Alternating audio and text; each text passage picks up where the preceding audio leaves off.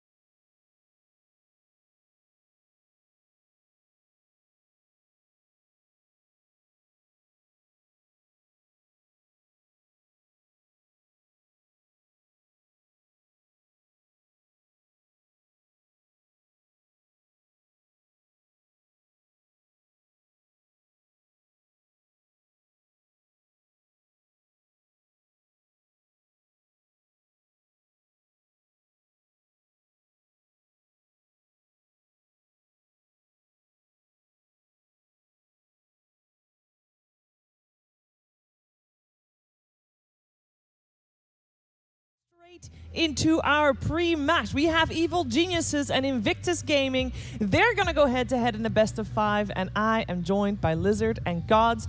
And Gods, there is so much to talk about with these two teams, but I want to set the scene a little bit first for IG. This tournament's let's start with that. You know, there is obviously a whole run that the team has made over the last, like, what, 1.5 years since they were with this roster. But this tournament as a whole, how would you describe IG's run?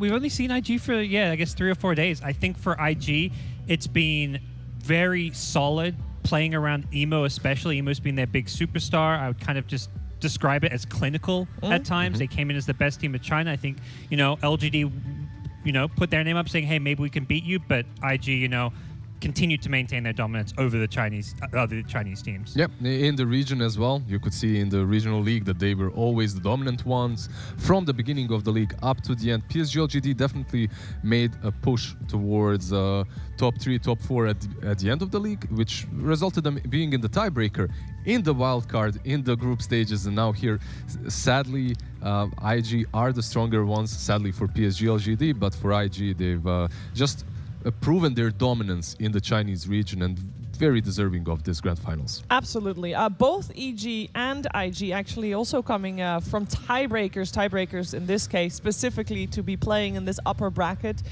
straight up seeded into that upper bracket, meaning that on the other side of IG, there's EG.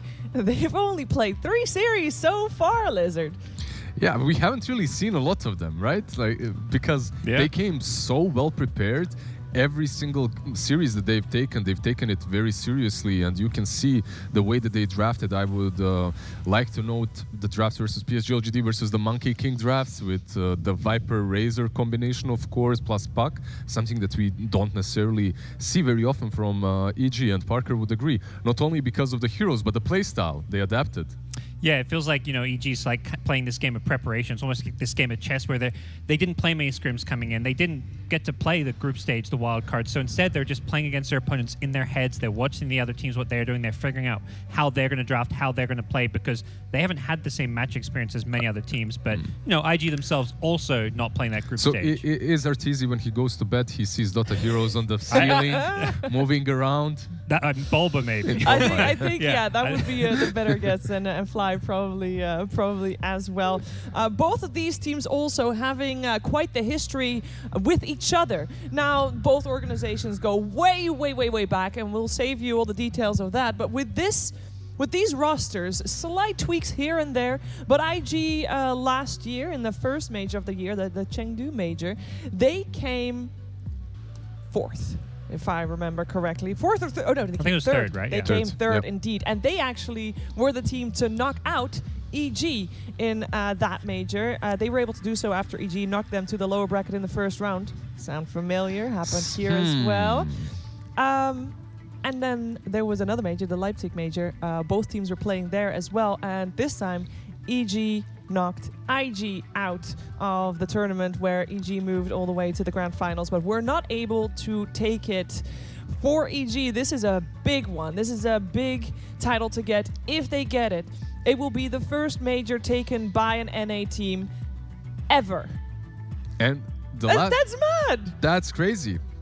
Especially with can't how believe good it. EG has been Yeah. for the last 7 years, basically. You know, they're always in the top like 3 to 6 in They're TI. consistent, Yeah. solid, standard, but never really breaking it through. Not Yeah. in the last, 4 years or so. And you can't even say, always the bridesmaid, never the bride, because that would mean that they were second all the time, and that's also not true. The last time they were, though, right? Last the time they were major. second. Yeah. That's the only time they've been in a major Yes. finals. The kind of ongoing meme was they'd always get third, like Arteezy third place curse. And I think, they had a lot of third places where, it'd be like Secret, VP, or PSG LGD finishing in that top two, or Vici Gaming if you go back a few seasons. And, it feels like EG here have finally made that breakthrough. And considering the last major, we haven't seen a lot of international dotes, right? Since then, they looked very strong. They really did. They and did. They don't look any weaker at the moment. Yeah, EG look incredible. They come here also with the easy road. Quote unquote easy. I don't know if you can call it easy. It is upper bracket. It is the toughest Dota, the best Dota being played, and EG has made it look easy. Let's put it that way. They have played, Gods, you say it time and time again, they have played the cleanest Dota here. They really have. Like, it looks very clinical draft-wise and just play-wise. They're playing aggressive when they're stronger, but they're playing very conservatively when they need to. They understand when their item timings are, whether it's the Alchemist games, even though that was their one loss. Like, they know when to fight. They are really good at controlling Roshan when they're playing that Radiant side. Like, they use the Beastmaster really well, these Vision heroes, and they're just picking and choosing their battles, not worried about playing this, super fast pace. We got to run at them, and, we're going to play our game, is what EG say. Yeah. Speaking of the team on the other side, they obviously did lose to Evil Geniuses already once in the tournament, but history repeats itself, has that tendency, and we interviewed them. They said, yeah, we didn't really prepare, we had no time. I sincerely find that very hard to believe. As they probably expected themselves to be in the grand finals. So we'll see if they have maybe a different set of bans for the opening or a different approach to the game, because IG, they're extremely versatile team. Yeah.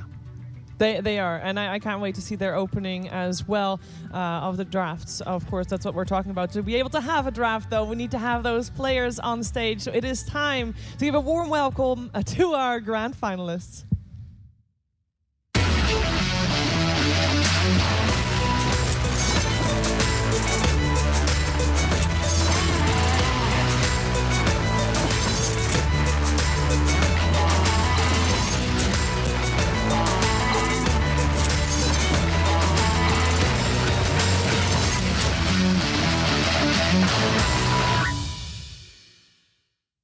Welcome on stage, Evil Geniuses.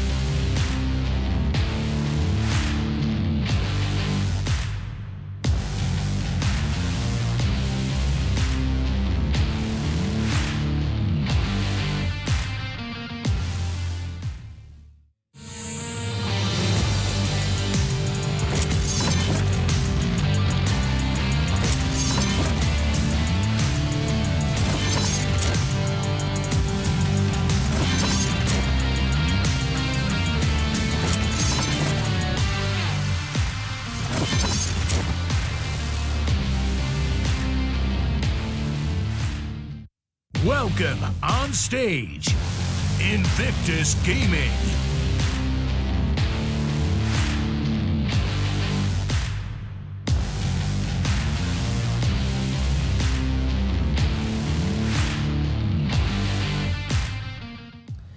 Invictus Gaming and Evil Geniuses both looking to solidify themselves as the best team in the world currently, because obviously TI is the goal also for these two teams.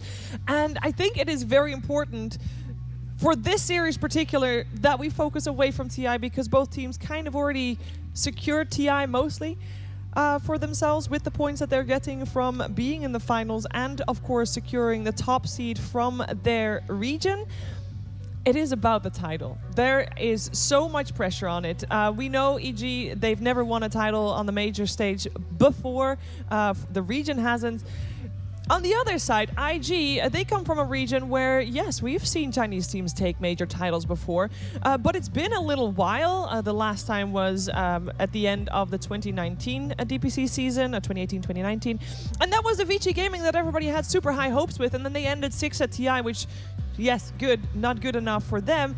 But I think the region is looking for a new king. We heard Emo say they're hoping to take down EG, not for themselves, not to get the title to IG, no, to get the title to the region. For the region. Yeah. Very big. It's been, 3 years in a row where a European team has won TI. And I think for China especially, they're used to being the region that's either on top or at least on the same level as the European region. So a lot of fans there have higher expectations to win those titles.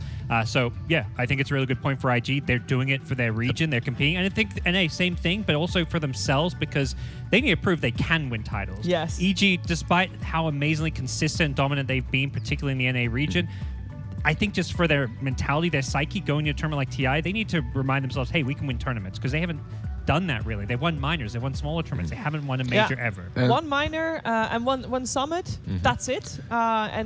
Yes, they have won other things, but different rosters and all that. And much like the expectations were different for Thunder Predator, let's say, or SCA Neon coming into this tournament. Same goes for IG coming into the regionals. Maybe not necessarily to the same extent. Everyone expected this powerhouse of Elephant to come in, sweep everything away, and be the team that comes out on top, and perhaps the team that gets here to the finals because of all the superstars. However, IG said no, we have something different planned out, and they're here in the finals. Looking forward to seeing what they have in store for us in this game one. So let's start talking some Dota. One of the things that I want to point out is, yes, we've seen EG only 3 series so far, 7 games in total. Both Arteezy and Fly have played 6 different heroes in those 7 games. Gods, that is very diverse. Makes it hard to prepare for them, and I think what EG have shown is they're generally going to save that Arteezy pick for the end of the draft, with the exception of like one game where they first 2 picked an Alchemist. They're a team that have a lot of faith in Arteezy's ability to win the game based on having the last pick of the draft and having that flex opportunity. We'll see now if they go for the same bans like in the first series. I believe Invictus Gaming went with IO Phoenix. Meanwhile, Evil Geniusest with Earth Spirit plus...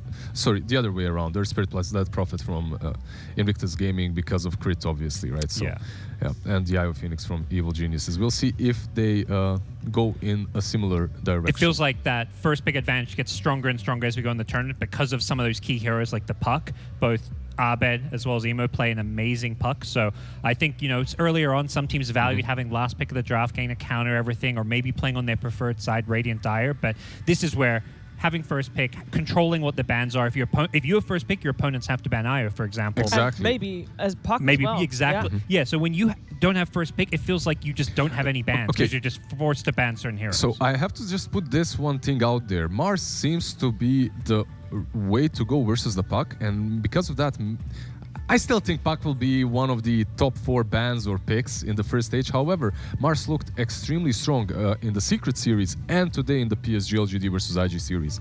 Meta is still evolving. We're at the grand finals of the Major. Teams are still finding ways of flexing different heroes that are still in the meta to different positions to counterattack these Pucks and Dead Prophets and whatnot. Yeah, and while I think the 2 mid laners maybe play like similar hero pools at times and have a similar way they fit into their teams, the 2 4 positions couldn't be more different. On one side, IG, you have the range supports, the Shamans, the Lions, and then for EG, it's all about those active 4s, the Tusk, the Earth Spirit, the Tiny we've seen from Crit. So the in-your-face heroes. Yes, Crit is looking to make plays. He wants to win Abed his lane. Often ISS maybe gets left on his own, but I mean, Crit's just looking to make plays. That's his way of playing Dota right now, and I think it's very different when it comes to what IG are doing. Exactly, and when you think about what IG is doing with these Shadow Shamans and Lions, they don't necessarily fare too well against these Tusks and Crit Earth Spirits and whatnot. However, we've seen yesterday as well with Secret, it starts in a snowball and ends up on an impale from lions. It can work in your It favor. can work. Yeah, It yeah. can work in your favor. If you have IO as well, anything can work in your The favor. big if is if you can survive the lanes, because EG are the best laning stage team in the world right now. That is how they win a lot of their games. That is really what they prioritize with their picks, their play. They're picking these heroes that can just win their lanes, and then they go from there. In the upper bracket so far, we've seen very few comebacks. It has been whoever wins the lanes kind of wins the game, because at this level, teams are not making mistakes to throw away their leads. Or at least they normally don't. We definitely had a little moment where a lot of IG fans against PSG LGD were maybe a little sweating in the lower bracket finals. What you just said was proven very much in that second game, in which the lanes were lost and you just can't win the game afterwards. All 3 lanes went in the favor of PSG LGD, so it was just a GG afterwards. GG. But yeah, we'll see. I believe that Invictus Gaming and Evil Geniuses are very solid in their laning stage, and it should be in the most common way. You win one lane, you lose one lane, and one evens out. Yeah, we've seen not too much of either teams this tournament. IG obviously a little bit more because they got dropped to the lower bracket in round 2 of the uppers. How would you describe the growth that these two teams have had during this tournament? Would you even consider, for example, EG to have had any growth, because they came in super hot? Still looking super hot. I don't know if there has been a big growth. It's hard to say with EG. I think they did show in that last best of 3 a new look. They had Arteezy win games on both Razor and Bloodseeker, 2 new carries, and carries he wasn't playing during the NADPC League. He played Razor, if you go back 5 or 6 years, was one of his signature picks, but it wasn't the greedy, I'm going to farm my lane, then farm the jungle kind of carry. So whether that's growth or just EG adapting. Oh, that's definitely growth, because if you look at that was also versus the Monkey King, and if you look at the way SA and SCA teams that are usually playing like that with a position 1 that's just crazy and fighting all the time, Nature's Prophet and whatnot, I believe they might have copied, or they've been inspired by these different teams, maybe even inspired by IG, because even though they won against them, IG is a team that likes to flex the win condition on the mid lane because they have emo. And when you look at Evil Geniuses, Arteezy definitely is a formidable player, but Abed is we saw what he can do, especially on puck. It's like, and that Storm Spirit performance was pretty solid. That's another hero which I feel like has been underpicked this tournament. When we've seen Storm picked in that second phase, it is the spirit that bullies the other one, that can win the matchups against the Void Spirit, against the Ember Spirit, and can just take over and carry games and allow you to pick a less greedy safe laner. Okay, actually a different ban instantly coming from IG. So that's we haven't seen this. Usually they would ban out the Earth Spirit, right, versus the crit. This time Tusk. But do you ban out both of those? Because one of them is going to be taken, right? We'll have to wait and see. I'm curious, because I think for this first game, it looks like IG are going to have first pick, so the pressure is going to be on EG as far as banning those signature big meta picks. So we'll have to see what EG look to take out here in game number 1. Yeah, another hero we should be wary of, or at least IG should be wary of, it is the Alchemist. EG is not afraid to first phase it, and it's definitely something to keep in the back of your mind. Curious how this is going to go down. We do have the IO ban, as said, EG. They kind of have to. Alchemist will then also be banned out by IG, and let's see if EG, without having first pick, remove the puck, because if they leave it in, IG will pick it up. And the Tusk as well. It's like we saw the future. And it's incredible. Yeah, let's see. The puck, probable ban by Evil Geniuses. That Prophet perhaps as well, even though IG were usually the team that does ban out that Prophet. So, or Evil Geniuses can go in a different direction. And okay, puck, never mind. Everything else. I thought that they might ban out JT, because it looks like IG has started picking his heroes earlier and earlier because they want to secure his Mars or his Timbersaw, these kind of heroes. Yeah, we've seen that banned out against them quite a bit, the Timbersaw especially. They go for the Phoenix here, first round. They have played it on both Kaka and Ollie, so having a little bit of a flex with a 4 and 5. Mostly it's been played as their 5. And I have I have to think about a series that was earlier today, and I believe, Lizard, you do not like Morana first pick. Not a personal favorite, but in the series before, it was flexed to the mid position, in which Emo just dominated super hard. And yeah, when you're IG and you pick that Mirana, you can flex the hero from 4 to offlane to mid lane, and because of that, it's a really good pick. And for EG right now, they needed a hero that deals with Yegg. They pick it up, but because of that, they give away the Mars. And I think they had no plans to pick the Mars themselves. Yeah. So that's where I'm totally okay with this. I think their plan is to go for more their style of offlaners, the Beastmaster, the Timbersaw for themselves for Ice. I don't think they just, once they saw that Phoenix pick, they're like, okay, they're going to get Mars Phoenix. What are we going to play? There you go, the Beastmaster. We're going to play the Ice Beastmaster. They're on the dire side this time. Usually they're picking this on Radiant, but either way, it's this hero that pushes lanes, gives them that map control, and a very strong pairing with the Mirana, which typically is played in the 4 position when EG are running this. Very kind of NA DPC meta. Mirana was one of the most picked 4s because Earth Spirit was just getting banned every game. 4 position players love to play this greedy 4 Mirana. And on the other side, we have the Phoenix-Mars combination. We see that it is still strong. However, it is not the end-all be-all that it used to be. Now you just have to buy BKB and you're fine. Yeah, and you can see that Invictus Gaming, they realize exactly that. Because of that, Jug is going out. You don't want to be playing versus these heroes that already have a BKB with them. So Jug, possibly one of the better bans. Maybe they can look towards the Troll as well, heroes. The other cores that just do well versus Mars and Phoenix. Yep. And it's very much EG in comfort zone because they played against this exact Mars Phoenix before. They had the Beastmaster. The Beastmaster went for a BKB hero that doesn't normally get it. They had BKB on their other cores. Like, this is not something new for them or any team at this point, but EG just considering how few games they've played, it's almost to me an advantage they're playing against something for a second time now. My biggest question is which one of the cores on the side of Invictus Gaming will be playing that true win condition, because they can flex things up. We've talked about this. Emo with some Morphlings or something similar that in the past have been banned out against them. His TA has been amazing. The Storm Spirit as well, pretty formidable. I gotta say, Storm Spirit, one of those heroes I think both teams have to be worried about. That's what Abe did.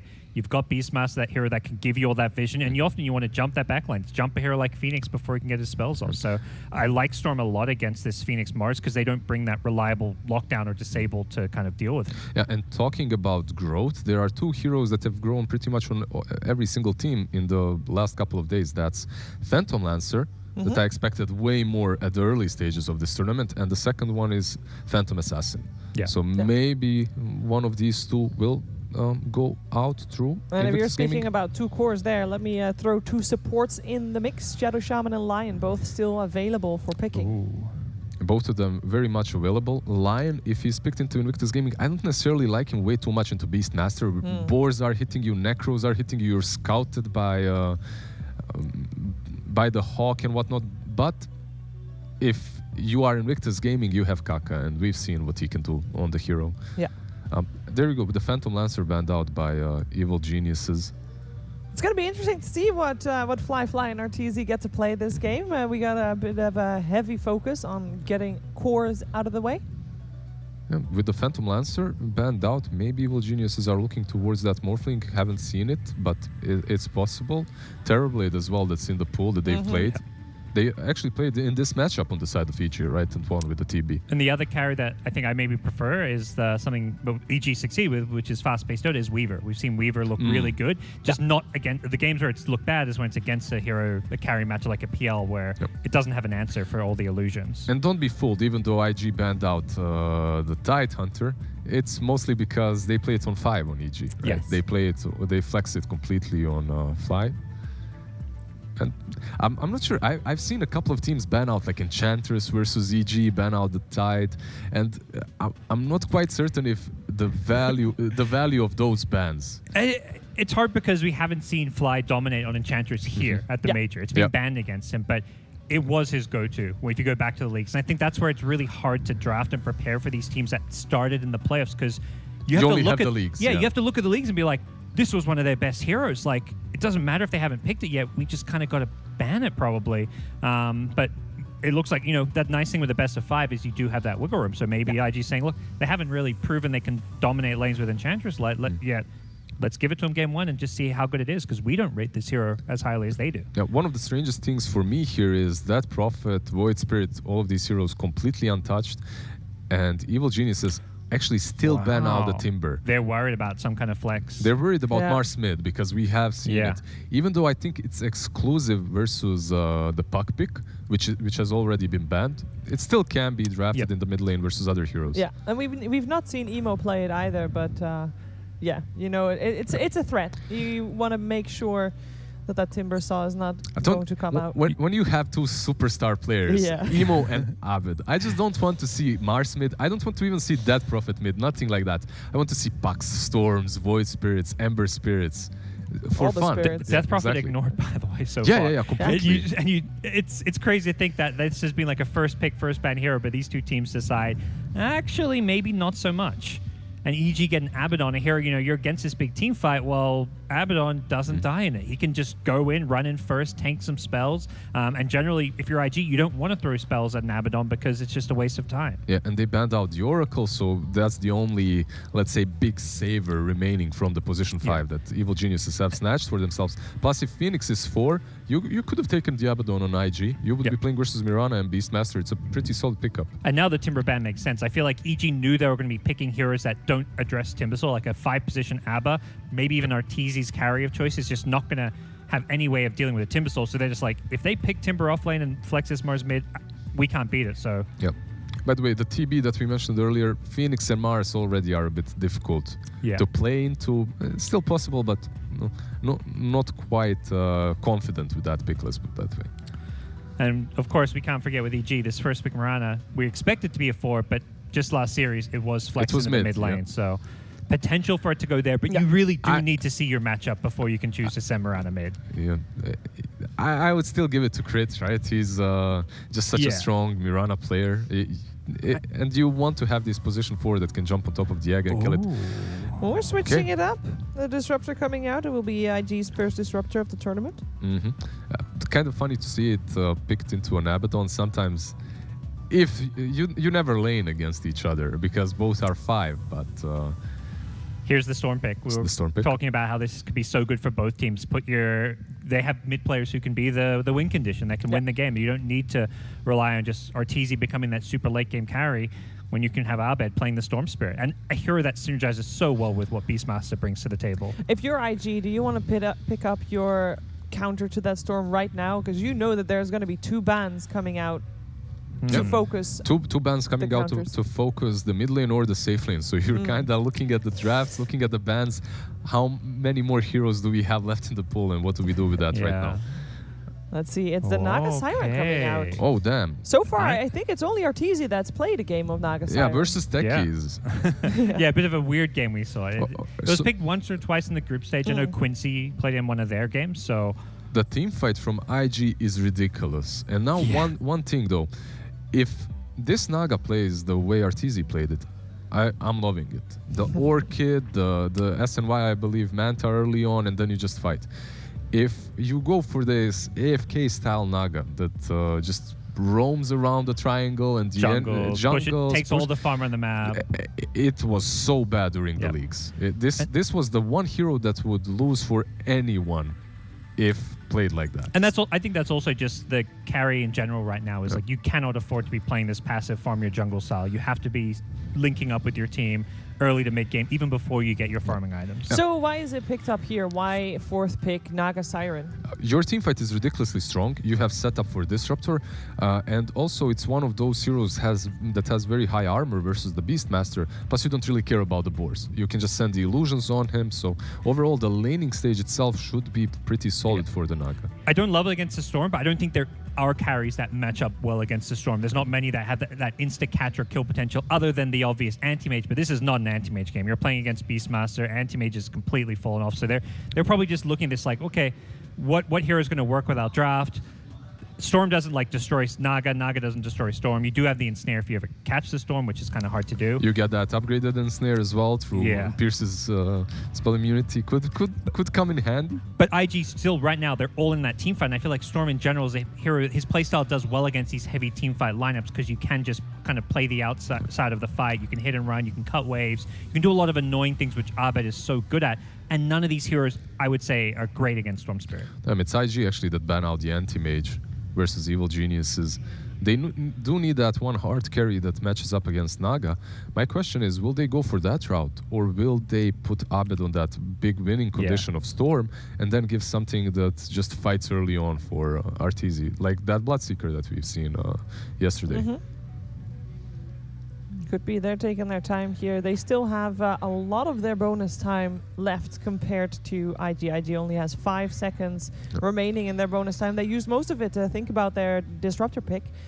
And they find Disruptor right now. I'd be quite worried about Abed Storm jumping me, because he's going to be first focused, most likely. You can see that they banned out the Queen of Pain, and even though that's a matchup that can really go out of control for Quap.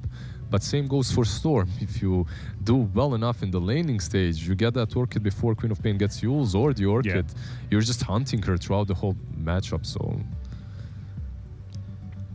let's see what the other ban is. Most likely another mid laner, right? So Void Spirit is still in the pool, Death Prophet's still in the pool. And to be fair, all spirits are still in the pool. Yeah, I kind of like the. I mean, Co-op brings the Orchid, but having a hero like one of those spirits that maybe doesn't lane amazing against Storm, but gives you a way to catch and kill Storm later on, like the Ember particularly for me. The ban that they did was my favorite. I think that Prophet would have been the best for Invictus Gaming, because you don't necessarily have to think about the laning itself, but your objective taking capabilities. And if Naga will be the AFK farmer, who's going to do anything on the map for you? You need...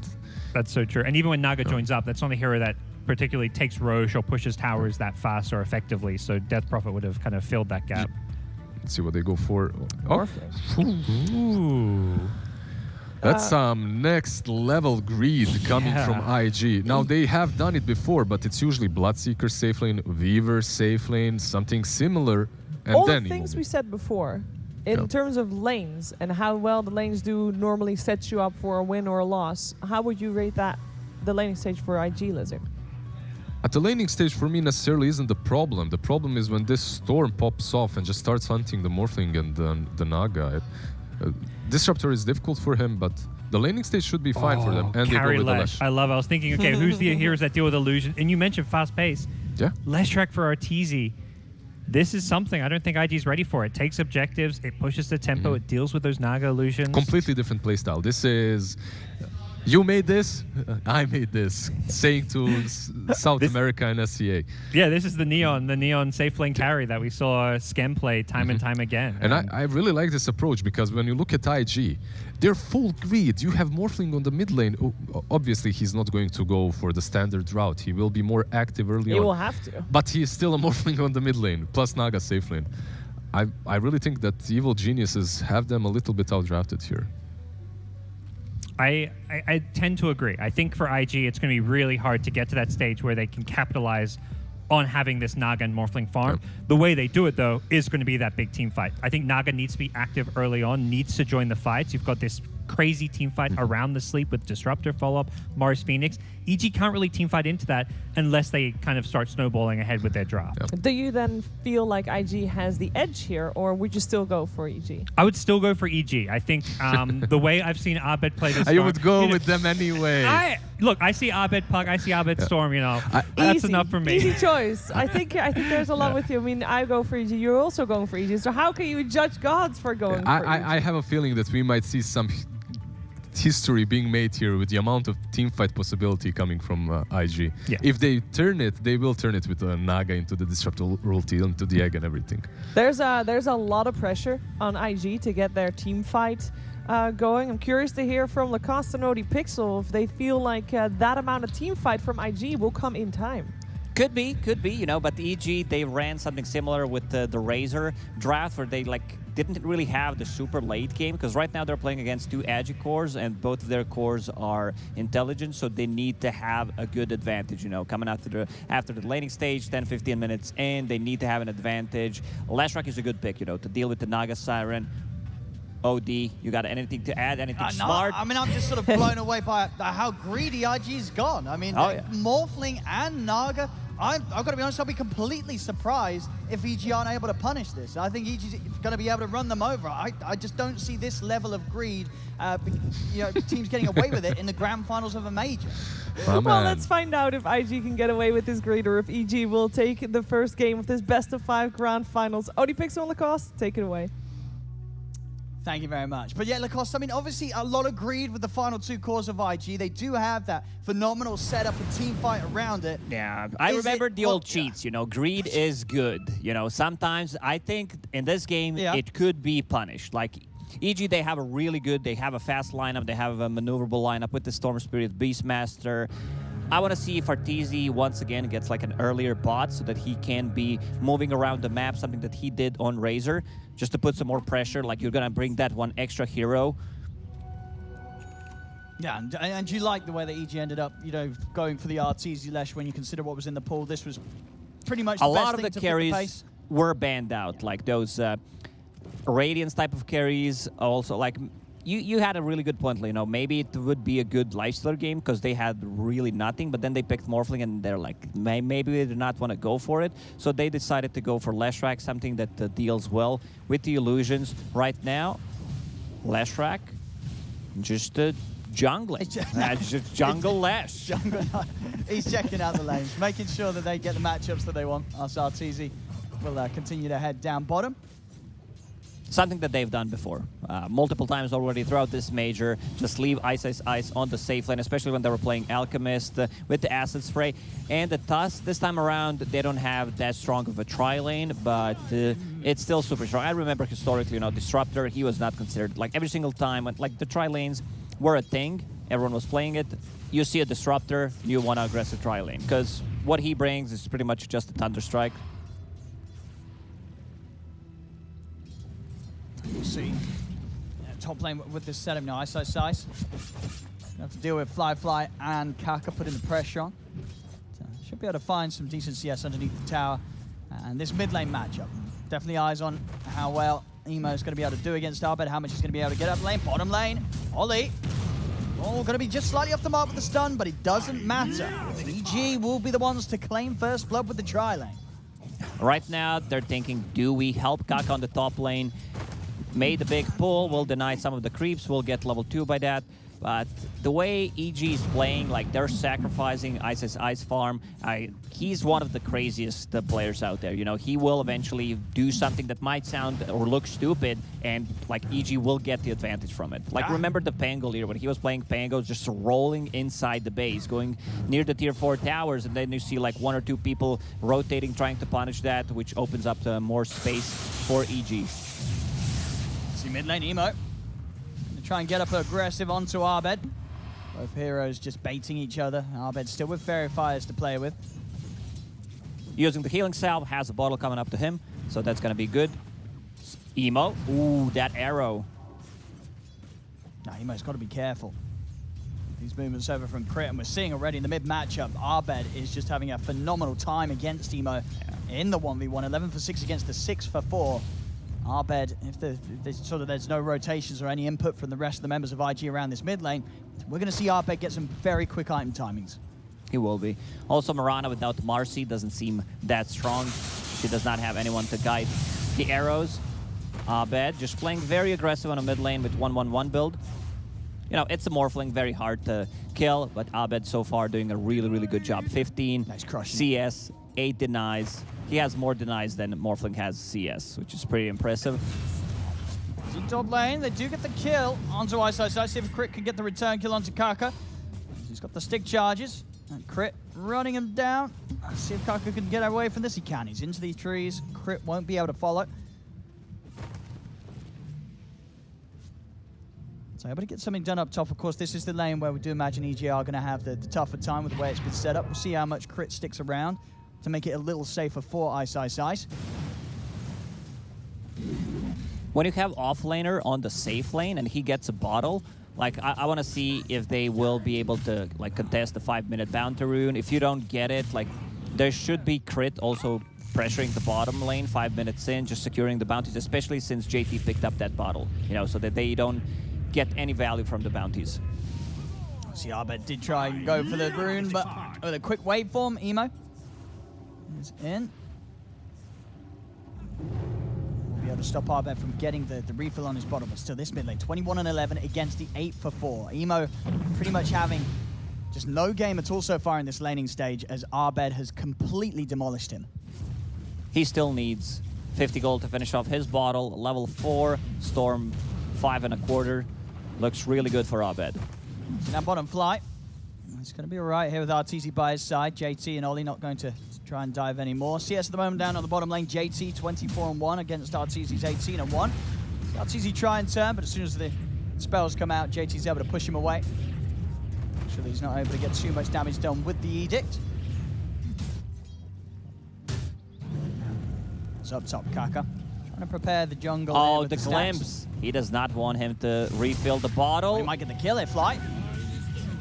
He's got the shield, but JT's going to have another God's Rebuke in a couple of seconds. And Fly, oh, he's He gone. got him. Now, that was such nicely done by Oli. Using glimpse just to secure that RTZ is not going to pick up the bounty, refill his bottle, then the spear, they get the rune. Meanwhile, RTZ is getting some free CS on the bottom lane, uncontested. Once this goes on up top, Ice, he's back to getting quite a bit out of this lane. Well, we're seeing, of course, still the edge for Fly at the moment. He's the top farmer on the board, Fly. As there's no pressure onto the Naga Siren with this lane setup. Fly getting all the space in the world. And EG's lineup. I mean, is it going to be up to EG to make any sort of rotation up towards the Naga Siren? I mean, when are we going to see EG start to group together and go? Is it? How early is that going to happen this game? Once Beastmaster hits level 6 and gets Book 1, they could potentially threaten a kill on Naga with just one hero rotating. Kaka will still be invis. Like, mid laners, they like when there's a lot of action happening on the side lanes as well, where like people die and then they get their bottle refilled, especially if they're not controlling the runes, like if they're not using it 2 times. We've seen like both supports coming in, taking the runes instead of being it bottled. Emo playing a bit aggressive on the mid lane. Yeah, they're really pushing the limits here, the two of them. Abed and Emo really testing each other's capabilities to keep themselves alive. We are going to see Abed go for the reset. TP's back to base. Emo is also going to have to back up, and the refill does at the bot. The bounty rune is still preserved for him. He'll be able to stay out and on the map. Ice about a creep wave away from hitting the 6. Over on the side of JT. And he's also just about to reach that level 6. And at that point, RTZ's going to have to be very careful down here. Look, this move from Abed sort of knows that JT's about to the 6. He knows that JT's going to look for an aggressive play, so he's going to be here ready and prepared to back RTZ up. He's having a really nice read what's happening. RTZ. JT lead in, but now Abed is going to zip in onto JT. And he's going to put the stick charges. The glimpse does separate Abed for now, but Abed's ready to come back in, closes the gap, gets the kill done, and now RTZ's going to dive in onto Oli as well. They might even get the courier. Yeah, that's such a big move. Like, they didn't get too much out of XP while all this was happening. Like, there was no one on the mid lane. Crit kind of connected, lost one full creep wave. He was pulling the top lane, but nice move from Abed. You know, he TP's back to base, refills his bottle, comes back to the bottom, secures 2 kills, a courier, and some damage on the tower. Yeah, doesn't get much better than that from Abed's early rotations. So make his way back over to the mid. Crit able to pick up some XP whilst this was happening. So the 8-minute rune come into play. Emo and Oli looking to protect it. Oli's actually going to take the arrow. Here is Crit's able to find the connection. Abed, does he want to commit for this? He does. Pulls in with the Vortex. Will be able to get the kill. Emo's trying to find Abed. In return, Abed, he's out to the side. Now with the regen being pumped, he's going to be able to get back in. If he wants to, as RTZ and Fly, they're running down Emo. Emo's away, and Abed, he'll use the regen to continue farming. Doesn't want to zip in too aggressively whilst they don't have vision over there. Sometimes stars just align, you know. He picked up that regen. He finds the jelly straight away. He still has that regen up and running. So wants to make a move on JT. I mean, if JT shows, it'll be a little spooky for him, JT. Knows something up. Abed won't quite be able to find him. JT plays it safe. We'll also have Emo coming down here. Emo making his way over. See if the two of them can get some sort of a play going. JT does have the arena, but EG, they've got 3 here. With the backup of Fly, Abed, an incredibly tricky hero to set up on at this moment.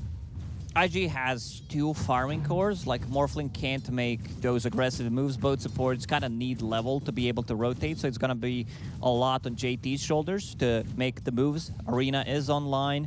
He's level 7, but so is Beastmaster. Necrobook 1 done. Roar available. Like, they could just set things up. There's still no Song. He didn't even save a point on Naga Siren, so very killable, but there is a rotation. JT plus a Phoenix making a move. Yeah, sitting Ice.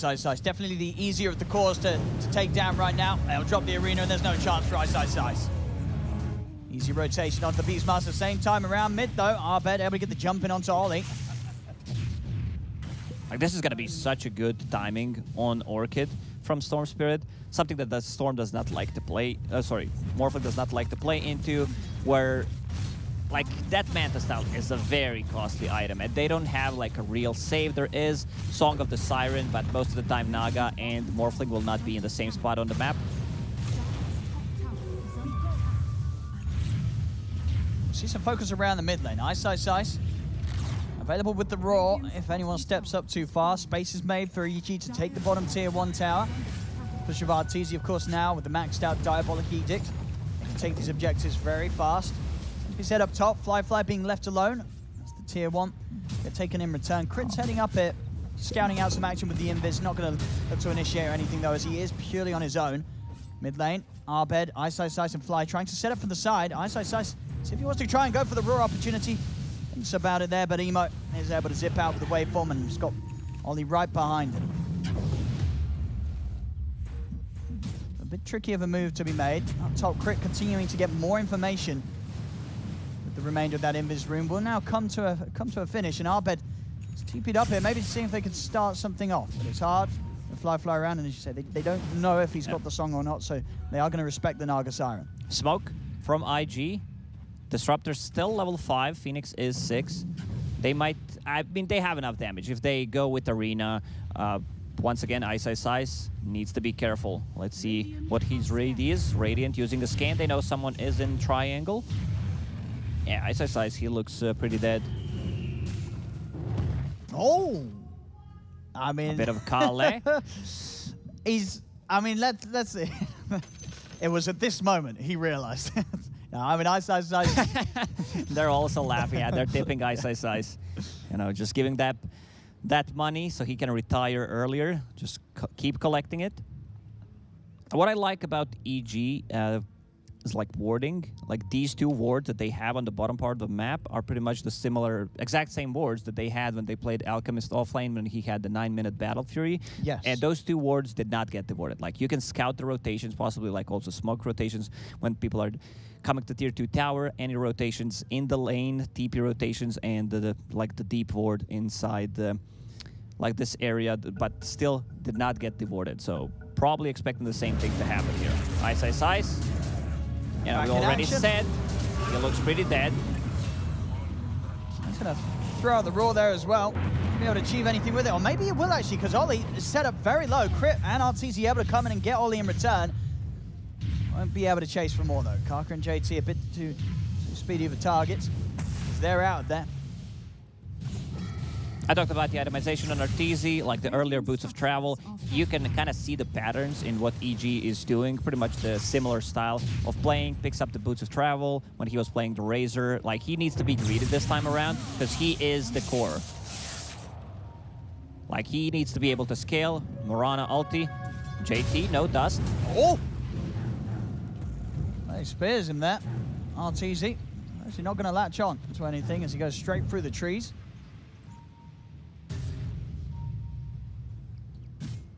Meanwhile, in the mid, Arbed very close to the Orchid. As we'll see, Emo responding to that build. He's going to be getting the Yules first. Okay, because like, it's a cheaper way of dispelling things, and they have no save whatsoever, so he needs to be able to remove those silences. I've seen it a couple of times. It can work. Yeah, an interesting direction, but definitely a necessary one. Over in the jungle, Crit. He's trying to get in on this. He's going to leap straight in the middle of them and leap into his death. And obviously, no real chance of getting away with the 3 points on Glimpse. Ollie would always be able to bring him back, so Crit just trying to get in and do as much damage as he could before he goes down.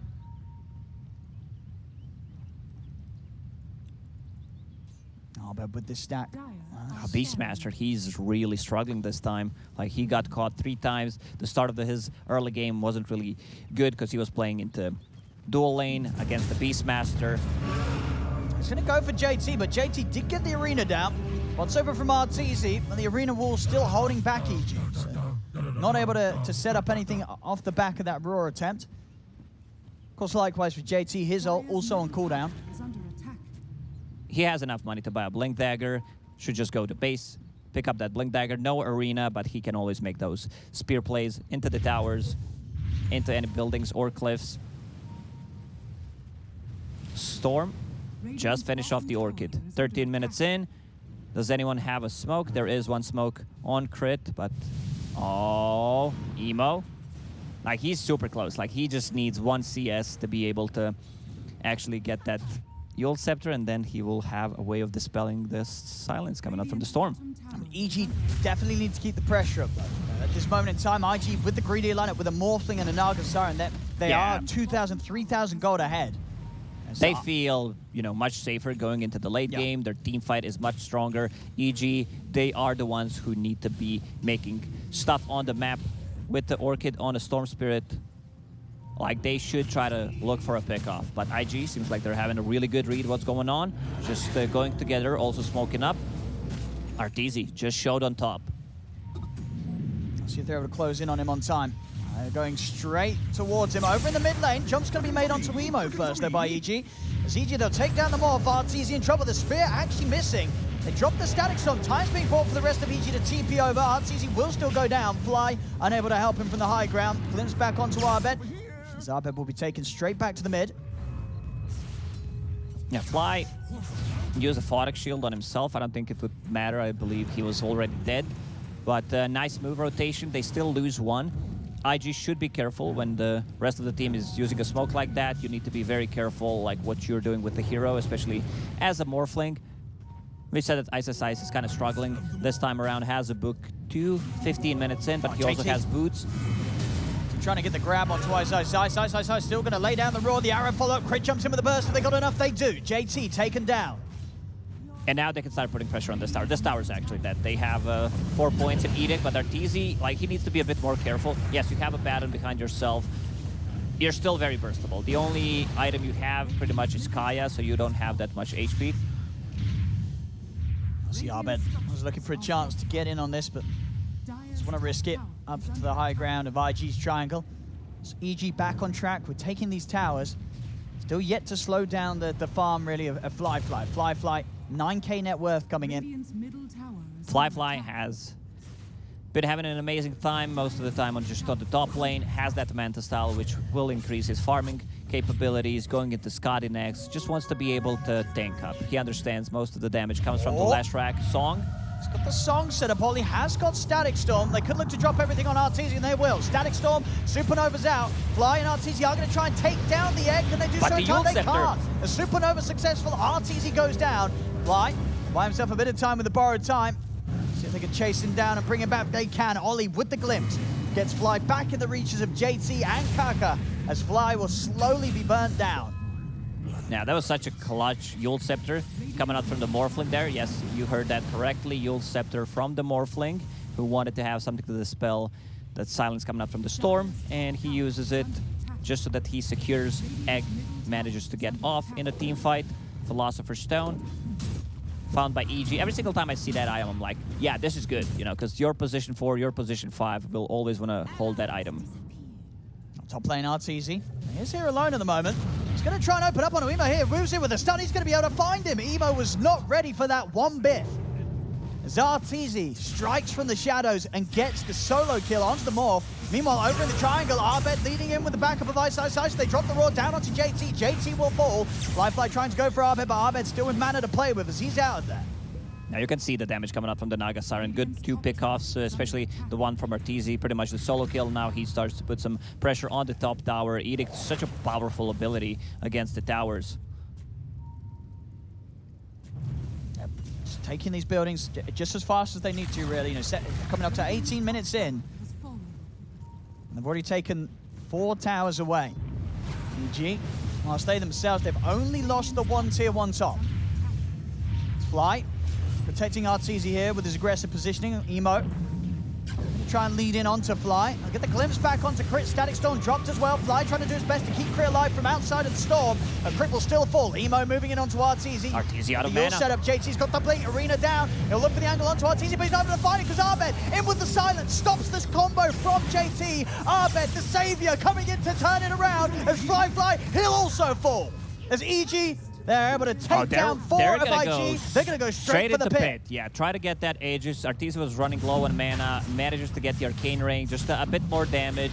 And you said it, Abed just stops the combo. He understands where the most of the damage is going to come from. They have Fly on a Baton, keeping them alive. Arrow inside the pit. Scan connects. They can't respond to this. They did not have Naga Siren for 20 seconds. Song will be available, but this is exactly how EG needs to play. Like, they need to be aggressive. They need to make stuff happen right now, get some advantage with their lineup. IG definitely going to be a little shaken up after that last move. 1K lead at the moment for EG. Still in a very close position here between these two teams, where EG are getting these objectives, but it's not like IG's cores are falling behind in farm. Both Emo, especially Fly, getting a lot out of the game right now, and already halfway pretty much towards the Skadi Fly. We see that fight, that turnaround again, as it really did look like it absolutely could have gone IG's way. If JT was able to get in and get that combo down onto Arteezy, taking the Lesh out, things would have looked a whole lot different. Arrow.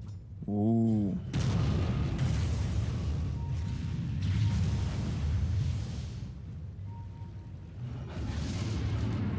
They do have the ults up, IG. IG could look to set something up. See a lot harder now that there is that Aegis on Arteezy. He got him again! He's ulted into Emo. Boys, he's got to be careful, Emo. JT, Arteezy's also got to be careful. JT's able to get in, spear Arteezy over towards the trees. That's the Aegis done, but now Arbed, he's zipping into the backline. Supernova out. We'll see Emo disabling for now with the Yules. Arbed still zipping off to the side, but the Supernova's going to be successful to stun. Catching the 3 of them. Arteezy falling low. Arbed jumps back in over towards Ollie, brings down the Disruptor. Song set up from Fly being used here to actually allow IG to back away. Oh man, this was such a big move. Like, he caught Morphling, but there was no real follow-up. They just needed one extra stun, either an Arrow or Storm Spirit jumping in. Then Storm jumps on the Phoenix, who manages to get the Supernova off. And once again, those Yule Scepters, just keeping them in the air so the egg can go off. Like, a bit of a throw there. Arteezy, like, he lost the Bloodstone charges as well. On top of that, he thought he was tanky, but the team was not there. No, not at all. Just a little too far forward, away from the rest of the squad, and not the usage out of the Aegis that EG kind of need to get when they're running a lineup like this. These sort of deaths and slowdowns in the process that they're going for with their draft, it's gonna hurt.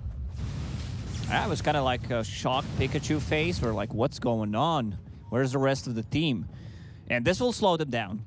Like, still, Morphling doesn't deal that much damage. He didn't get the Manta style, you know, so you don't get the stats. Yule Scepter is a cheaper way of dispelling things. Now going into E-Blade, so that's going to help out quite a lot with just dealing the damage.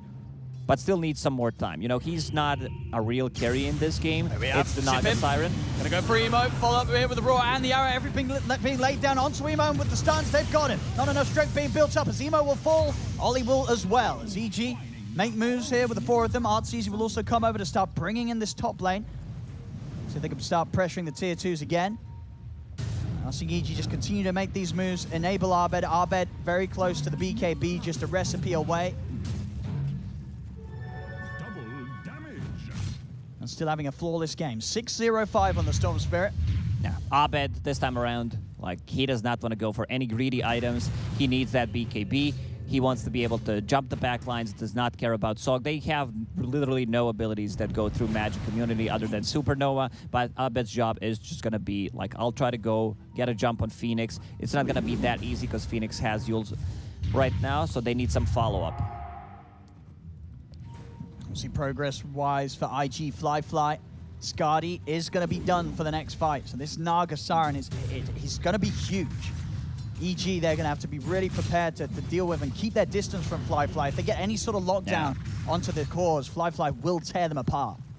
Fly also going for a color-coordinated build. Like, everything is kind of greenish, bluish. I really like that. Like, even the neutral item is also greenish.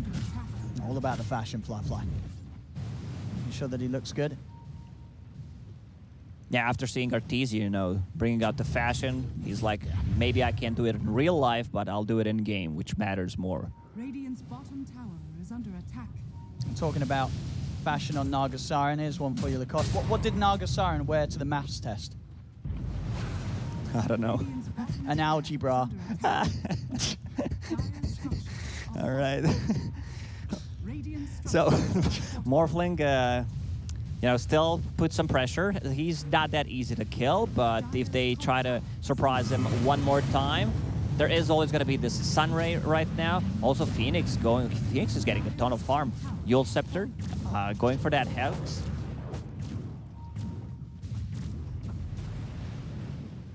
So they should be able to get this tier 2 mid. Fly.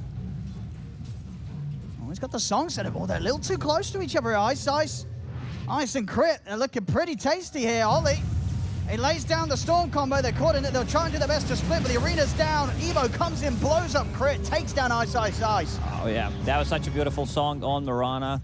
The first thing that comes to my mind is, praise the moon of May. They actually got Mirana there, and beautiful song. Nice setup.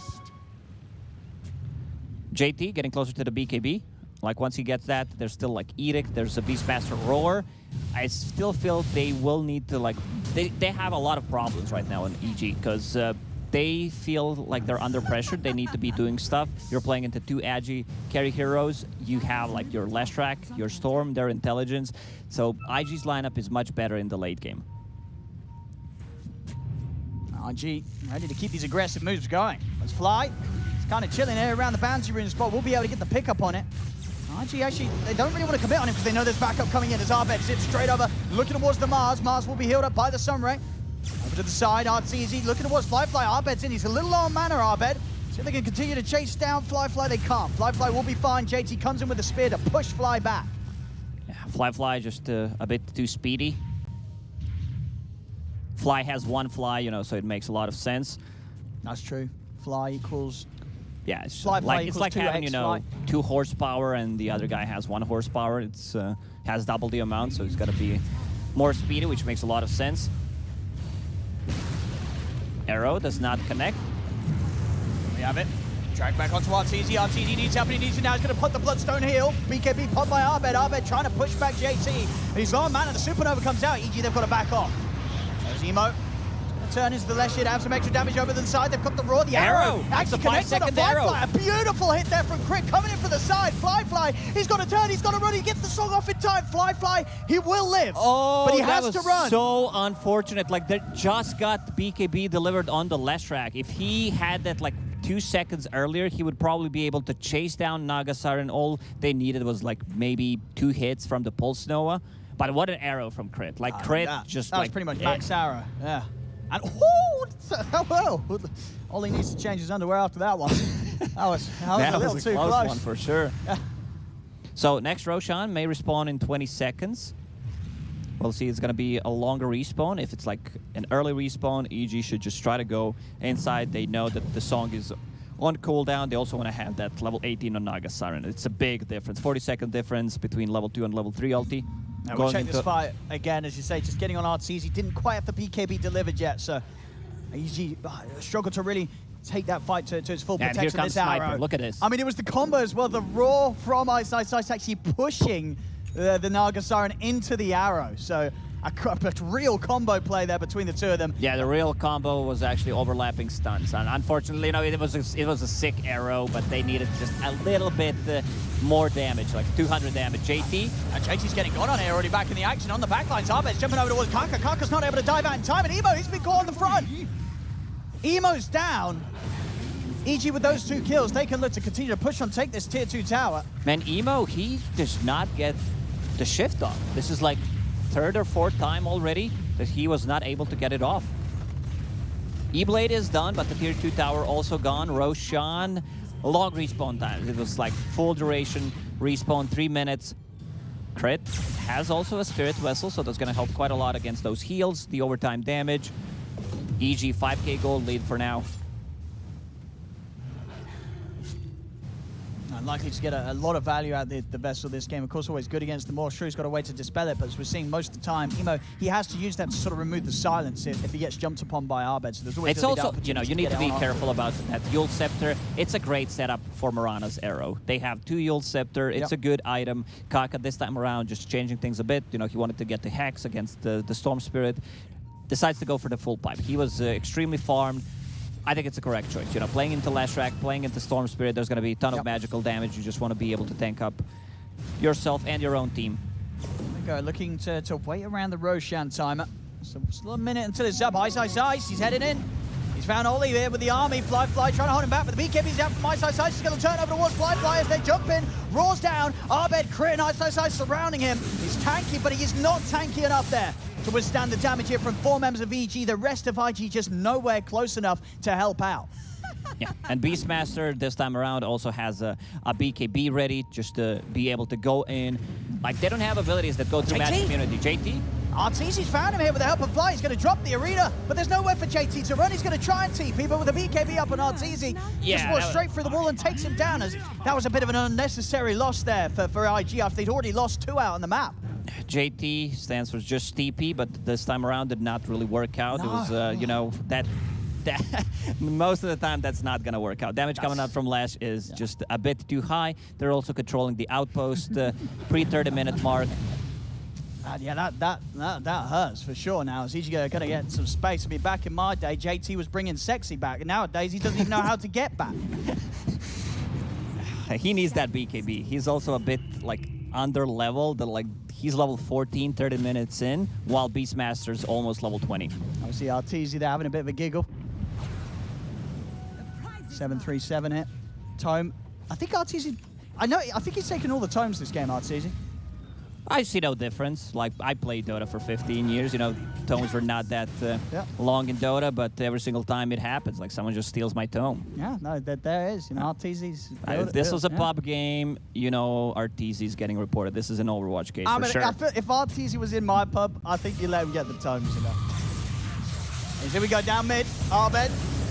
Going to look to lead in onto Karkat. The arrow actually going to hit onto JT. They might be able to do something with this. They do. Abed commits with a BKB, gets straight in onto JT. JT in trouble. Trying to back off, but JT's down. Abed now to the high ground. He's also going to get the catch on the Fly.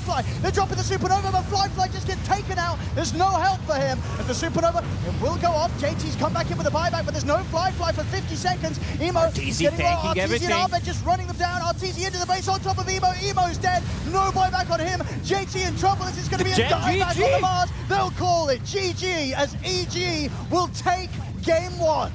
Man, this was their timing. Like, they grouped around, they got a couple of pickoffs, even without going for the second Roche, they were feeling themselves. You know, the damage coming out from the last track, he was super farmed.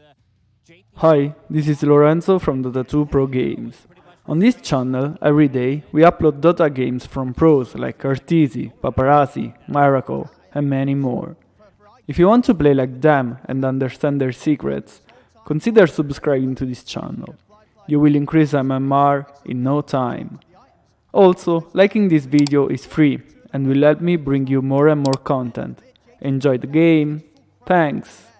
And against the lineup that EG had, you just could not allow that to happen, because exactly what we saw end up occurring here, it was going to happen every single time. EG was just going to be able to close it out completely. You also need to be careful about vision coming up from the Beastmaster. That is Necro 3 units. They will be able to devour most of the stuff. There is a Hawk. Like, it allows you to get some really good pickoffs. Like, Ice did not have a really good laning stage, but man, he landed some really nice, you know, just controlling the Hawk. Like, that's pretty much the most important part of the Beastmaster. So some crisp stuff coming out from EG in game number 1. Absolutely, excellent draft, and I would be surprised if we see IG try as greedy of a route as they did this game with the Morphling and the Naga Siren, as it was, as we saw, just very susceptible to a few mistakes, and then boom, EG is going to be able to close the game up. As EG, they'll take game 1 here at the Grand Finals.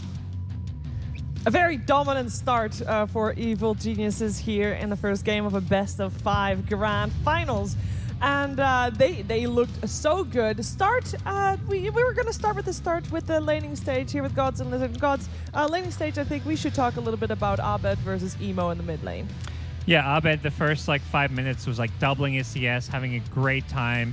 And that allowed Abed to just kind of transition into this really fast Orchid and make lots of move around the map. Morphling caught up and was kind of similar net worth to Abed for a lot of the mid game, but because of the good start, Abed was able to make so many plays around the map. It looked really good for me, for IG at the beginning, guys. Even though, that lane didn't go too well, I felt like they had this game because of the lack of action coming from EG. Let's put it that way, maybe significant action. They took tier 1 on bottom lane and mid. However, every time cooldowns were off for IG, they would get multiple kills. They would really utilize them properly, and seemingly every teamfight they had every ulti. However, this is the fight. Yeah. that turns it all? It felt like Emo was not on point with the Morphling. His build is fine, by the way, don't get me wrong. The Yules is also completely normal in this situation. But a couple of times they just catch him off guard, or they force him into shifting Agi with the stun. Crit landed so many arrows. I think he turned their PCs off with them at some point. It's not the stun any longer. It's a logout from the game.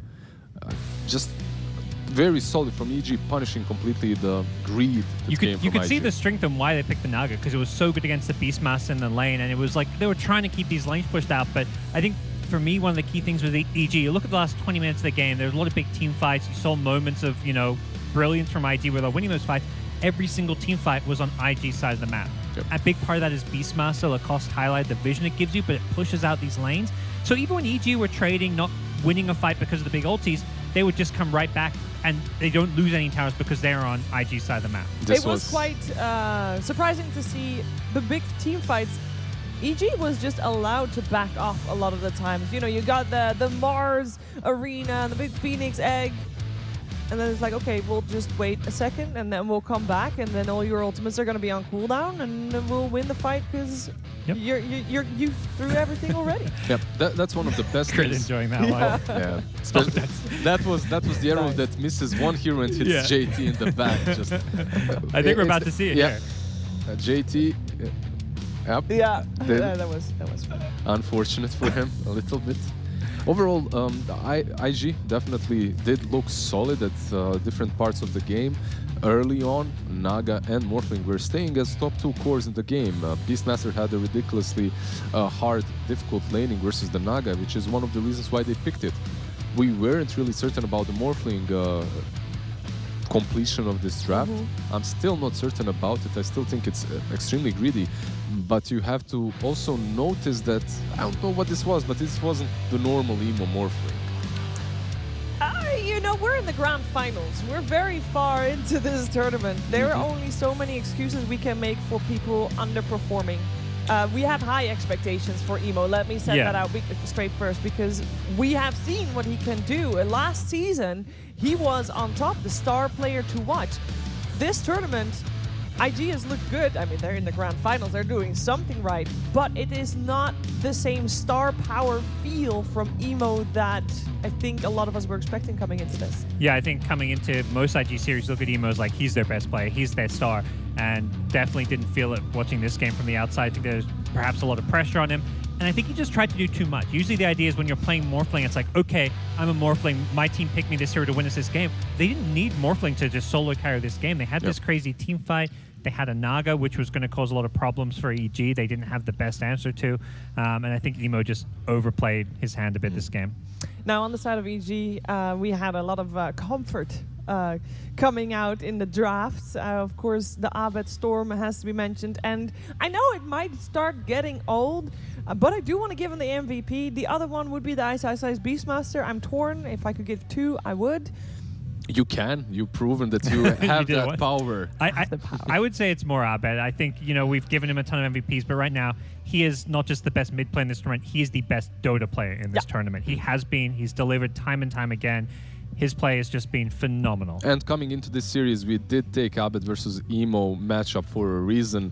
This is the lane to look out for. Who wins the matchup might just win the game, and Abed definitely handled him in those first couple of minutes on the first couple of CSs. And there we go with the Ice as well. The positioning of the Hawk as pointed out, and overall just solid performance all around. I mean, they won. They looked very solid, and this game was the game that IG was able to prepare for most, right? You come into the first game of a best-of-5 grand finals. First game is what you are able to write out on paper, basically, the majority of the draft. And I'm a little worried that this is what they came up with, Lizard. For EG, possibilities are endless at the moment. It looks like they can pretty much play anything that's played by the rest of the pack, and they can perform just as well, if not even better. For IG, Morphling and Naga, this is... Yeah, I'm worried as well. Yeah, their own draft, I think, needs some tweaks, some improvements. But I think also looking at EG, we saw that Abed Storm coming. The puck wasn't going to be there. I think they had to be either more ready for it or ban it out in that second phase. And I think I like the idea of letting the Beastmaster through, but we may even see that being a first ban-worthy hero because EG will first to Beastmaster almost every single game if they feel like it's going to be a good Beastmaster game. Yeah, I'm very curious to see what we're going to have in the second game of this best of 5 grand finals is, of course, right around the corner. Before we head to a break, though, let's do a quick shout out for one of our sponsors. Tumi has been amazing. And if you want to elevate your life on the go, make sure to follow at Tumi Travel on Instagram and everywhere. Actually, it's the same tag, Tumi Travel. I know there might not be a lot traveling right now for you, but I also know you want to start traveling again when you can. So best be prepared to start doing that the moment we can, and hopefully that is soon. But soon is Game 2 of the Grand Finals. We'll be right back after a break.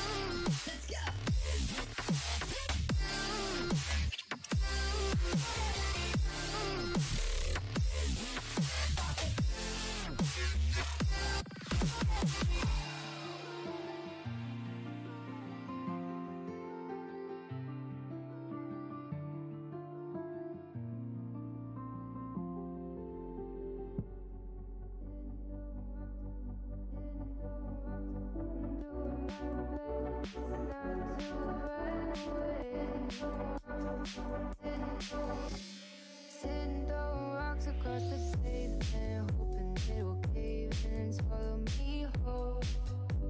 Wondering why my mind keeps on spinning. This isn't how living to me was told. Why am I like this? Something's always amiss. Can't put my finger on it, but it's there. Wait for it to subside, but my mind won't apply. Waiting for the clear. Is it bad sometimes? I like it when I lose control. There's something in it that's so beautiful. Game 2 of the Grand Finals for the One Esports Dota 2 Singapore Major coming your way right now. I'm here with Gods and Lizard, and we're here to talk about what changes mostly IG needs to make here in their series against Evil Geniuses, because IG is one game down. Invictus Gaming lost that first game. They came in with a little bit of a greedy plan, and they paid for it with the game. But they can do it. We know this is not their normal style. We know that they can play different styles of Dota, Gods. Yeah, we've seen it time and time again. They'll happily pick a wide array of heroes for Emo in the mid lane. We've seen Flyfly on a number of heroes. They can play a less greedy style. I think they just went a bit too all in on this long cooldown team fight plus greed. And I think they just need to, pull it back a bit and give EG a bit less of what they're comfortable on. I think they caught themselves in their own net in a way that they were trying to counter a little bit too hard with the Naga. Yeah. The PL was banned out. Maybe that's what they were planning, and then because of Beastmaster, right? And then you pick another high armor illusion-based hero, and Naga, and you do dominate the lane. However, you end up with Naga plus Morphling at the end of the drafting stage, and you find yourself unable to do a whole lot. I think if they adjust the drafts a little bit, they can definitely play a bit better at least. Yeah, because we're mentioning a lot of the Naga and Morphling, and they didn't work out. But I want to talk openings, because in this first game that we just had, we talk a lot about bans. IO and Puck need to be banned mostly by the team that has not got first pick. In this case, the first game, EG was a team that did not have first pick, so they were forced to ban both the IO and the Puck, leaving EG, or IG, wow, confusing, and leaving Invictus Gaming with the freedom, I guess, to ban two actual heroes and to open with their comfort. And they went for the Phoenix Mars gods. I feel like that fell flat. And it has fallen flat before. It's not a bad combo by any means, but you know what you're getting into. May put EG in a pretty comfortable position to play a game where instead of trying to match the team fight of Mars Phoenix, they said we're going to play a vision map control game. We're going to keep all these lanes for us. We're going to have Beastmaster, and we're going to just Storm, Lesh. They had two intelligence cores. They didn't have an agi carry you typically see, but these are heroes that can just kind of play the outskirts of fights, pick off the back lines. Agi carry was on the Mirana, right? On He was the agi carry. He was the guy that hit the egg. The main fact I feel like from EG's draft is that they're always online. They literally don't even need that much gold coming from the laning stage from the Lesh rack and Beastmaster. They're just pushing with levels. Their right? longest cooldown is Beastmaster Roar. And exactly, the cooldowns are the most important thing, because you lose a fight, but you're ready to go and engage again the moment you respawn, which That's exactly what they did. And which is a tempo that Naga cannot handle. Like, he was fighting way too much on the side of Flyfly. Plus he went for a Skadi Basher kind of a build, which I don't mind. It's just still too slow versus Storm Lash Beast. Yeah, I feel like if we saw Ortiz on the Naga, he went for that Orchid build. If you want to be more active and fight more, you need to go for something that can maybe come online a bit faster, particularly when you had that morph. But it's hard to fault him. I don't think his itemization loses in the game by anything. It's like a lot of factors that didn't go IG's way. Just feeling out the bans and thinking, will it be the Tusk once again from Invictus Gaming? Will they maybe go with the Nurse Spirit once? I don't think like they before. have the choice. This first game, they had the choice. They banned out Tusk Alchemist. I agree with those bans. I can see that. I was hoping that they would pick up the Timber Saw for themselves, because we know JT can handle that very well. But this time, very likely, unless something miraculous happens that a team does not want first pick, this time I'm thinking they need to ban IO and Puck. You do not want to give EG IO. We know we haven't seen them play it, but we heard Emo say it himself. He's like, yeah, let's give me a go, and he crushed with it with very little preparation. And you definitely don't want to give Evil Geniusest the Abed Puck, because that's just, you might as well just straight up call GG, go game 3. I don't think necessarily that second pick is that bad, considering that you can kind of control the way the draft goes. You have the last pick as well, so... It just means that you don't have the luxury of banning out some of the heroes That's you 100% might not be true, wanting to face. You have to figure out what the trade is going to be. Like, okay, we're going to give them a Tusk, and we're going to get this hero. That's usually what it is. Speaking of trades, would you ever consider leaving both IO and Puck in, because then you can get one of the two? And if so, would EG go for the IO or for the Puck? Because I think that's a tricky one too. We've seen too many teams burn themselves on this fire. I think you have the same response as me. Yeah. EG's going to first pick IO, and then you can pick whatever the hell you want to. Yeah. I mean, Puck is good, but it's not IO good, I think, is at least how Liz and I feel about it. Yeah, 100%. I even feel like Puck has a couple of different answers that you can go for. I thought a team like EG may let it in, because they play a lot of the Earth Spirit. We saw Thunder Predator early on in the tournament. They were giving teams Puck and just going all in on the Earth Spirit, the Lions, the Shamans, these heroes with hexes that can make Puck's life a little bit more difficult. The one reason why maybe they get rid of the Puck in the previous game was also the Storm, right? Like, if you're playing the Storm, it can be a bit difficult later on with that dealing with the Dream Coil.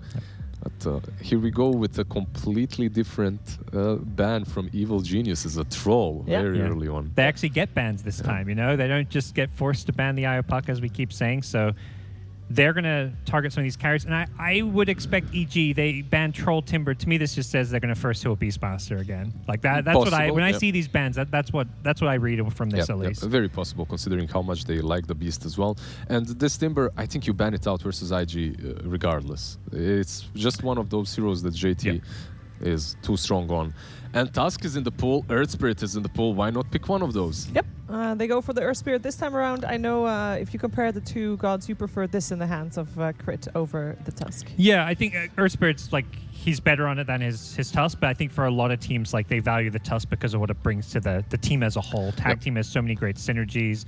It just feels like more of the team hero, has a save as well. Earth Spirit just feels like if you've got a super skilled 4 and he can play Earth Spirit like Crit can. Yep, not necessarily a hero that we see too many times in IG's hands, and this is exactly why. Yeah. They like to go towards these ranged position 4s, the ones that are usually on the outskirts of the fights, or the ones that are initiating with... Okay, it is fine for IG with the Lion versus the Storm. You get a lot of catch potential, but... It works the other way around as well. It works the other way around. And this is EG making a statement, because in my head I'm like, okay, the two best out here is Puck Storm. If they, for IG, 100% they were going to ban Storm in the second phase of bans. That goes without saying. So, and I think EG knowing that, that's why they just elevated Storm from a second phase hero to a first phase hero this game, because they know they're not going to get their hands on an Abed Storm again unless it's first phase. Okay, this is something that hasn't been banned out before. I mean, it has been banned out, sorry, in all the games previously. But normally, I mean, we have seen JT play the Alchemist. It was actually against their series against EG. It didn't work out. Yeah, it was the Void Spirit and Weaver one, if I'm correct, right? You are correct. It didn't really work out that great. Void Spirit is an amazing Aghanim carrier. Weaver, however, I remember... I think still if they adjusted the build on JT's Alchemist that game, it would have been better, because you don't necessarily need to give it to Weaver. Just give it to Void Spirit and then go into Solar Crest, Blink, whatnot. And Alchemist really suffered that whole game, so... we know EG plays it as the Arteezy hero, the carry hero, and so far we've seen that be more successful than the offlane Factory Alchemist. Definitely a possibility here for IG as well. With that said, most of the teams from the Chinese DPC have been running it offlane. Yes. You know, we've seen LGD, we've seen IG, we've seen Vici. All these teams are 90% of the time running it offlane. So that would be my expectation right now. And I imagine for EG, you're thinking, let's ban out some of those Ags heroes that Alchemist is going to be looking to buff up. And if you're IG, you're looking at the offlaners right now to ban out the Mars, the Beastmaster that you mentioned earlier, perhaps also comes to mind. Timbersaw already banned out, so Alchemist feels just so much safer in the game. It's going to be very interesting to find out what Ice Ice Ice is going to play this game. I would imagine there's going to be a lot of offlane bans coming out. There is a bird still left in the pool. There is. The shiny one? That's one of the ones that I'm expecting. Oh, you mean the shiny the Phoenix? one? The shiny one, yeah. Is that the shiny one? I thought you meant the hawk from the Beastmaster. Yeah, I think that's there's another. Get banned there's another bird. Wyvern, Fly plays Wyvern. Sure, he was really good on that one game of Wyvern. But I think both of these teams value Phoenix quite a bit. Yes. I don't see the reason why not to pick it up on that position 5 for one of these, or ban it out. Maybe some higher value bans coming from EG. Yeah, thinking about it quite a bit. It's a very open draft from IG, that's the problem. They played Lion on 5 and 4, Alchemist on... obviously they played it on offlane, but I'm sure they could flex it anywhere. So far this tournament, this major, only Kaka has played Lion for IG. Yep. I believe in the regionals they've had Lion on 5 too, but I don't like it at all on 5. It's just it's not that much of a strong laner on position 5 on the safe lane, and he needs farm. He needs one of these items. Aether Lance, Blink does not necessarily do nearly as much without farm. Gyrocopter banned out by EG. Okay, they're aiming at not only the potential of a carry gyro that benefits from the Aghanims, but also that position 5. It's Ollie himself who's played it numerous times in that 5 role. And is it the Jug next? What do you think? For a ban? Yeah. Unless EG themselves want to play it. They don't have that last pick of the draft, so they could be taking it for themselves. Yep. There's Ursa in the pool as well, but I'm thinking about these heroes that are good with the Aghanims. Wait, Monkey King is still in the pool, but these two teams don't necessarily value it that much, it looks like. Now, we've not seen Monkey played by either of Yeah. these teams the entire major, which is unusual. Yeah, I'm sure Invictus Gaming, if they wanted to, they could. There you go. Yeah, I'm sure that they won't be able to pick it because it's been banned out. Yeah. And this is where, yeah, some of those, what are often considered those phase 1 heroes still in the pool. The Phoenix, the Death Prophet, both still lurking around, although we saw last game 1 draft, Death Prophet no longer that high value pick as it was for many other teams. I still don't mind the Void Spirit plus Alchemist, by the way, as well. Even versus the Storm Spirit. I know that the Storm Spirit is difficult for Void Spirit to deal with, but when you get that early Aghanims, it doesn't feel nearly as bad. And they go with an Abaddon instead first. Yeah, so IG banned Death Prophet. That I think that would have been a nice hero to really push the tempo, take objectives, because Ice. Ice can play it, Fly can play it in the 5 position. It kind of fits both roles, and it's a nice pick just because it's going to keep IG guessing a little bit about exactly what's coming their way. And we see another Abaddon pickup. A little bit of secure. It just feels like Oracle and Abaddon feel... they are extremely popular in the Chinese region, even if you don't have a necessarily great target to false promise or to shield all the time. It's just the playstyle fits them. And I think the Abaddon, its plays is very much like I can run anywhere I want to get vision for my team, be quote unquote out of position, but you're an Abaddon, so you just don't die. You can always run in, try to save your carry. The only problem is when I see Lanham playing that Abaddon, I'm in love, man. Like what he does, it's some Slav spirit infused. He dives tier 2s very early on, but Oli, in his own right, plays a mean Abaddon too. He does, for sure. EG. At this stage of the game, it was the same point for Invictus Gaming previously. This 3rd pick is where most of the time has been spent because you define the rest of your draft. Beastmaster will be the pickup. We talked about it. It worked out so well in game 1. And Ice will have a field day with it. And the Void Spirit, as you mentioned, Lizard coming out still for IG. Looking way more and more like, Offlane Alchemist. I feel like even from the start, it was kind of headed that direction just because that's been the meta coming out from IG and the teams they compete against. Now you've got that mid laner that you can pull an Ag Scepter to. Not the best lane versus the Storm, but as far as the game as a whole, especially if you're getting pulled an early Ag Scepter, that can cause Storm a lot of problems. He's going to have to go for that safe build. Orchid, then BKB right away afterwards. Yeah, you get that Aghanim, suddenly you have the stacks on your spell, plus you have the silence. It's just very strong versus Storm Spirit. EG now have to decide whether to pick the position 5 or the carry, and they go with an Ancient Apparition. Traditional counter to the Alchemist, and great against Abaddon. Yes and no, because this is an Alchemist on the offlane, right? Sure. And because of that, it doesn't really... He's not going to fight. Yeah, it doesn't really bother him that much that you're going to ulti him. He's still going to give away his Aghanims, Scepters. But he can't farm when he's dead. That's true.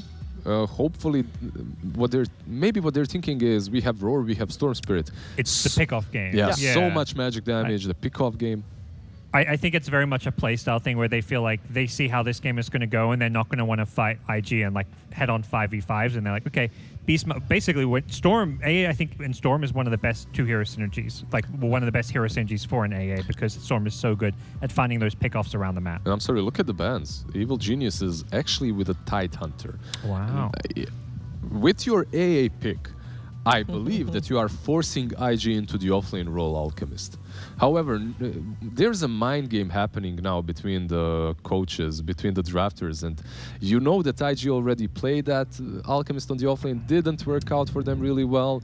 Won't they try and mind game, you pick the same draft but then switch it on the safe lane? They probably would, right? And part of it, I think, is also, I feel like almost every time I've seen EG go for this Beastmaster pick, they protect it with a Tide ban. Because when teams have picked Beastmaster into them, they pick Tide every time. For Ice Ice Ice and EG as a team, they just see Tide as like the best hero in the game against Beastmaster. Yeah, we've talked about this on previous panels as well. Anchor Smash just makes life so much easier versus all the summons, also your passive versus the roar. But they already have Abaddon on the side of Invictus Gaming for the Beastmaster roar. He can be able to... Last ban Lycan coming out for EG. I like it. I can definitely see that being a hero that would cause a lot of problems. It would allow IG to just play much faster tempo, not give EG time to come online. There, it really does feel like a game of item timings where Storm's BKB timing needs to come out quickly. And what's the timing on Alchemist and Lycan? Brotherly love. You give him Aghanims so he can bite you. Is that the combo now? Then you run around. Seems like some anti-synergy almost. 100%. 100%. Like, don't do this. If you're turning the Alchemist into carry by biting him out, may as well just buy some, Battle Fury BKB himself. No, I'm still not sold that this is... okay, my problem with this is Jug would be pretty solid for IG. Not great versus Beastmaster, but one of the last remaining good Aghanims heroes, right? And they ban it out. Yeah, because we are also still looking for an Arteezy hero for Evil Geniuses. And in terms of bans, we obviously had a couple, but the Jug is one of the most common ones still in the pool. PA now also removed. We've seen how well PA does versus Alchemist. TB, Morphling are still left in the pool. No, TB banned. Morphling's still in though. He's so dark, I can only see his eyes. Yeah. Morphling possibly an option, one of the best heroes versus Alchemist. I'm not loving Morphling just because I feel like EG as a team in their playstyle hasn't looked as good with those greedier carries, but they may just be at a point where they're There's Ursa as well, what's right? left. And Ursa AA just sounds like a stronger lane. Like typically AA is a hero that you want to have a good lane partner with. The Wraith King comes to mind, but you don't want to pick Wraith King usually into the Alchemist. And we've seen this story before. Here we go. We have. And it was a very similar draft they played against PSG LGD. They did have the Bloodseeker, the Storm, the Beastmaster, and the Earth Spirit. The only difference is an AA instead of the Phoenix. Four heroes of the same in the same draft when they played their third game in the upper bracket finals against PSG LGD. Feels maybe even better with the AA. You have that possibility of sniping. Get everyone heroes. low, get Bloodseeker some movement speed. Oh, yeah. And again, it's EG not getting too greedy. When they have this Storm mid for Abed, they're not picking that hard carry because they just want to play this tempo game on the other side of the map, and they just know there's less farm to go around. You don't need to win the game from the carry roll when you have a Storm Spirit mid. IG have to dig deep now to figure out how to deal with this very, very early aggression, let's put it that way, oriented Evil Geniusest draft. But they've seen them play something similar, so... Do they have to switch it up and go for the Alchemist and the carry roll? Because I feel like he's not going to have time to get his Ags or a Ags complete. Maybe he's going to get one Ags for Void Spirit, but then they have to fight. So I don't know if that's... And there's no obvious safe laner that benefits from the Ags, I feel. 2 seconds. Yeah. They that are... was... Wow. I believe that might be our first Faceless Void. Out of left field. That's a grand finals right there. That's a grand finals pick. Hey, his Axe is all right, It's better than like the Weaver Axe, It's a hero that as a carry can have an impact with his Axe Scepter. Yeah, it's a catch for the Storm Spirit as well. The Axe for the Void, Faceless Void, what is it, Lizard?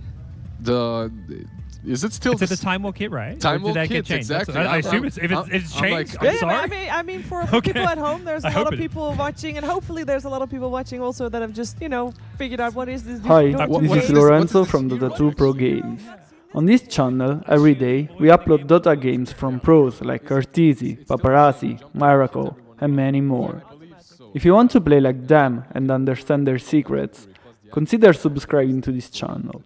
You will increase MMR in no time.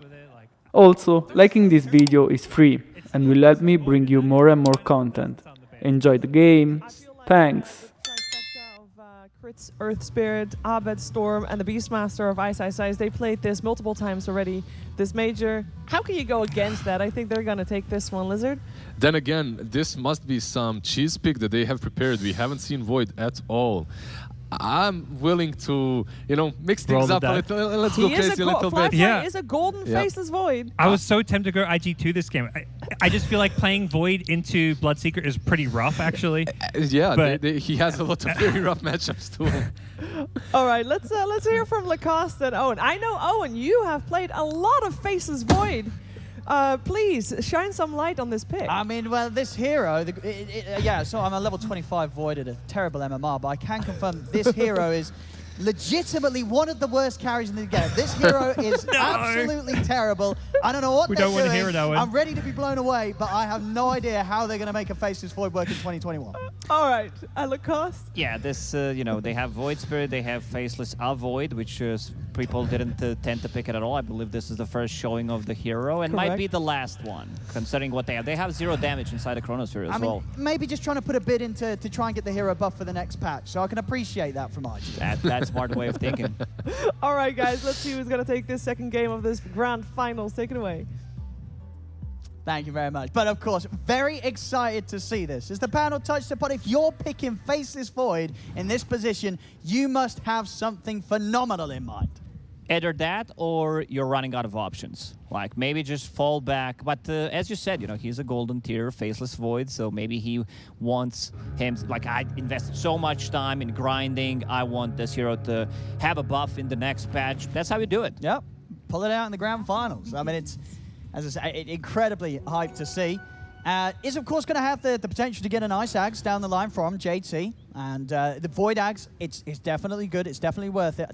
Probably not going to necessarily be higher up the list than Emo's, though. Of course, the Void Spirit Axe, definitely the usual reason why you're drafting an Alk and a Void Spirit in the same lineup.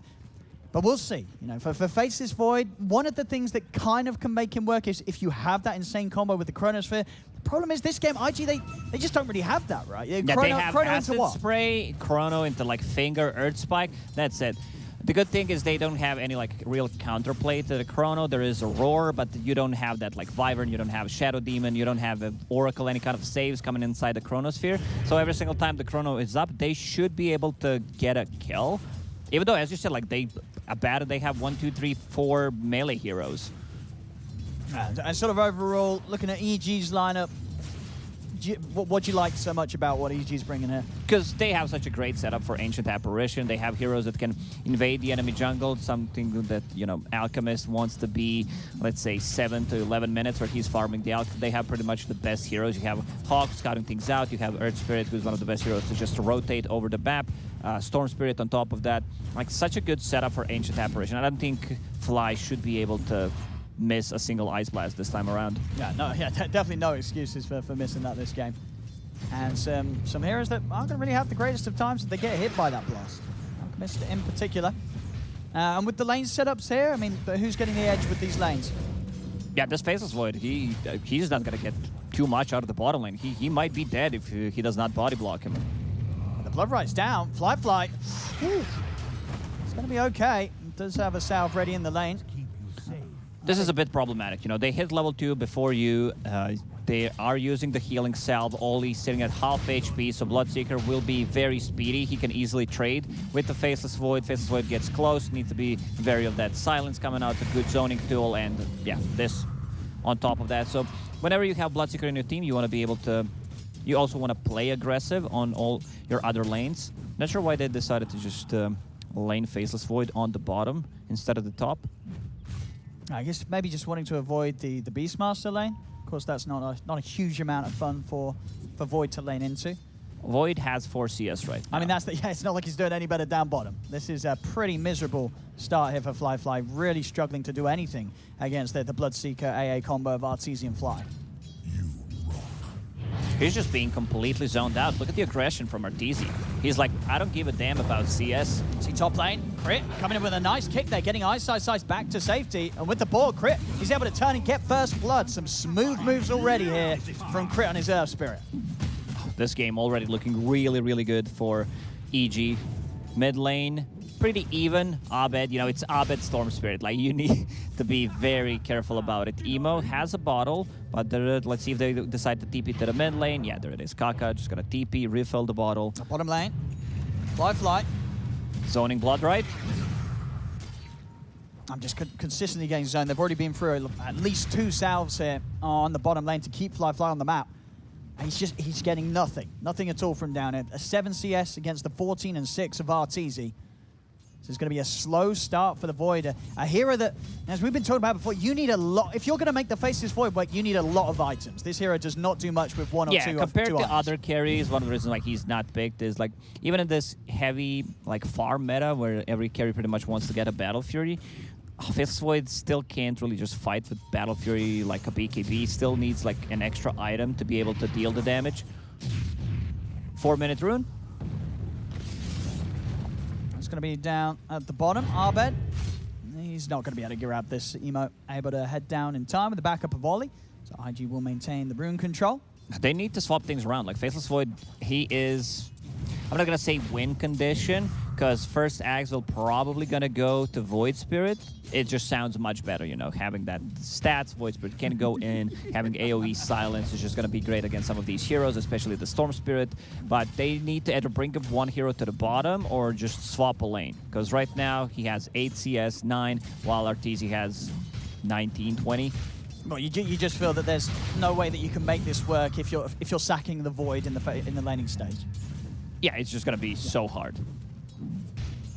He might get that, you know, Aghanim Scepter. Second Ag should belong to Faceless Void to have that AoE bash with the Time Walk.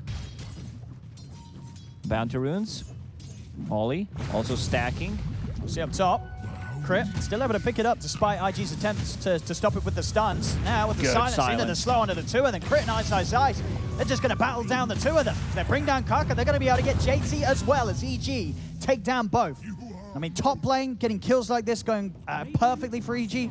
Bottom lane, just completely slowing down Void's start to the match.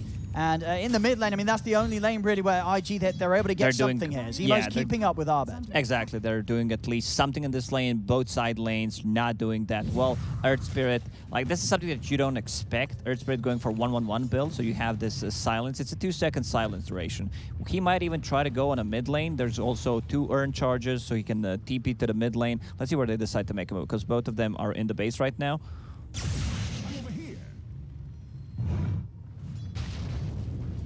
Bottom lane, Fly has got to be very careful if that is going to be the lane that they choose to make moves on towards. Maybe for now, Arbed just returning towards the mid lane. 6-minute rune is up. It's going to be down bottom. Arbed, he's hit 6 himself, so he's able to go and grab that. Kaka will stop him from being able to turn and get aggressive onto Emo. They don't have enough damage. He wants to go for Kaka. He knows that Kaka's spells are on cooldown. See if he can punish him, as there's very little that Emo could do to keep Arbed off, as Arbed reads the situation perfectly. Knows that he can't get punished for getting in aggressively. He's been able to turn towards Emo. Emo, he may be able to take him down. He does have 8 stick charges. That should be enough to zip away. Emo already using the Remnant. Nothing else to grab Astral Arbed. Step in a second. It's like he knows. It's like he's actually counting. Emo's underneath the tower. I mean, Arbed's still got a Fairy Fire. He's still got a Fairy Fire to play with. Plus the Fairy Fire and the stick charges, Emo's got to get out of it. Crit rotating, but a bit too late. I think he had enough time if he hit himself to actually TP to the mid lane, try to help Arbed, but maybe Arbed was just saying, I don't need the help. I got this. I mean, just a textbook showing of Arbed knowing his limits perfectly on this hero.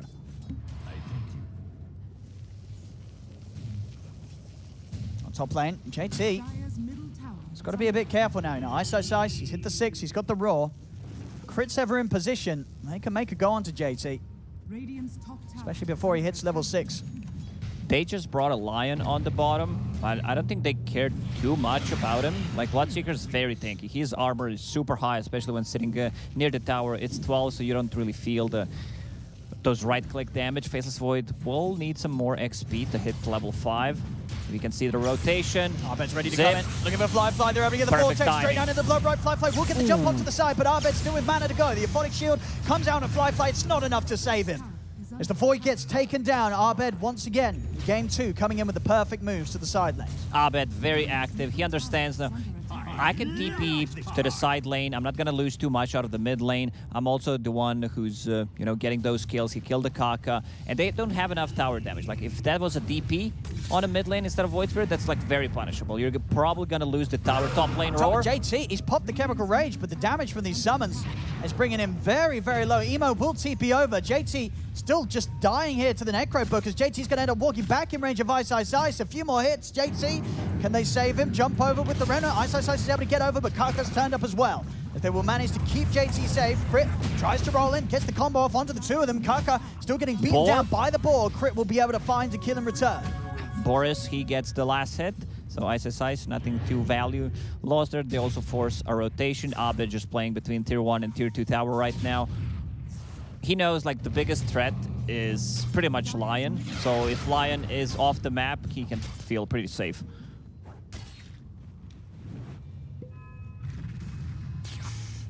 Bottom lane, Artesi's now got the 6, so Flyfly has to be careful of any moves they make with backup. Top lane Emo. It's okay. No Raw still for 30 seconds. JT now sticking away from the lane completely. Abed still aggressive here, looking for moves in the mid lane. Bottom, Crit comes in with a rotation, and just a +1, that's all that's needed there for Artesi to be able to take down Flyfly. Flyfly, man, he's struggling. For people who are just tuning in, this is not a position 5. You know, Faceless Void, he's just struggling. Like, they completely dominated that lane. Arteezy, like, he's staying almost double the net worth at the moment. Going into Maelstrom. Look at him over here. He's taking some stacks and he's taking some kills. As Emo will jump over, Abed immediately TPing out, but the Remnant is there. Abed will get punished. That's a big kill. You know, he tried to go for a very greedy play. He gets a kill, tries to take the stack. Like, pretty much Storm Spirit is the best one. So I expect them to try to invade this stack. They see it's pretty big. This is where Alchemist is going to farm his Aghanim Scepter. That's Crit. Tries to get over here around the 10-minute rune spawn. Kaka's able to turn.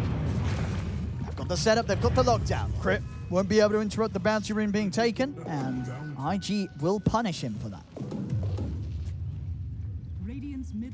Ice having a much better game than in the previous one. Like, he's super farm, staying near the top of the net worth. Has a book, so speed, getting closer to book 2. Like, he's just gonna be the one dominating the top part of the map. But I also want to see him, like, possibly rotate and invade that triangle, try to steal some stacks from the Alchemist. I want to do some in mid. Flyfly does have the 6. He's gonna open up with the Chrono onto Abed. Do they have the damage with the finger? They bring it low, they've got it.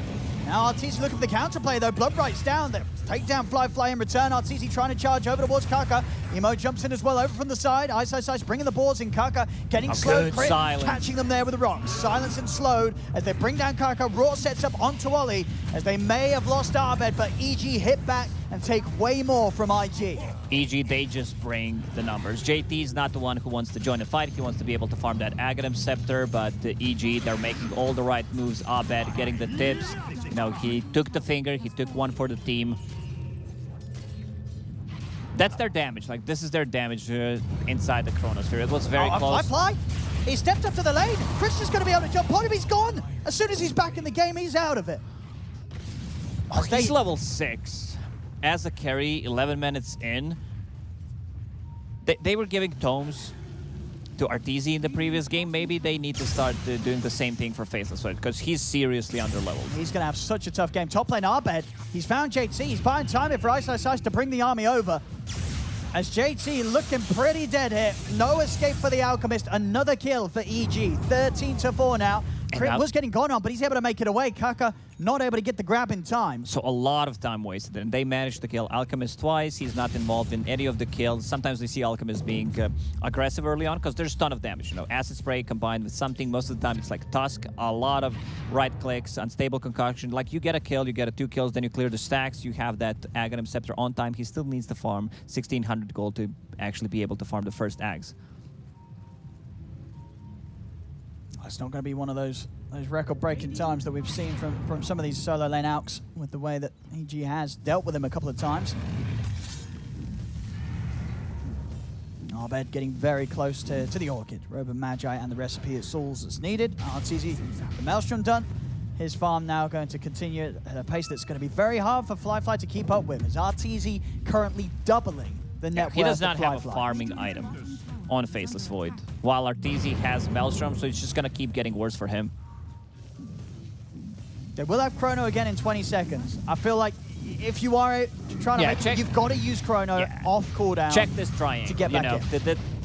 He's inside the triangles. not gonna say stealing, but taking away some CS from JT as well, because he needs to recover as well. But this also means that Aghanim Scepter will be delayed.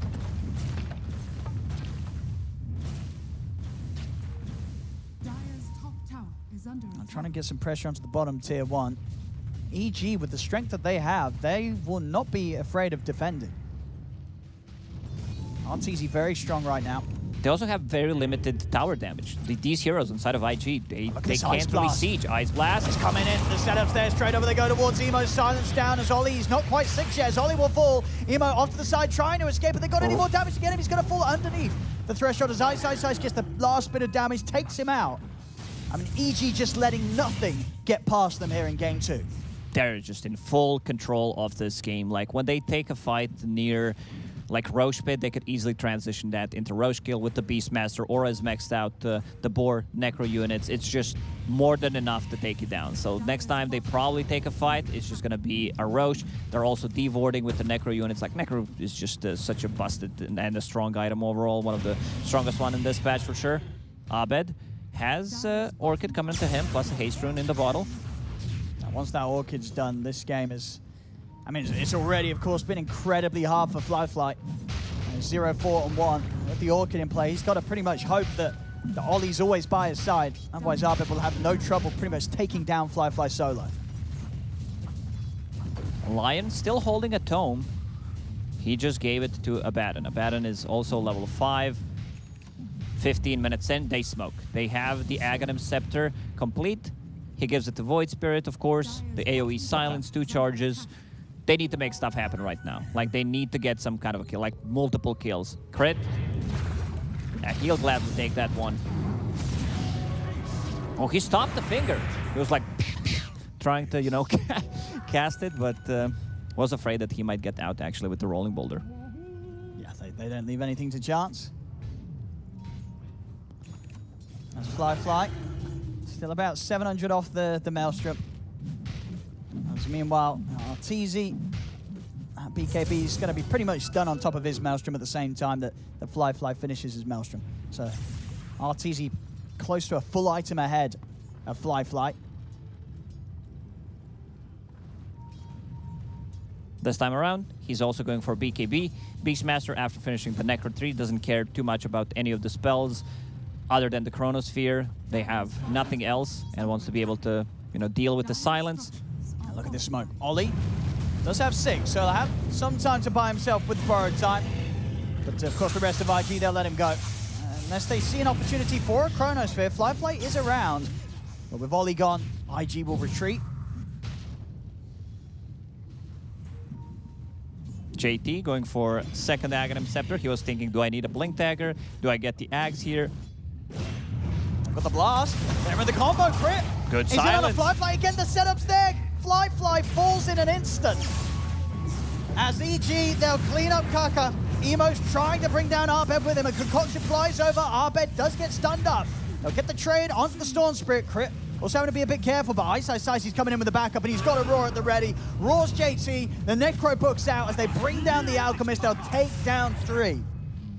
It's just so much. Abaddon already used his Aphotic Shield. Ice sees that it came out, goes in, uses the Roar on Alchemist to shut him down. Once again, this is the 3rd death for JT. Man, Farmless Void, he's not really having a good time. Like, he's level 8, does not have a single item pretty much. 17 minutes in.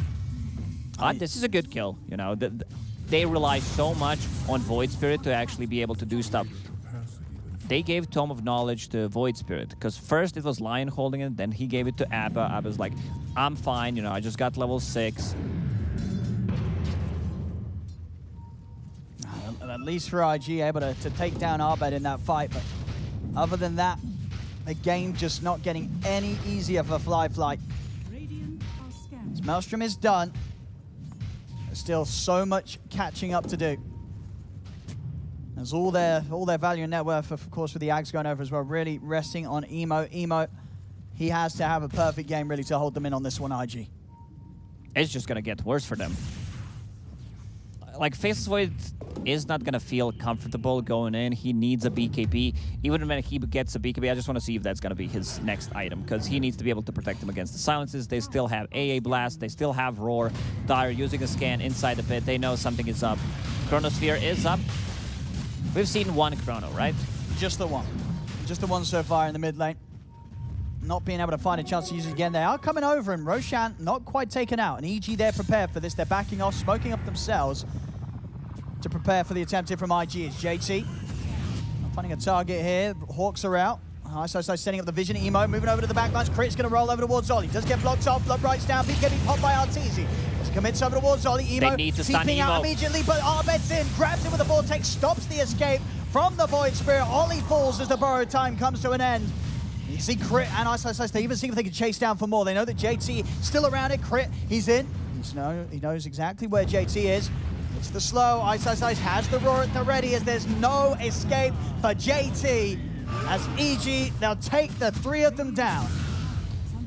Yeah, that was such a good, rotation. They use the smoke, they get out of the pit, they understand, they are coming. They also use the scan, so they probably know something is up. Crit there, sitting behind the trees, breaking also the smoke going in. Like, Abed is so careful. Like, you could see that he did not want to go in until Rupture was used, and then like, yeah, we'll just pull the Void Spirit, we'll kill him. There's not going to be enough damage. If we take down Void Spirit, this is where most of the damage just comes from. Faceless Void, after getting the Maelstrom, going for a BKB, I can understand that. Let's see if he can, get that Aghanim Scepter on time.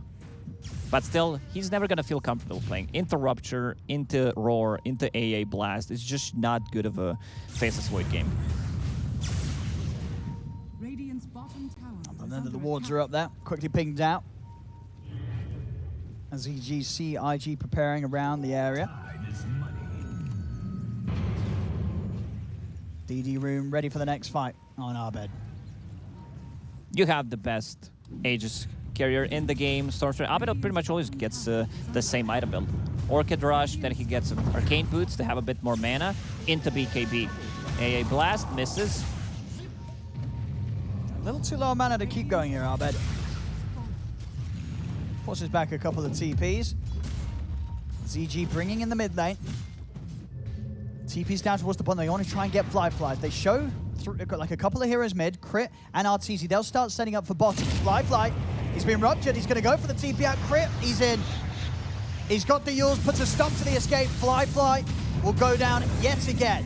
He was thinking about using that Chronosphere. Like, Crit missed the Roar, but has a Yule Scepter to cancel the TP. Such a nice move from EG. EG, they're just completely dominating this game. Moving around the map, they have a BKB on a Beastmaster. AA, he was saving some money, bought a shard. A good shard. Like, this allows Ancient Apparition to possibly like even farm and push the creep waves. 40 DPS and attack speed reduced by 20.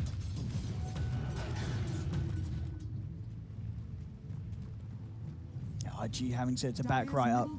I mean, down 7 to 23, down 7k. They really have to look for some sort of big, crazy smoke-up play around a Chronosphere. But as we said at the start, it's just, even if they do land that Chrono, where's the follow-up? I mean, they have a finger, that's it, right? Finger. That's one hero gone, maybe, at best. Radiant, they're using a scan. Abed does not feel comfortable. He thought maybe Lion is hiding in the trees. Lion has a Blink Dagger, so it's going to be much easier for him to get the good initiation.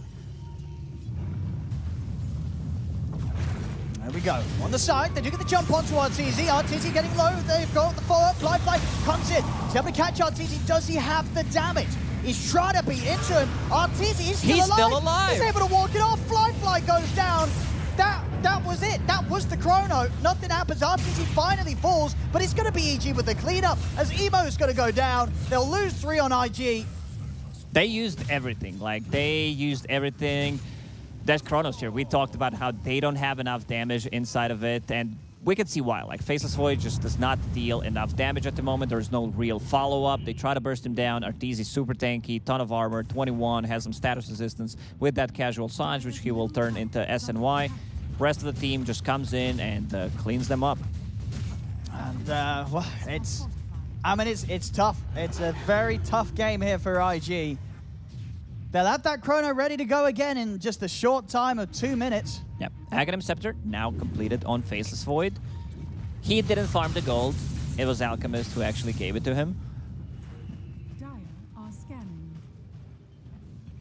As we see again, I mean, Arteezy, of course, does eventually go down, but so much having to be used to kill Arteezy at this point. And that was even catching him in the chrono when he was as low as he was. This is just the fastest way. Does not have attack speed. There's no Mask of Madness on anything. He's really struggling. You can feel that he's a bit more tanky right now because of that Axe. The stats are really good. I mean, and the Axe, because it will speed up his farm. Fly able to hop around the map, clean up the waves, the camps as he jumps into them with the AoE bashes. But he needs a lot of time, and there's still many, many items until he's going to be any sort of considerable threat on his own when he comes in with the Chronosphere.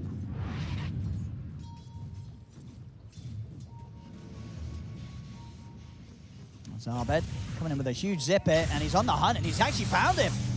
Arbed hunting through the tree line, catches Emo, as there's just no hiding. There is no hiding from Arbed. Straight into silence. They're not overlapping any of their abilities. Pretty much, man, Crit has been amazing this game. He's been involved in 21 out of 27 kills all over the place. You know, like, either player is super bad when he has more than 3 earned charges, or the game is going so well that he does not even need to use it. He has 9 earned charges. You know, that's how dominant they are. Yeah, 6, 2, and 15. I mean, this is what happens when EG's able to get their hands on that crit spirit in the first few picks. I'm pretty sure we've just seen him have perfect games every time. Every time he's got his Earth Spirit this tournament. There's a TP on the ground in the river near the mid. No one wants to touch that. After seeing what happened to Puppy, after picking up the bottle, they're like, nah, we're good. Crit. Starting things off here onto Ollie. I think JT and Flyfly will look to get out of it. They're on the run, JT, Kaka, and Flyfly. They don't want to take any sort of fight here. Kaka, his TP's still on cooldown, so he won't make it away. Crit chasing Abaddon. Ollie, he's going to go for the TP out. They've got ways to cancel it, though, as Crit. The rolling boulder back up and available. There's 2 more kills for EG, just 29-8. The killing just never stopping this game. Alchemist now needs to farm an item for himself. Abed He's jumps just going in. straight in onto Flyfly. He's going to zip him. Will get caught out by the concoction. Back up there from Arteezy. Flyfly is dead. JT as well. Ice Blast coming in. It's not even needed. Arteezy taking them both down. After seeing them GG out a bit, like early in the previous game, I would not be surprised if they take one more fight, especially if EG takes the Roche before that, where they understand we can't do anything in this game because it looks pretty over. You know, 15k gold lead is just EG who's all over the map, making the right moves, maneuverable heroes. The space where IG can farm is just non-existent. They can farm pretty much whatever comes to their towers right now. They're gonna go in. They're gonna get those barracks. 6 seconds until Faceless Void respawns. They will have Chronosphere when he's back up. And with the racks gone, nothing IG can do to push back EG. 17k lead. Arteezy well on the way to his Abyssal. Flyfly still struggling to get the BKB finished. Should be able to have it for the next fight. Probably. Well, still needs to farm quite a lot of gold. Next Roche may respawn in 2 seconds. Let's see if it's going to be a longer respawn timer. EG should have the Roche. But, you know, IG does not want to give them that. It's going to be a minute and 20 seconds. If they give them Roche, Cheese, and Aegis on both cores, they're just not going to have enough damage because they need to play around the cooldown. The Chronosphere, 160 seconds is just a bit too high and very punishable.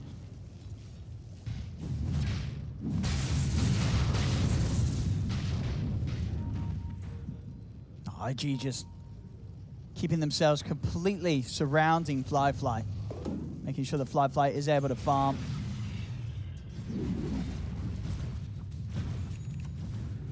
There it is. BKB's done. So Flyfly will have now a bit of a better chance of jumping in, getting the chrono off. Whether that's going to make much of a difference, though. Okay, Alchemist. He bought Shard, Berserker Potion, so they have a Dispel mechanic, which is okay. It can't dispel Roar. It's a soft dispel. But they can dispel silences, which is really nice. Also Lincoln Sphere on Void Spirit. On Ahmed. Zip He's it. just going to go straight in. He comes with the BKBs over towards Kaka. The Ice Blast will land onto Flyflies. Kaka goes down, buys back immediately. They're chasing over to Flyflies. He's popped the BKB. Then Chrono onto nothing. He It's got the nothing. boars. The Raw's there. Flyflies dead. They He's might out call of the it. game. I think they will. Oh man, Chronosphere on 2 boars in the end. Like, man, Abed, he understands. I jumped Lion. They don't have enough damage. Like, I go on top of him. Even if I get caught by the Chronosphere, they will not have enough damage to kill me. Hi, Spirit is the this one is Lorenzo from Dota 2 Pro Games. On this channel, every day, we upload Dota games from pros like Arteezy, Paparazzi, Miracle, and many more. If you want to play like them and understand their secrets, consider subscribing to this channel. You will increase MMR in no time. Also, liking this video is free and will help me bring you more and more content. Enjoy the game. Thanks. You know, they were like, what do we do? Ran out of time. Maybe it's time to bring out some big guns. And it was a water gun in the end. Yeah, I mean, wow, EG. Thanks to that, and thanks to, of course, as you said, EG's just perfect play and a brilliant draft. Once again, EG coming in with 5 heroes that they have no struggle playing this game from the lanes onwards. They just crush it on all fronts. They're up 2-0 now, and I don't know what I just got to do, but they've got to come in with something completely different than cost in Yeah, this they next game. need to do 180 or what some people call 360, which is not correct, you know, but if they do 360, it might be 3-0. But they definitely need to bounce back. They need to make something different because EG, they got their number. They absolutely do, especially in a game like this. EG now up 2-0 against IG in this best of 5. And with EG on most of their comfort heroes, it looked so easy for them, especially up against the Faceless Void of IG. It was a little bit of a questionable last pick coming out from Invictus Gaming here to talk about Game 2 and preparing for Game 3, I mean with Gods and Lizard. A little bit. And I want to start with the Faceless Void because we were very harsh on the hero when he got picked. We heard our commentators being very harsh on the hero as well. But we are that for a reason, and I want to just, you know, there's a lot of people who's like, oh, I haven't seen it. Why is it bad, Gods? It's really bad in lane. We saw that here. It got crushed. I don't know why they sent the off lane. The Hero's Toolkit just doesn't do a whole lot at many stages of the game. You're built around a Chronosphere, which is this like team fight spell, but you need heroes that synergize with the Chronosphere, which they didn't have. And even if they do, I think it's a carry that just doesn't feel like you carry the game. You're relying on your teammates to do damage in your Chronosphere. Yeah, 2 patches ago he was pretty strong, pretty broken, picked in almost every single game. So I'm not really sad that we haven't seen him.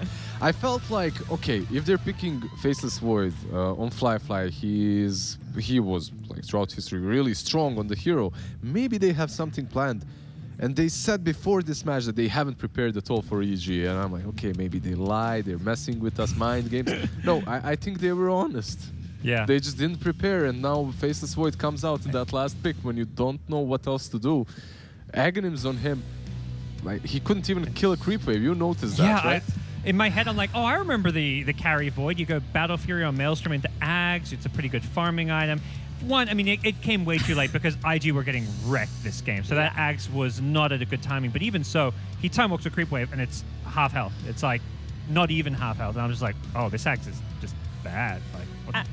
And the other thing that if you want to make a Faceless Void work, I guess you have to have a lot of follow-up damage in the Chronosphere. We didn't see that either. It was a little bit of a, I don't know, almost like a mismatch, perhaps, a little bit coming out for Invictus Gaming. And it makes you wonder, this was their last pick.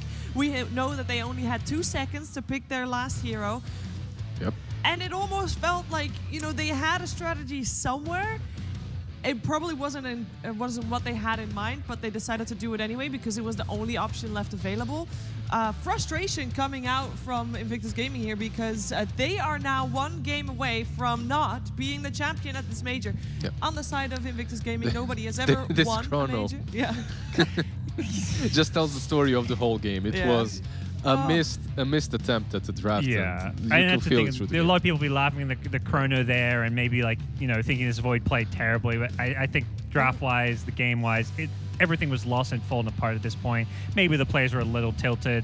but there's nothing you can do when EG is outmaneuvering you with heroes like Storm that can just always jump you, catch the backlines, Beastmaster. They always see you as well. It's impossible to land spells against this EG draft. They were everywhere. They played very fast on the side of EG, and they're making a great case for themselves for taking the series 3-0, which, once again, for people wondering, Evil Geniuses has never won a major. I know Fly and Crit have won a major. Ice has won a major as well. Abed and Arteezy, never. The team, the region, never. So it would mean a lot to EG to be able to take that third game. And I can't see, at the moment, I can't see IG winning a game here because they've not shown to us that they can go toe-to-toe with EG. Yeah, full 180 or, as Lacoste said, 360 is necessary from them. I hope not a 360 in there. I just don't, maybe go... Don't try to counterpick. Go back to your own stuff. Go back to your own drafts. I feel like in that first game, they really found themselves in a position in which IG usually is, and that is they let you have your own game, and then they pick some heroes that really work against that are out of the meta. Throughout the regionals, throughout the major, they have been picking heroes that are out of the meta. Yeah. Maybe not out of the meta, but let's say Mirana mid. Naga last game as well. This time it's the Void. Really, they reach. They find different solutions. Those solutions so far have not worked versus EG. Maybe not try them in the grand. Yeah. And they're the team who has second pick, which the strengths of second pick is having the last pick in the draft, and it felt like it was more a curse than a blessing.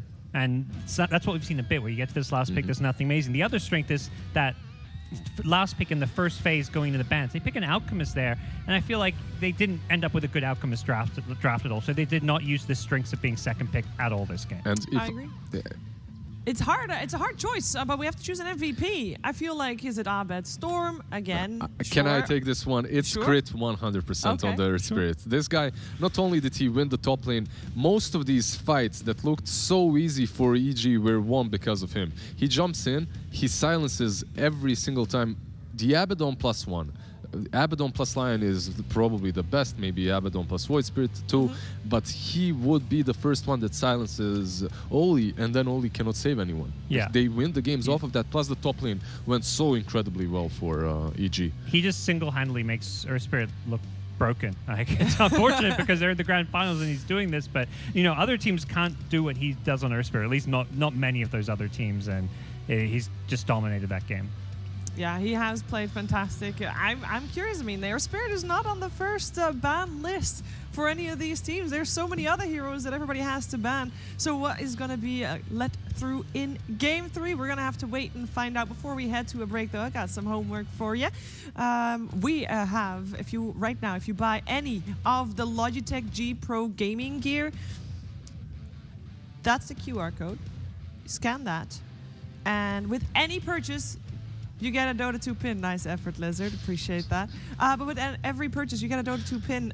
So every purchase of the Logitech G Pro Series gaming gear. So make sure to check that out while we take a break. We'll be right back with Game 3 of this Grand Finals. So why am I like this? Something's always amiss. Can't put my finger on it, but it's there. Wait for it to subside, but my mind won't apply. Waiting for the clear. Is it bad? Sometimes I like it when I lose control. There's something in it that's so beautiful.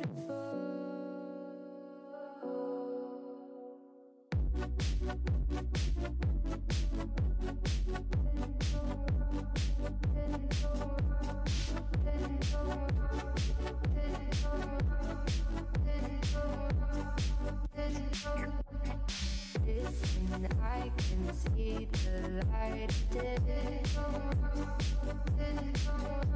but I can also see the bones decay. I don't know what else there is to say. I'm doing my best not to run away. Sitting throwing rocks across the pavement, hoping it'll cave in and swallow me whole. Wondering how the world keeps on spinning, kinda scared to live even when it unfolds. Hard to see the light when everything is dying, waiting for the clear. Thankful I'm alive, but terrified of dying. But hey, I'm still here. Is it that sometimes I like it when I lose control?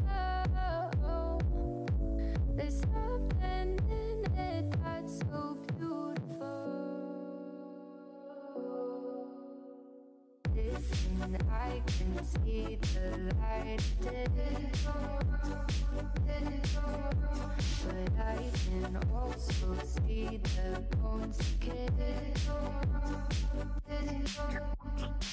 I don't know what else there is to say. I'm doing my best not to run away.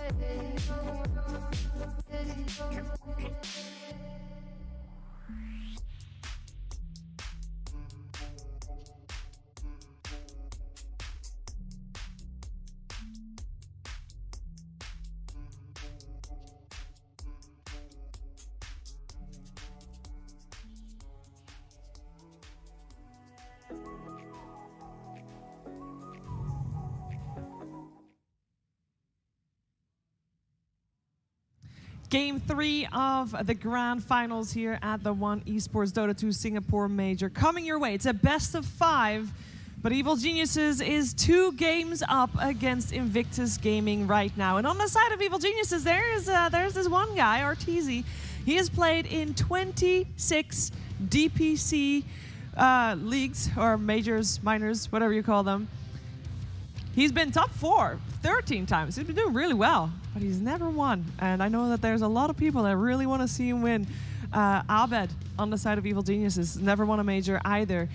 The team itself, Evil Geniuses, never won a major. The region, North America, never won a major. That could all change after the game we are about to witness here with Gods and Lizard. And I am loving what Evil Geniuses is doing in this final so far. Who couldn't? Because they are on fire.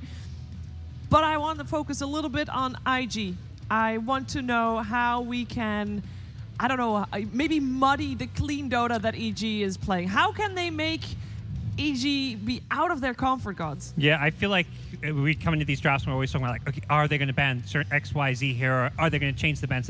I think we need to start talking less about the bans and more about what are they picking for themselves. Yeah. Because at the end of the day, there's too many. EG play too many things at this top level. They have this, defined hero pool that they play amazingly well, and you can't ban everything. IG, figure out what you're going to play. Obviously you're going to ban some stuff that EG plays, but worry about yourselves. Yeah, I'm completely with him on this, because this is the problem is IG's style is to let you have your stuff, let you have what you think is strong, and then they're going to work around that. Yeah. The problem is you don't even know what EG is going to pick. Evil Geniuses, so far, they've hit us with so many different drafts, and only recently have they started repeating with the Storm Spirit and Bloodseeker, right? We've seen a couple of those in which they switched the winning condition, let's say, from Bloodseeker into the Storm. But IG, if your solution so far has worked, but it doesn't work anymore, I think you need to go find something else. So who do you down. think they need to focus on? Because we've been saying that Emo is not really playing to his full potential. So that means that we want the win condition to be on fly, and so we want their draft to be built around that.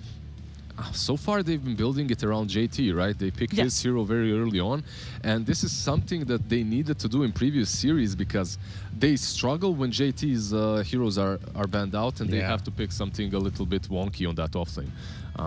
However, that's not working in the series. They need to perhaps put a little bit higher priority on protecting Fly's hero pool. And I think that's where, I think you just have to kind of say, like, JT, you're just going to have to maybe have less support. Maybe some of your heroes get banned up, because last game they were so concerned about him having a good game. They put him safe lane. They sent the Void to the off lane where he got completely crushed. Like, you pick a Faceless Void, that is a hero you're picking to carry the game, and you want to do everything you can to secure his farm. You don't care how your off lane goes. You shouldn't even care how your mid goes. Your Void has to have a good game. And IG didn't seem like they cared at all. They were playing the Void like it was a support. Yeah. Do you think that IG has got trouble with dealing with the pressure coming out It here? looks that way.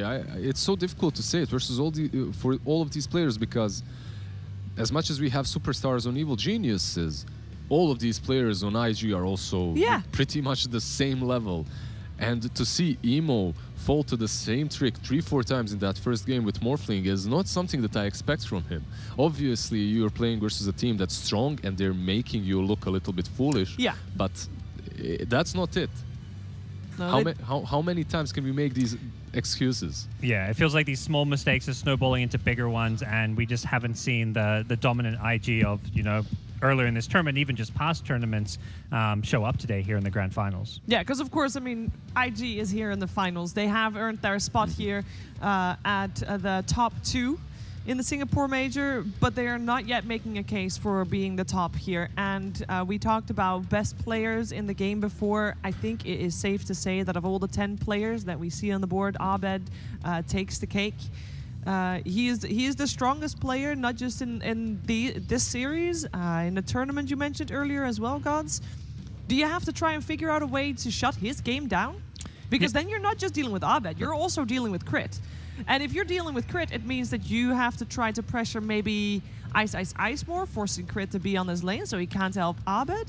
So far, they've been picking Puck and Storm Spirit for Abed, and that's pretty much where he looked immortal. On those two heroes, he's just dominating the game and just making an unfair playground for the enemy team. Maybe that's the solution. Maybe you need to find a way either to counter one of those two or maybe let the Puck go through. Feels easier to counter it than the Storm Spirit, at least. They didn't manage yet, at least.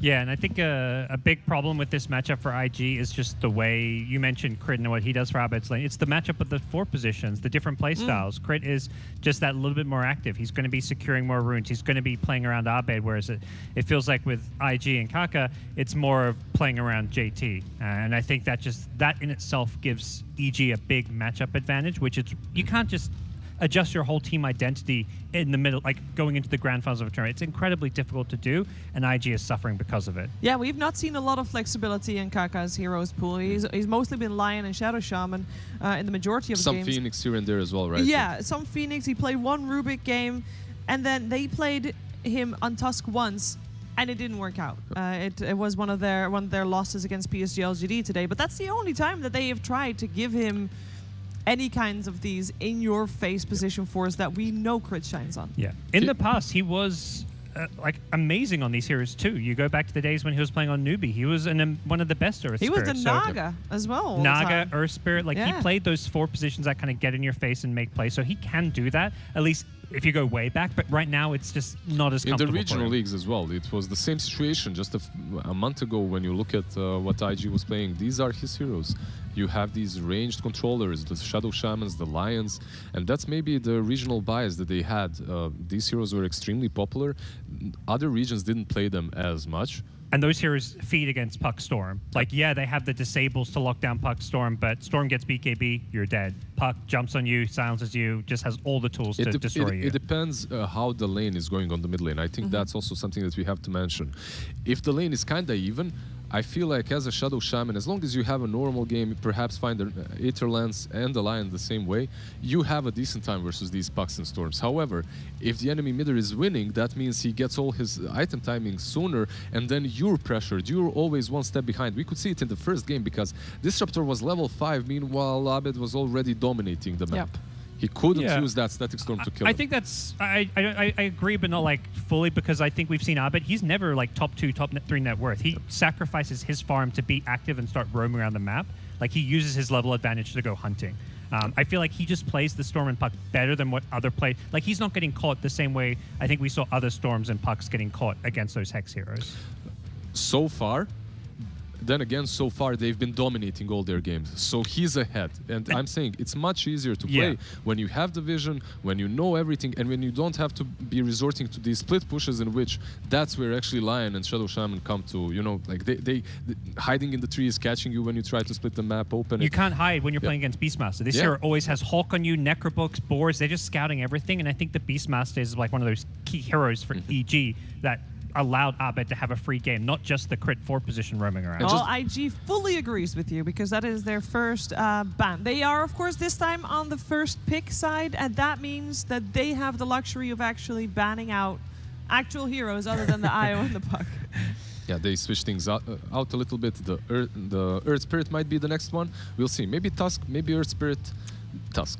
Okay. I think if you're IG, your Emo plays a great Storm. If they're maybe discussing, if EG banned the Puck again, do we take the Storm with our second pick, for example? Like, I don't know if it's the first overall pick, but it may be something where they just want to make sure Abed is not in his comfort zone. I wouldn't mind seeing that whatsoever because Emo, like you mentioned, on that Storm Spirit feels much like Abed. Maybe you just snatch it straight First up. pick over. You first pick it. It's so contested in the series. Do you really want to lose to a Storm Spirit 3 games of the Grand Finals? If you think you can get it second pick, maybe EG's going to be thinking that. So maybe EG are going to first pick it. It feels like a key hero. Maybe EG is going to value it less, though. A big part of the success we mentioned was the Beastmaster. So maybe without Beastmaster, EG could head a totally different direction. But they can still go for both Earth Spirit and Storm Spirit, and that's also a proven recipe for success. IG will take up the Phoenix. Little word there. They opened with that the first game of this best of 5 series, and this was the combination of the Phoenix Mars that they opened with. They did it in the same sense where they were the ones with first pick and they prioritized the Phoenix. And JT's heroes right now are still all in the pool. If you think about it, the Timbersaw, the Mars, all left remaining, so they might get drawn into that idea of getting this good combination with the Phoenix first, something that clearly didn't work out for them so far in the series. Evil Geniuses now, do they pick the... I already like the Storm versus the Phoenix. That's already a nice target that you can jump on easily, eliminate before that egg. We saw Crit go for the... Yeah, there it first is. pick Storm Spirit. I mean, it's kind of the same situation as last game. EG picked it second, but IG only had one hero to respond to it. So it's kind of you're picking it in a very similar spot, and IG adjust their picks. They go for a Nyx Assassin, and we kind of called for this. We want something a bit more active, a bit more playmaking for Kaka, and he gets it here. And this is premeditated because they insta-picked it. This is something they knew. Okay, Storm's coming, Earth Spirit's coming, Nyx Assassin is the one we want. Also very flexible, can be a 5, can be a 4. You can put Kaka as well on that Phoenix that he loves to play so much. And Evil Geniuses, meanwhile, they're not flexing things up whatsoever. It's Crit Earth Spirit, it's Abed Storm. You know this, you've seen this before. It works, why change it? And I actually don't mind it at all. I think Nyx Assassin, after suffering that break nerf, he no longer has break on his ultimate Vendetta hit. He's fallen off in my top tier heroes, even versus the Storm Spirit. A lot of, I feel like the talk I've heard from analysts around Nyx is just like, this hero as a 4 is like B or C tier even. Like, it just feels weak compared to the Earth Spirits, the Tusks. Yeah. But we like that they're changing it up, right? It might not be the best hero of the tournament, has not had a lot of light of day here in Singapore. Yeah, the other things did not work out for them. My worry for Invictus Gaming is that they might be identifying the wrong problem in their draft, because if I was to change something from the last one, it would probably be Faceless Void, not my position 4. And in the first draft, it would probably be the greed that they had between the Naga and the Morphling on the mid lane, not the position 4 again.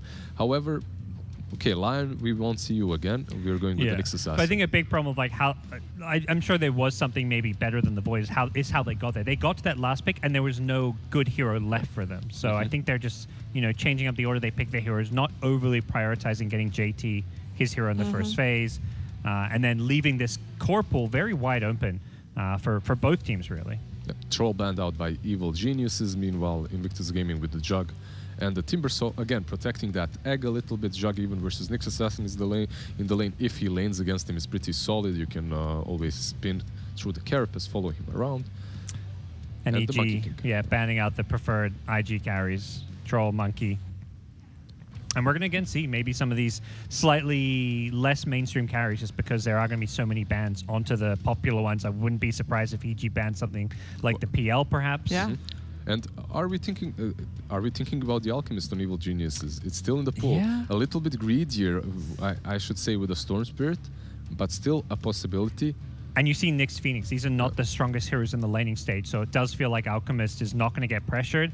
They like to pick fly these strong laning heroes like the Enchantress, for example. They could very easily just pick a carry Alchemist that has no obvious counters. Let's see. With the ban, they can pretty much ban whatever from the cores. I wouldn't mind if they are picking the Alchemist. I wouldn't mind a Morphling ban too, as that's something that Emo and Fly really love to play. We've seen it fail in the first game, but IG has played it so many times very well. Yeah. They could also aim on the offlaner, right? Yeah, I think the tricky thing with the Alch is that EG are the ones picking first here, so they're going to have to pick it, and IG have plenty of time to respond to it. And then if they don't pick it in this phase, it's probably getting banned. Maybe Mars ban, right? It's still in the pool, if I'm correct. Oh, yeah, for here, still, yeah. Yeah, you ban it versus IG. No, PL instead. They're just targeting Fly. They've just basically saying, these are the heroes you're most comfortable on. We're in a grand finals. You're down 2-0. They forced him to pick a Faceless Void last night. At this point, they're basically like, let's not give him a hero he's winning games on.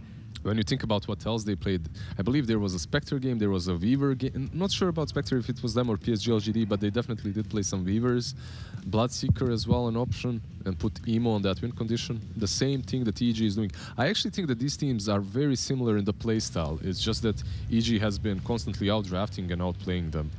One of the heroes still in the pool that, Ice obviously also having a little bit of a struggle in terms of heroes because he shares a lot of the pool with JT, whose heroes are also banned. But we still have Pango, and we still have Viper that he played as well. But Pango specifically, we saw that be very successful earlier on in this major. Haven't seen it yet this grand finals, though. I think it might have fallen off a little bit because of the rise of Bloodseeker. If you know that someone is picking a Bloodseeker anyway, do you really want to put yourself in a position that you're a Pango on offlane? It's difficult, but Crit did play it on 4, right? And Ice on offlane. Yeah, both of it, yeah. They're taking their time again here.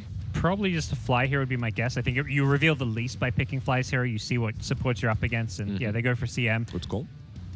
Just a good laner overall, helps out with every single lane with the mana region and instantly into the Lycan. Ooh! That was... I didn't even have a full second to see the Void Spirit. No. Void Spirit hadn't even appeared from the Void before the Lycan came out. Taking the spotlight in the game and in the draft as well. Okay, Void Spirit, it's something that we've seen. This could be an Alchemist again for Invictus Gaming. Very dangerous versus the Storm and the Lycan, who are very aggressive early on. Win rate on Radiant, 0%. Well, I think EG is looking to try and up that a little bit. It's just the teams who are picking it. Yeah, you know? yeah, exactly. It's probably some EU teams picking it or something. One hero that's still in the pool that can be played in a lot of positions, Death Prophet. Seeing that kind of little bit of a shift in popularity. Did see it on the banning side this series in both of the games, but always in the later stages of the draft. I think it's a bit hard to fit in here, though. Like for IG, they need an offlaner if they want to do it. It's good versus Lycan in the lane if they put it on 3. But instead, this is even better, perhaps, right? Yeah. Not only because you're strong versus Lycan, you also have the root mechanics versus both of the spirits, which can come in handy. Defends your towers a little bit from this early onslaught, but Lycan can be shifted. It can be an offlane. Well, I think it was always going to be an offlane for EG. And I think EG is going to be looking for that carry that they can later on build an Accept on Lycan and buy it. Ice is like a Lycan specialist, so I would imagine we're going to see it there. For IG, it's a good underlord pick because I think they can protect it with these bans. Monkey's already banned, and probably see that Ursa banned out as well. Ursa banned for sure, yeah. Jug was banned way earlier too. Maybe not terribly, not too great versus the heroes that Invictus Gaming have got already, but something that EG definitely have played. They ban out the Bloodseeker. Oh, yeah. How does that work? You bite the Bloodseeker, he already has movement speed, and then he's a wolf as well. Does he fly through the map? What are the odds on a Terrorblade still coming out? I'm not quite sure.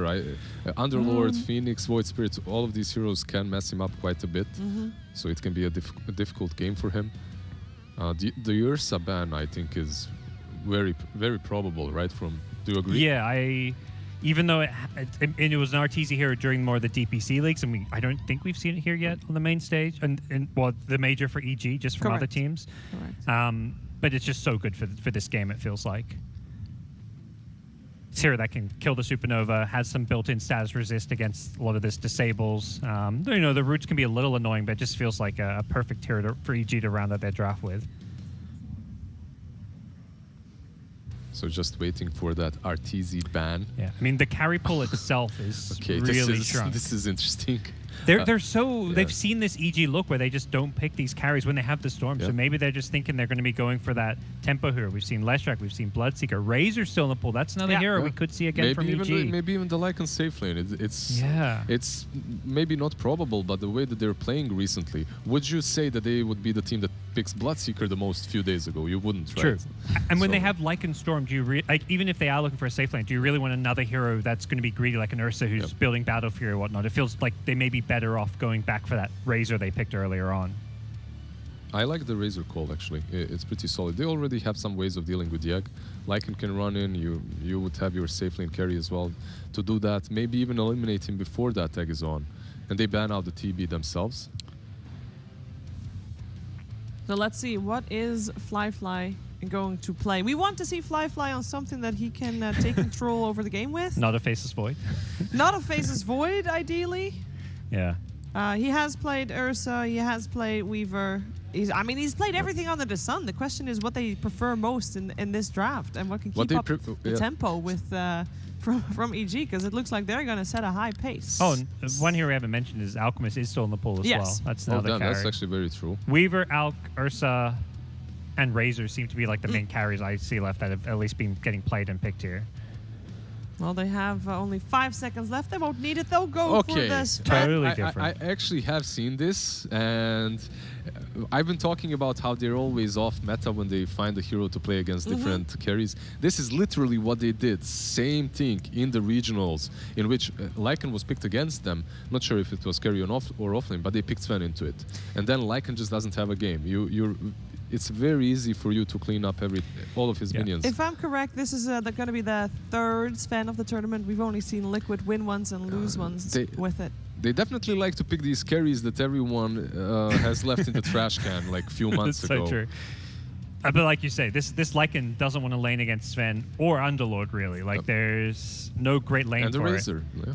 But there is a great lane for Razor. No matter where Razor goes, whether it's playing into the Sven, into the Underlord, this Razor pick looked, pretty easy to read in some ways, but also just like perfect to round out the EG draft. Yeah, the teamfight composition from IG's draft is pretty solid. They have the Phoenix, the Underlord, you have ways of protecting the egg, a stun, AoE stun that's coming from your safe lane carry, and this safe lane carry later on in the game does feel like the strongest hero on the map, even versus the Razor.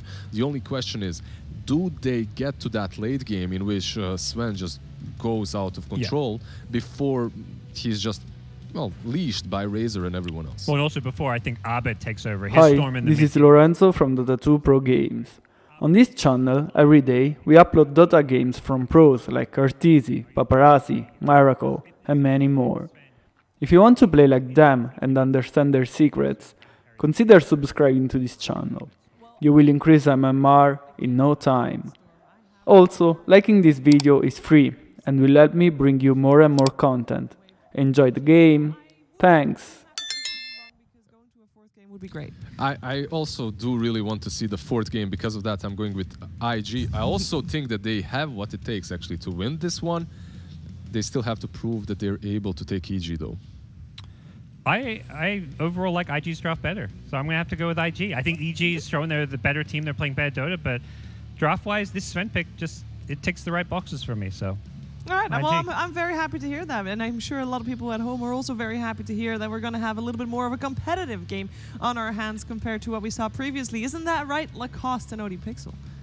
You're just putting the words in our mouths, isn't that right? And everything. I would say that IG, looks like they have the best draft so far in game number 3, but EG is also setting up Razor for a really, really good game. I'm leaning towards EG still. I think Razor should have a really good time. It's also a possibility. I think most likely they're going to run an aggressive tri-lane, leave Ice alone, and that's what has been working for them so far. Yeah.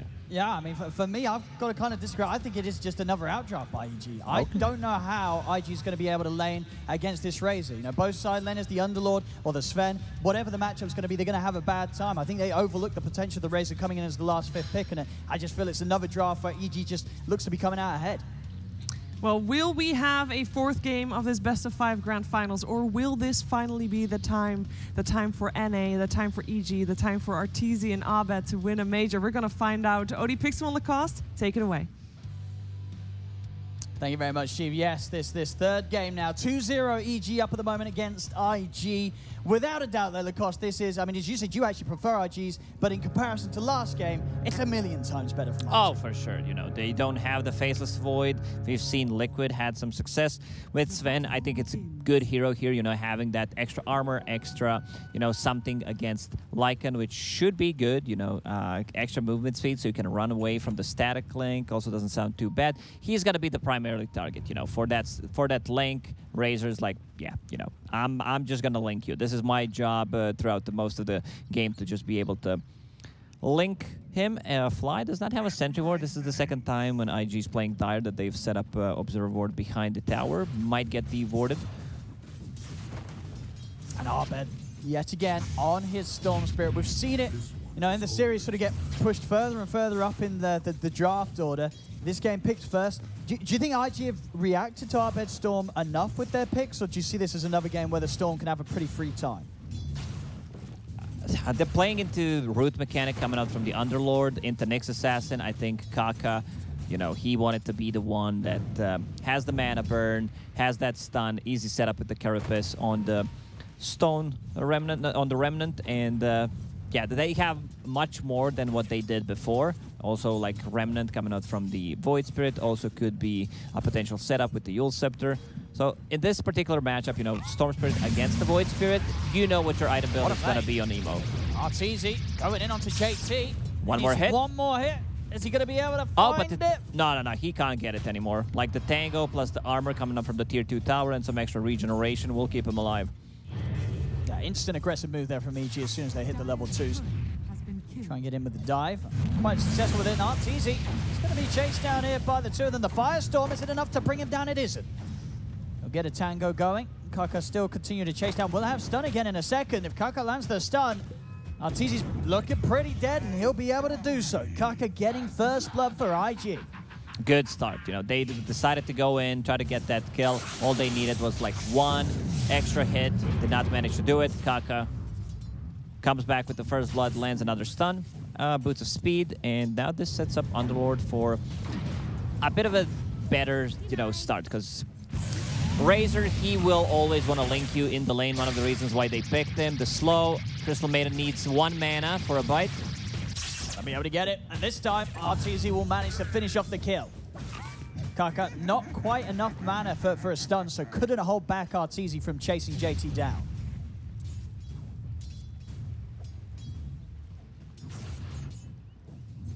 Mid lane matchup so far, Abed versus Emo. The ledge for Emo at the moment. Very, very close. Top lane, do see Ice struggling to be able to step up and get the CSs.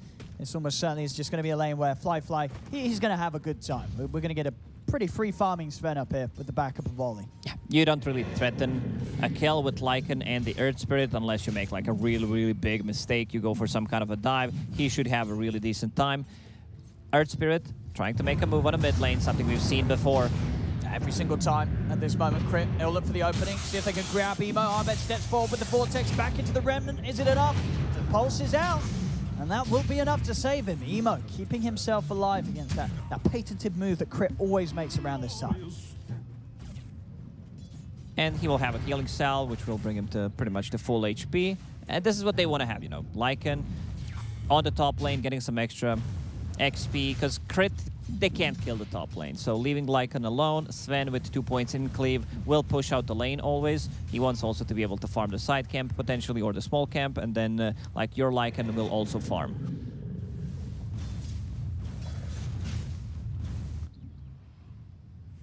See Kaka heading over to join Emo and Ollie in the mid lane. They're bringing the 3 of them in. Abed very low on mana, and health at the moment. Crit checking for the rune. Will manage to refill the bottle here for Arbed. As IG will show all three of them now in the mid lane, so the safety is going to be there for EG on the side lanes, as they know that the supports are all centered around the just backing up Emo.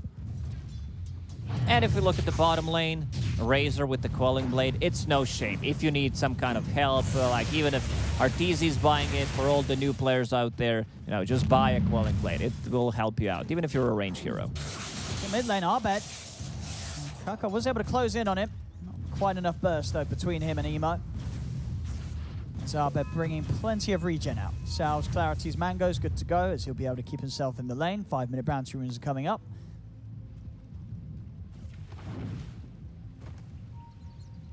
Still just, Fly having a much better time compared to what he was able to find in the lane last game.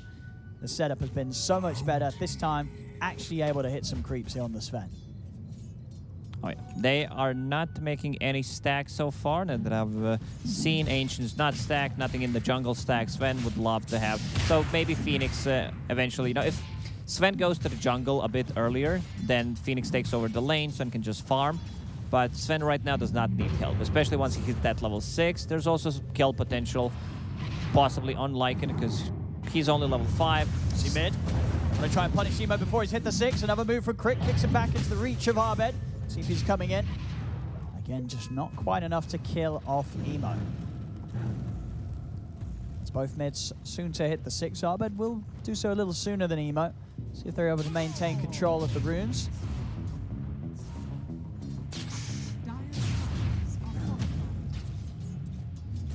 Also having the attention of Kaka coming over towards the mid as well. And still Crit, he's going to be the one to grab it.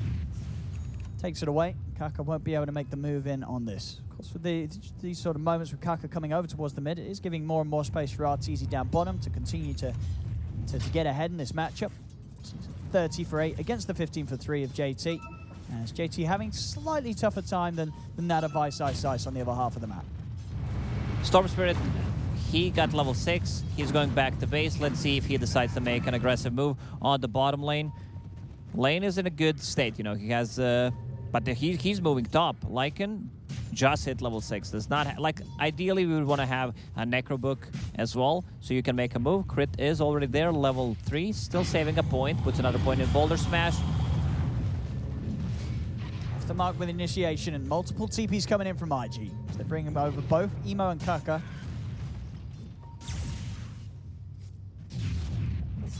Fly. Still seeing if he can start something. He's actually able to find the stun onto Arbed. Arbed out with the zip just in time. Pretty close there. Emo nearly finding the Remnant follow-up. They kind of split the stack 50-50. This time around, Arteezy going for a Falcon Blade. Last time he played the Razor safe lane, like he was set up for such a good game. Went straight into Boots of Travel, but this hero needs some kind of mana, even though you have Crystal Maiden in your team. Maiden usually does not put more than 1 point in aura anyway, especially early on. You just want to max that Frostbite, especially against like Void Spirit. The root mechanic is super good. So I can understand why he's getting that a bit of damage, a bit of a tankiness, and some extra mana regen. I really want to try and catch Arbed out around the mid again. Kaka just sitting on the sidelines, just in case the aggression's there from EG onto Emo. 8-minute runes, he's flying Arbed. They're ready to try and hold for the top one. Remnant's down. Well, she ends up spawning bottom anyway. So again, IG maintaining control of the power runes. Crit. He's going to be able to get himself in. Force Solly to take it, so it won't be saved for Emo. What a move from Crit. He uses a TP just to secure that the enemy mid laner does not get a refill on the bottle, that he does not get any power rune. Underlord playing very aggressive here. Already starting to rift out though. Ward up on the cliff around the mid. They know that the movement was being made towards him. JT not hanging around any longer than he needs to. That's Fly. We'll see what sort of build-up he goes for on this Sven. It's going to be the Mask of Madness. See if it variates from what we did see from Mickey when he was bringing out his Sven performances here at the Major. Yeah, a bit more like status resistance with S and Y. He also went for a Blink that game, upgraded it to Swift Blink, I believe, later on.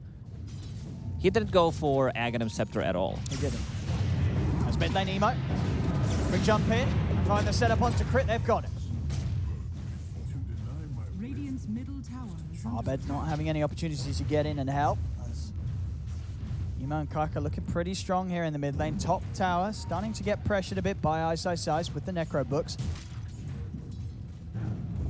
He's going to be able to force Ollie all the way back here, creating quite the nuisance here for the Phoenix. Trying to do his best with the body blocks to get some more damage in. It's a lot of space given for Ice to continue farming right up by the tower. So having Arbed and Crit in the neighborhood if any TPs come in from IG to try and hold off this push. Right now, Sven is just jungling. Having that Mask of Madness, clearing the stacks. They're also going to stack Ancient Creep Camp one more time. While meanwhile on the top lane, Ice, high level. Ollie's a bit under-leveled. Like, he's level 3 on Phoenix. He needs the tome. He's in the mid, Emo. It's been a couple of times now where he's been able to pick up these supports with the moves. We'll see big zip from Arbed, comes across with the He's ball out of mana. He turns with a stun, fly, But a nice dodge. Arbed's able to dodge it there with the illusion rune still low on the mana though, and the whole of IG chasing him down. The route there from JT as they bring down the storm. Now they'll turn over towards RTZ, fly. Get the control on this. The setups there from Kaka. RTZ looking to be in a whole world of trouble as the stuns are out. IG bring the fight around the mid lane as they take down the two cores. Very aggressive move there from IG. Also Storm Spirit zipping in.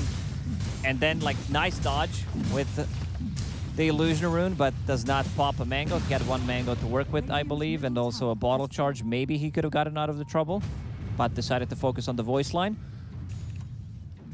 There's always that temptation.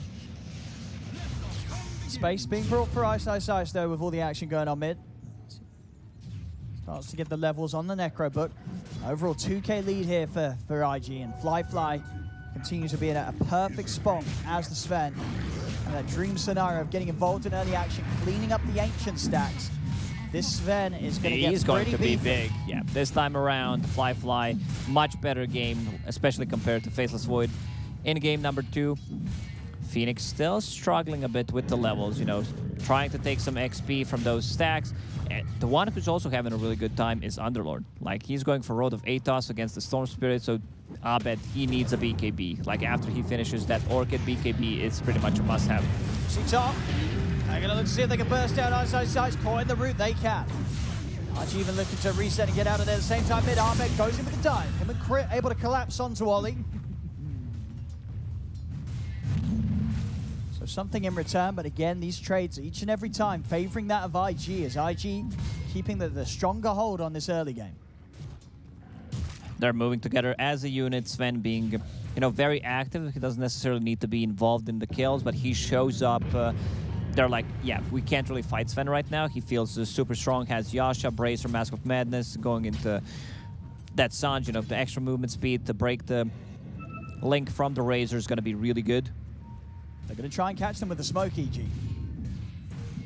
As they've got to be careful, as Fly has got strength ready to pop. He can turn if they don't quite get the quick kill that they're looking for. Mid lane as well, also a hard place to fight into. JT's around. One pit laid out could set up for Arbed to get collapsed on completely by the following stuns. And now it's Road of Atos done on Underlord. So he can keep them inside 3 points in Pit of Malice. It's just going to be so hard for EG to push the towers. Like, this pit, as you mentioned, pretty much covers the whole area of the mid lane. Abed this time around not having as good game as we've seen in the other ones. Struggling a bit. They have the counters playing into Nyx Assassin. He's about to be level 8 compared to Emo, who's like level 10. I talked about the items but didn't finish my sentence where, like, whenever you play against the Storm Spirit as a Void Spirit, most of the time it's just going to be Yule Scepter to be able to dispel that flag. Getting caught. He's going to go down. We'll see if Ice Crit can get anything in return. They can. Crit rolls in, gets the connection onto Ollie. JT turns, holds back Crit. And IG will back off with their Phoenix gone. See around the mid, Kaka on the hunt. Arbed does have full HP and full mana though, so Kaka alone won't be able to do much. Maybe if Emo's able to close in on this, the two of them together can take him. As Arbed stepping up. Won't quite be able to get in. Kaka didn't quite get in range there with the Carapace whilst the Remnant exploded, so Arbed will manage to live another day. Oh, Haste Rune just spawned top. See Crit starting some action down bottom. Abed's going to be in with the follow-up. They've got the control. Fly will turn with the stun, but they have the damage. EG, they see, you know, they saw 3 heroes on a mid lane. They're like, we caught a glimpse of Sven. Let's just go and try to take him down. Because they know there's not going to be any follow-ups. He's not going to get any help. Nyx Assassin, shown mid with Vendetta. Like, very nice move from EG there. Now, the pick-off potential still incredibly strong from this Storm Earth Spirit duo that we've seen EG run so many times with great success.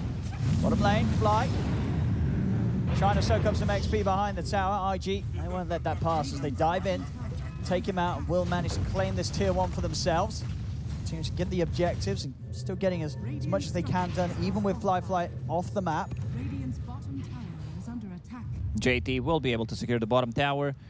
Like, this Underlord is in the middle of the pack, but feels very unkillable unless they bring the numbers. No.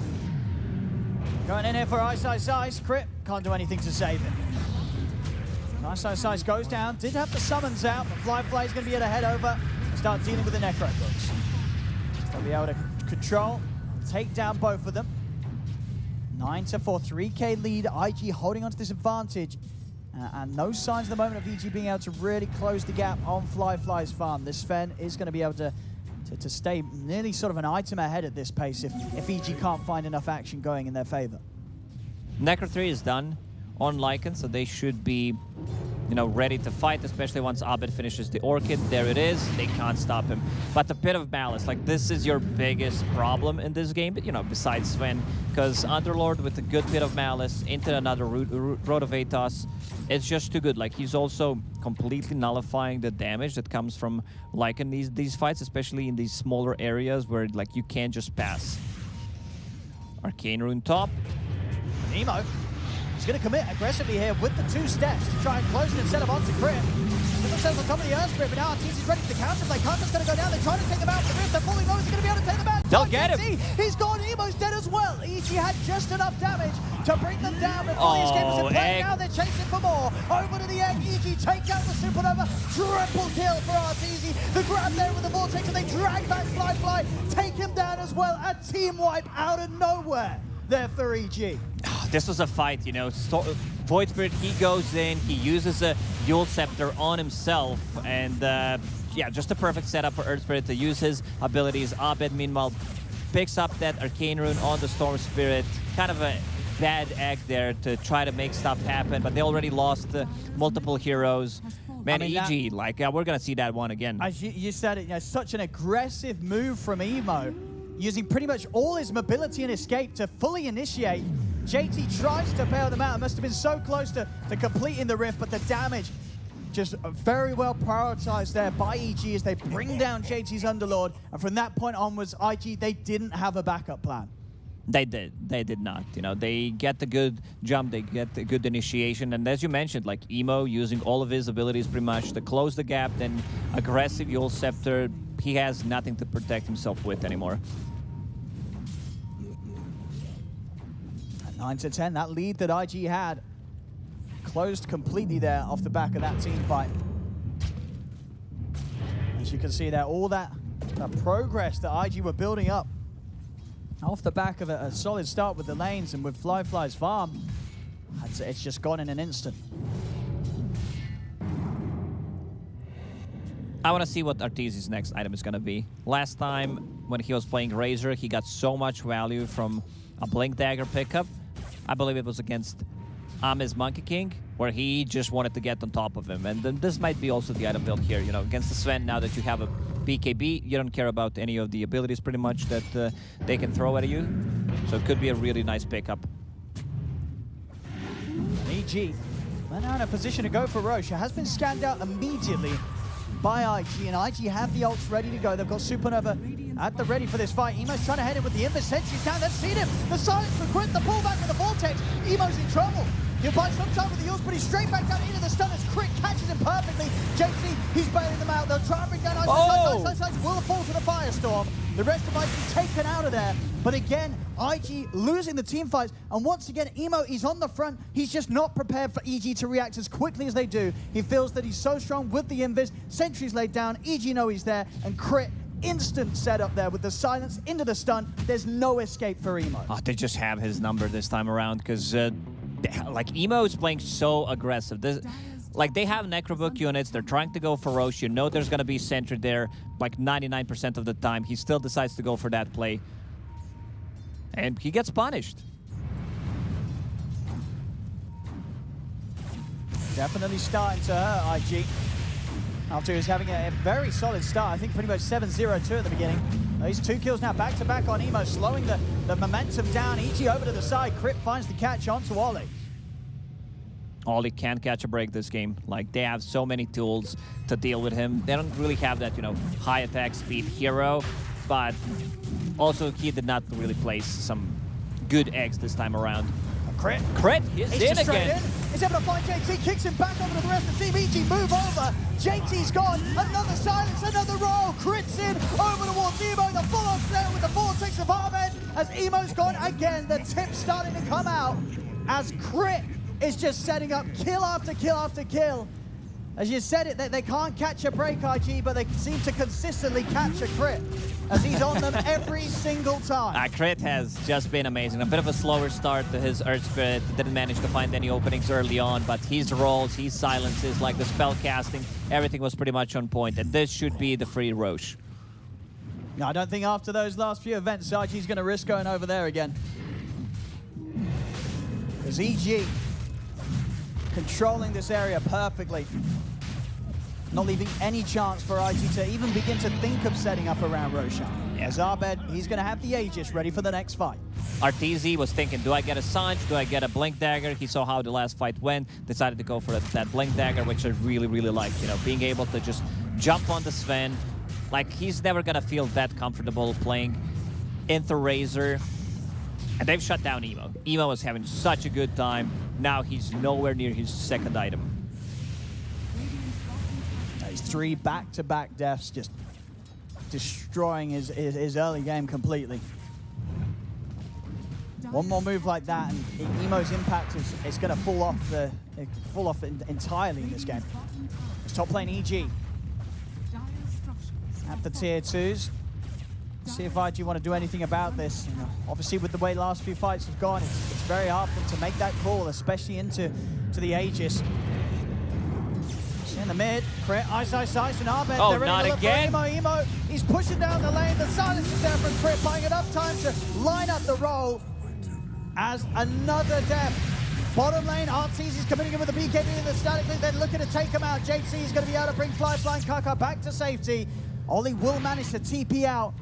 But they can't let the Void Spirit die like this. This is this is fourth time, exactly. Like Crit, he used the roll a bit prematurely, you know, considering if you use the Stone Remnant. So he didn't even use the Stone Remnant, still connects on the target, and you can feel that JT is afraid. While he's using Dark Rift, he needs to be able to control Void Spirit, otherwise someone might get kicked out of the range, and then you're just going to be left there alone. It seems very risky here. IG, they've smoked up whilst they don't have Emo, and it's into an Aegis. Maybe, I mean, it's going to be that sort of a surprising move that it will catch EG by they're not going to catch anything. But no, Fly's out. Even if they caught Fly, it's still not worth it. I can understand the aggression that they wanted to do and be a bit more, you know, active, because there's no shapeshift, there was no BKB on Razor, but even, as you said, they still have Aegis on the Storm up and running for 2 minutes and 40 seconds. It's easy back on with the push. Will manage to finish off the tier 2. Oh, they need to talk about the items, because Lycan and Razor are going for the same item build, so he just like swapped. He bought a casual plate mail, which is also fine. He wanted to get the AC, but realized Lycan is also going for one. Yeah, looks to pick up the axe instead. Casual plate mail is also fine. You know, yeah, against playing into Sven, yeah, feels like a good item. I mean, as you said, you just need to be able to BKB, get on top of the Sven, get the link going, and just survive through the initial physical burst that Sven will still have at the start of the link with the God Strength. You live through that, Sven's not been able to take you down as a Razor. You're just going to be able to force the Sven to have to back off each time. And with the control that EG has, it's going to be rather difficult for Fly to do. Does have the BKB now, but those BKB usages have to be flawless from the Sven. For sure. JP's Road of Atos, like, oh, another jump. It's just going to be on the Next Assassin. Yeah, Next Assassin does not ever feel comfortable playing in any of the Necro 3 heroes like a Beastmaster, Lycan, Atos. Let's see the damage. I mean, they're trying to start something onto Arteezy. JT, he already feels the way that this fight is going. He's starting to rift them out. Godstrick has been committed though by Fly. A bit of an awkward move there. As you can see very early on that JT had no inclination of sticking around for the fight. If they get a stun on Razor, I think they commit instead of getting back, because they could potentially just bring down Razor low enough to kill him with Sven's God Strength. Sven, no blink. And he still wants to go, still wants to make something happen with this God Strength. He's stepping up, but he's been silenced. Armin's getting towards the back line. The BKB comes up, but Arteezy, he's in with the static link. Sven's got to step away. Fly's losing all of his damage. Freezing field for the high ground from Fly. Emo's got to run. JT's going to get chased out by Arteezy. Crits in again with the roll. Closes the gap on JT as JT's gone. Oh, that was not a good Pit of Malice. If we're going to see that again, Razor, he managed to walk around the Pit of Malice. Like, good moves from Arteezy there. Gets the static link off, and also he did not block that passage. Like, check the Pit of Malice. Like, it was a bit more aggressive. Good jump from the Storm Spirit, and the Razor just goes around, manages to get out and follow them. Yeah, it stays on Fly for more than long enough to force Fly to have to run. No chance of taking the fight anymore when Fly has lost, I think, at least 120 damage there to the link. 4K lead now for EG. Fly's farm still in a good place, but with these last few fights, Arteezy's just caught up completely on his Razor. He's going into Aghanim Scepter, which is also okay. Was thinking about Sanj, a bit of a status resistance, maybe transition that into Heaven's Halberd against the Sven, which would also be fine. But getting Aghanim Scepter gives them a bit more like push potential, and then you can deal with the 2 targets. I don't know why, like, in the description it says when striking buildings, it will only target towers, barracks, and the Ancient. Like, those buildings, they're actually called just buildings inside the base, are not affected. Like, it would be too powerful if you could actually go for that. You're not wrong. That's, you know, you've got to balance in all things. I like how that's still called a building. Couldn't think of anything different. I mean, Dota's a very creative game. You know, there's going to be limits to the creativeness. Building, indeed. Maybe we'll see it get a name change in the new update. So here we have it, bottom lane. Tier 2, getting pressured by Ice, and again, this is just, you can't do anything. You can't do anything here if you're IG. You can't turn up to these pushes from EG right now. You've got to try and look to get the trades going, and they'll take the tier 1 top, IG. Crit has a BKB. Urn of Shadows, BKB. Massive. Yeah. Lycan units trying to push on the bottom lane. They also have a siege creep. But they know something is up. Like EG, they have a good read. IG smoked on a completely different side of the map. It's going to take them quite a while to get over it. But they're heading in the right direction. See if they can get a jump. But you say EG's going to feel that something's coming over. EG, they're going to be prepared. They're holding close to one another on the high ground. Do IG really want to try and fight into this? EG, they have vision on the high ground. They're scouting things out. They're sure that there are no wards from the enemy team with the Necros, and now they're going to start pushing in some damage, forcing a glyph from IG. Next Roche may respawn in 30 seconds. Around the next objective they'll look for, Arteezy will have the full Aghanims. So as well, they lose a curry in the river, but that pretty much gives up the whole move of IG. As IG will have to get back to showing themselves in the mid lane. And really just prepare for the high ground defense. Fighting EG outside of the base has ended terribly the last few times that IG's tried to go for it. It's mid lane. The opening here onto That's a good Arteezy. jump. The chain stone's coming out. Ahmed jumps to the back line, but Arteezy's going to get blown off. as he's taken down 100-0. Now with the God Strike, Firefly turns over towards Crit. Crit's escape is going to be blocked off. IG able to find that opening, as RTZ wasn't quite ready for that opening stun. I mean, if he pops a BKB there, not sure if Blink Dagger was ready, but he needs to be careful. They have so many stuns, like stun from Sven, stun from next assassin. Let's see the Roche respawn, minute and 5 seconds, so RTZ will be out, but need to be a bit more careful. Standing in just a little bit too close to the base, and not quite prepared. Didn't know that IG was all up there, and the pace had kind of slowed down. Things had started to calm off a little bit, so RTZ is just getting a bit of a rude awakening there from that jump of IG. Radiant's top tower is under attack. Let's see what IG can do with this. 15 seconds though until RTZ's back up, so not too long whatsoever. And IG will respect that as soon as the respawn comes in. They'll keep themselves there half of the map. Damage coming out from the Sven is still super high. He also finds a really good neutral item, like Spider Legs, that's going to give you move speed, ability to go over the cliffs. So, like, that static link is not going to be that great. He has a lot of movement speed from the Warcry, Mask of Madness, S and Y might be able to just blink and break it. Abed closing in onto Emo. The follow-up silence there for Crit. They grab him back with the Vortex. Emo's gone. And we're seeing it every single game, really, when Ice he's on these Beastmasters, he's on these Lycans, the Micro, the Vision game that he gets Phoenix as well. And RTZ, he's dealing with JT. He's on it with the Stallion, and JT looking to get out here with the Rift, and they got the damage they do. JT's not getting home tonight. Crit understands, like, we have enough damage to bring him down, rolls onto the Phoenix, almost gets like a solo kill until Sven shows up. Buyback from Nyx Assassin. Otherwise they're going to start losing the base. RTZ stepping up to the high ground. And with the push of Ice's army, the tier 3's gone. IG, what can they do to slow this? Ice popping the ult, in fact ready to look to maybe even pressure a dive. They'll force out another buyback from IG as Emo. That's a big one. Looking for the setup. BKB is available from Abed. He's going to pop it immediately. Turn over one Firefly. He's brought in the Sven. Firefly's going to put the BKB and run. The Supernova's out. EG step to the side, keep their distance, wait for the ult to finish. This is so big from EG. They just forced him to use 2 buybacks. They got the tower, and they also forced the egg plus the BKB from Sven. Roshan is up. They could go in. Like, they have enough damage. Necrobook is available. There's also AC on Lycan right now. So much minus armor coming out. They just have enough. RTZ finishing off the Aghanim Scepter as well. He also found the Spider Legs, so it's going to have a bit easier time chasing Sven with that static link. This is spotted out. It's Aegis and Cheese, IG. They don't want to let this get away. As they're coming in with the smoke, they have got strength, no Supernova, no Rift either, so JT won't be able to bail them out if the fight goes wrong. No BKB for 20 as well on Sven. EG, they go back. They're holding the high ground. They know that they are aware of this. Look at Crit positioning.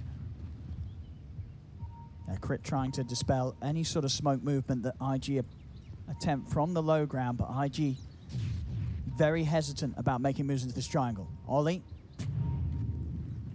Get the ward down. At the vision advantage, they're going to try and jump Emo. He's going to look to commit straight away onto Ahmed. Crit. He's able to land the 3-man silence. Pushes the back. IG, they've got a split. As they'll jump forward from Ahmed. They're looking towards Fly, trying to TP out the rest of the BKB. Fly. He'll make it out of there. JT trying to bail the rest of the map, but Emo's dead. Out for 90. Ollie's trying to TP away, but Crit's in with the stun. Stops the TP escape. Man, Crit, what a performance by him. You know, holding there, they've split the Necrobook units if they want to enter from this or the other side, and then he lands a 3-man silence. Good link from RTZ. The reason why he bought a Blink Dagger. Yeah, we're going to see that one again. I mean, the jump there, but Crit, he keeps his cool. He heads over, boom. Suddenly 3-man silence. They have to split. Kaka and JT can't offer anything at the start of it as Crit's pressure just splits IG apart and allows EG to clean them up one by one. JT very lucky to get away with his life. Of course, Emo and Ollie left behind. EG's got the space to move in. Aegis on RTZ and Cheese on Abed, ready for the next fight. Yeah, they swap things around a little bit.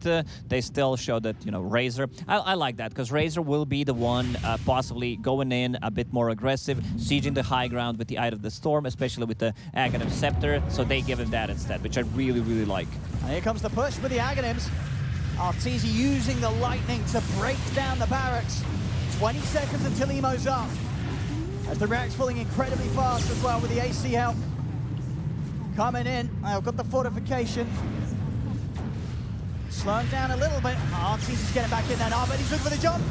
He's in straight away on Kaka with the silence. Lotus Orb will protect Kaka. RTZ nearly killing Good himself. force The tap. plasma reveal zip back in. They're on top of Kaka. Kaka's out for 70. No buyback on the Knicks. They do not want to lose this Aegis yet, because they just picked it up. Yeah, they're instantly out of there. Side's popping the ult to break away from IG. As IG won't be able to punish EG at all there for that push. Radiant's bottom tower has fallen. They're still going to have cheese. They're still going to have Aegis for the next fight. Well, maybe they use the cheese. Who's holding the cheese? They don't have the cheese. They had it on our bed before the Okay, fight. he popped it. Okay.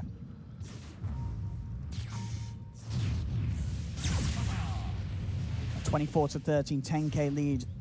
Again, this third game, once more, IG just finding themselves in a position that... How do they get themselves out of this? They're just crumbling. Like, the decision-making after a couple of deaths on Emo, he died for like 4 times in a row. Now trying the Wolves, they're scouting them out. So here we go, jumping from Artis, he's on to Fly, popping the BKB. He's got to run. He's got to get out of it with the static mid, stealing that damage over to the side. Chris there with the follow-up, close the gap onto Emo. Emo's gone with no buyback for a minute, and Artis is ready to head back up to the high ground and into the base. No creep wave at the moment, though. This is also the perfect item for Arteezy. You know, you get stuck on a cliff, just use the spider legs, can easily get off of it. And this allows him to just chase the Sven. It also allows him to not have boots of speed in his inventory, just keeping that plate mail. Like, if he gets the first jump on Sven, if they don't stun lock him, Arteezy's good to go. And Fly will need to bail. Just each and every time having to use those BKBs to survive and run. Making it increasingly harder for IG to just set up a scenario where they can pop BKB God Strength and get the jump themselves, with EG's aggression just beating IG at it every single time. EG playing far too fast for IG to keep up with once again. Bloodstone, Orchid on Storm Spirit, level 20. He also went for the Electric Vortex duration talent. Like, this Crystal Maiden Aura really helping out how much farm Abed can get, and now going into Aghanim Scepter, which I really like. He also, you know, just prefers to get that item as, like, sometimes third, sometimes fourth, but really works well. Kind of like a budget black hole.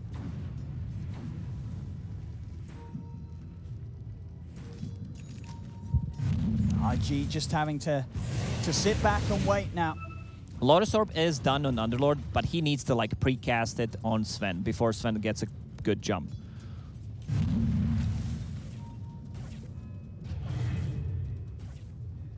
Emo, he's got to be very careful how he jumps out of the base like this. You know that EG, if they feel the time is right, they'll be straight on top of him. Are scanning. See how they can start things. Arteezy, it's another fly, they get the drag back. They do turn with the stun onto the two of them. And they bring down Abed. Abed will go down. Arteezy as well getting tired. Arteezy's gone the once. He's got the Aegis, he's going to be back for a second round, but the Supernova is going to be successful. EG trying to get back in to help him out, but the Supernova goes off. They've all been stunned. IG down to focus down on Arteezy. Arteezy getting brought down. Arteezy's dead. IG finding up with the Magnetize. Crit trying to do his best to rectify the fight, keeping the Magnetize going, but the Spike Carapace trips up Crit. IG turn, they take him down as well. Yeah, this is the fight that IG needed. You know, they go in, Fly gets a good ulti off. Like, if he does not get static linked, or if the static link is like 100 damage, you're still gonna feel those right clicks coming out from Sven, almost 600 damage on him, getting him closer to like level 25, even more damage, and getting him closer to the Swift blink. Then he's gonna have unlocked movement speed, will be able to bring that, break that link.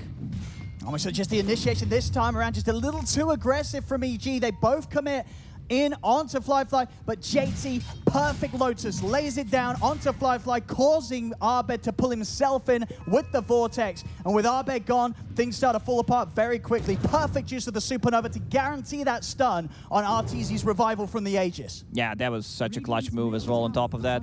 And Lotus Orb, like, this is the best item pretty much that they can get against the Sven. Sorry, against the Razor. Also, he decided to get a Lotus Orb for himself on Razor. Interesting. There aren't too many, like, things to dispel. There is a silence from the Void Spirit. Sven does not have, you know, that Aghanim Scepter, so he's not following you, which is a really good item to counter it. I guess he just wants to have something against the Pit of Malice to be able to move around freely. But he's already got the BKB. Maybe he was thinking, you know, I'm running out of slots. I bought that casual plate mail. What do I turn this into? Sure, I think that's almost certainly it. And it is something that does mean when he commits onto Flyfly, if he doesn't want to use the BKB straight away, suddenly Flyfly can't hold him back with the stun, because it's just only going to cause Flyfly to stun himself. Well, Flyfly does also have a BKB, but we'll see. Definitely didn't do too much for him in that last situation. Minotaur Horn also on Flyfly, as he's getting tankier and tankier, and a big bit of that lead shut down there off the back of that last defense from IG, showing that they've still got a good punch ready to come out with. They still have to respect the damage coming out from Sven, because it's insane, especially if they get a Lotus Orb on him, then you're not gonna feel like the static link. Crit still deals a ton of damage in the team fights. They also gave him Spell Prism to lower the cooldown on his abilities, more rolls, more silences, and the lower cooldown on a BKB plus a Spirit Vessel. Next Roche may respawn in a minute and 30. Emo holding a gem. Wally picked that one up.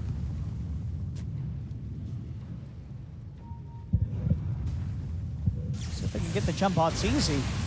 Just showing at the moment in the mid. Kaka tries to get him with a Spike Carapace setup. Will open up with the stun. IG. Let's see if they can commit onto him. Arteezy's going to be able to easily get the BKB off. IG, they'll start to back off. Ice and Arbed, they won't chase. So IG succeeding in getting the BKB charge down on Arteezy. And now they want to fight. Now that they know the BKB is on cooldown, they could go for a big move. They're going to come in with the Rift over towards the bottom lane. Ice he's heading over to clean it up, but he's going to have a nasty surprise here as IG turn up. Ice instant reactions, though. As soon as he sees the team, BKB and a TP out. Ice is fine. Sven even popped the ulti. Maybe he thought, you know, with 1 or 2 crits from Daedalus, I will have enough damage to bring him down. But Lycan is super tanky, especially with the AC, and realizes they have nothing that goes through magic immunity, so I'm just going to TP out.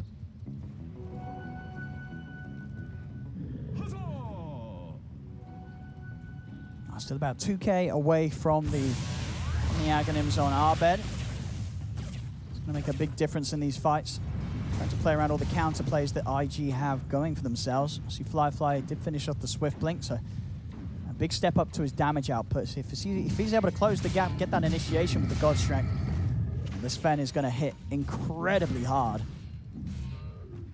Storm, he found Timeless Relic for himself. That's going to be a great item, especially once he picks up that Aghanim Scepter. He's getting very close, double damage in the bottle. Next Roche, minute and 30.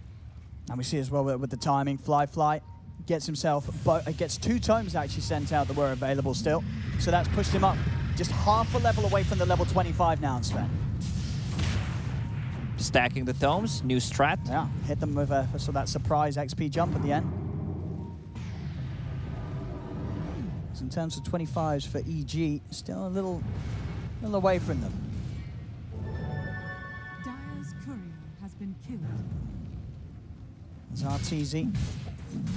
Very close to having his next item done. In fact, he's got it here, I believe. Emo has a 10-second BKB. They need to be careful about this, because he did not use it yet. Invis. Well, the Stormcraft has actually kind of given it away.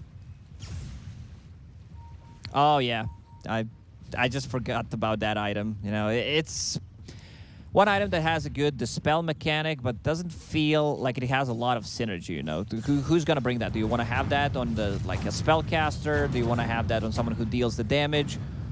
Mana Regen is nice though. And we're holding it like they were just then. I mean, the EG are fully aware of where IG is sneaking around. Stormcraft are proccing against the wolves and the creeps. EG, they're going to try and fight this. They're going to lift the jump. Arteezy straight in away, but he's been caught up with a Spike Carapace. Kaka's able to catch him as he jumps in. Supernova's out. BKB will manage to come out from Kill that egg. They turn, take down the egg, jump forward to the back line. They're on top of Flyfly trying to run with the Minotaur Horn. He's going to stand his ground past the Gold Stroke. He turns, he takes down Arbed. Crit falling low as well. The Remnant won't quite grab him. Crit still alive. Kicks back Emo. Emo turns over towards him. Yule set up onto Crit. Crit will go down. Like, they thought Sven's not gonna turn, but he also didn't have 25 there yet, but that you can see the damage. Like, with the Swift Blink, unlocks the max movement speed, just completely turns around with the God Strength, gets 2 hits, and they're all like half HP or almost gone. Storm Spirit, you know, he does not have a defensive item for himself other than the Black King bar, so that's a bit problematic. They also need to respect still the damage coming out from Sven. And we see as well, they did force out a couple of buybacks from IG, so IG putting a bit more more money into that fight. At the same time, Crit comes out with his as EG. They don't want to let IG get the chance to get into Roche using those buybacks. As we see in the fight again, just good pick-off, good way to start things, but Fly just holding his ground, knowing that he would have the damage to turn and take down the two of them. Roche is alive. Aegis, Cheese, and Aghanim Scepter. And who's eyeing up that Ags? I mean, I guess, you know, Abed would love to have to not buy his own, because he's still yet to buy into it. And they can give it to him. They could also give it to Earth Spirit. I wouldn't mind seeing Earth Spirit with it, if they get it. But on the other side, Emo already has one. I think you just give it to Sven, if they are the ones who can pick it up. Like that transportation, the Superman mode, unlock. Oh, he also found, and not found, he also built the Lincoln Sphere, which I really like, you know. A Lotus Orb and the Lincoln Sphere against the Razor. It's a 9k gold lead for EG, but at the moment, like, you can't really feel that they're missing that amount of gold. It doesn't really matter. If they can't jump Fly and deal with him at the start of the fight, Fly is just going to cause a whole lot of issues as the fight draws on. If he can get that BKB and God Strength off without the threat of being static linked by Arteezy.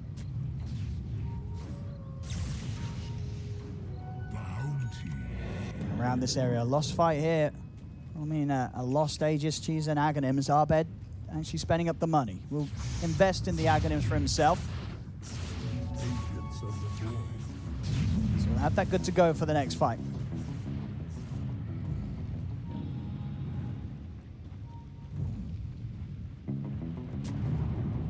They don't have too many abilities that they can, like, pierce this Lincoln Sphere with. They might use a Frostbite. I don't think you want to use the Force Staff from the Crystal Maiden. You want to save that for defensive purposes.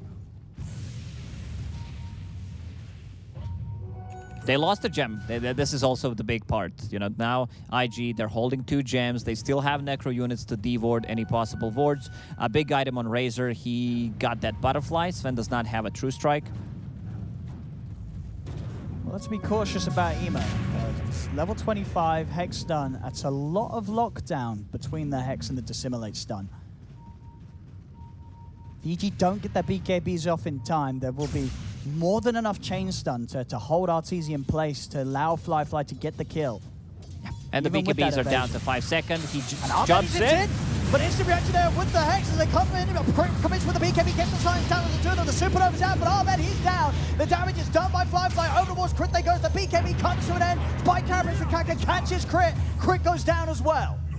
Yeah, that jump, you know, they go in, but they get caught. There's so much control coming up from the Void Spirit. You have the Hex, you have that AoE silence. The Simulate also stuns, level 25 talent. Now they can go inside the pit. Crit already bought back in the previous fight, so he's not going to have it. Storm Spirit invested all of his gold into that new shiny Aghanim Scepter. I don't think they have enough to deal with that super farmed Sven right now, and also Emo. Like, he managed to make a comeback after getting caught multiple times in a row. Like, he's super strong right now. Yeah, he really did. The impact he can have at this point with that much lockdown around these low duration BKBs is just pretty much unmatched from EG. Anytime IG get the jump and have the better time. Oh, it's Nyx Assassin who picks up the Ags. So he wants to burrow himself. Just something else in these team fights that's going to make it pretty much impossible for EG to keep the fight going when the BKBs end. As he'll have such an easy time just throwing out his abilities from a distance. So IG ready to push up to the high ground their time, as they're now holding the 5k lead. EG letting that strong mid game that they had really slip away now, as IG, they're back in charge with how large Fly is. Lycan Wolves and Necro units, like, you need to keep that away from Sven. He pretty much one-shots it. Also, you need to keep it away from Pit of Malice. It will this lineup will start to fall off. You know, you have a Razor, he deals the damage, but they have the tools to deal with him right now. There is a Lincoln Sphere, there is a Lotus Orb. And Arteezy, what wants to do it? He's on the front. Arteezy's dead. He's got no buyback. Arteezy dead for 100, 350 gold short from buyback. And the crit's gone as well. His buyback on cooldown. I mean, they're just sitting on the high ground, having a look out, and suddenly IG, they're on top of him. He's gone. IG's going to have all the space in the world to take so much here from the base of EG. Yeah, that's a minute and 20 seconds without... Oh my god, they can't pick up any that bounty might be runes. If IG realizes They that there's no probably buyback. think, you know, he has it, but we'll poke. We'll see what happens. I mean, and they're poking pretty hard here with Fly. They're being cautious, though. They're looking towards the racks instead, already with the jump straight up towards the fountain. Emo's looking to get more kills here. Fly will live. As he gets away, actually, Emo losing his shard there because of that dive. We have Ice trying for the split mid. He does have creeps pushing in with him, Ice. So Ice might just be enough to stop EG from losing anything more than the mid and the top racks. He's being very cautious about what's happening. He has the Wolves, Necro available, but they might go for the Megas. Yeah, they're sticking 30 around. seconds without Arteezy. They know now that Arteezy has not got the gold to get back in. Still 100 gold short on the Razor. CG, they're trying to start something. They've got to be careful. Kaka with the power. He's able to try and get the setup. Onto Fly forces back to safety. JT actually going to look to take them out here. As Arbe comes in. They look for the jump onto JT, but JT gets them all out. Yeah, that's a level 3 ulti for second teleport delay. Oh, at least they did not get the Mega Creep, so they still have possibly one more fight. Arteezy definitely needs to farm up his buyback. He's going to have it in the 400 gold. Double damage spawned on top. There's still Aegis for almost full 2 minutes. IG, they want to take another fight. They still know how strong of a position they're in right now off the back of those last few moves. 11k lead. IG just playing this late game perfectly, and EG starting to make some mistakes. This could be the big one. You know, Storm Spirit hitting level 25. He has that Electric Rave as well on top of the Aghanim Scepter. I'm not sure if anyone bought the Tome or was it him, but they might need this. Like, it's a ton of damage. It's so much damage. No, it really is. 2 times overload attack bounce on your whole team. As long as they can live to get their hits off, and the BKBs are down on IG, can't underestimate how much magical burst that will be at this stage of the game. Fly is just ever so tanky. 4.4k gold as he's ready to start building towards his next item. He's 10k ahead of that of the farm of Arteezy right now. They still have that Aegis. They have gems, so they can get rid of any kind of vision. They also have cheese on Void Spirit.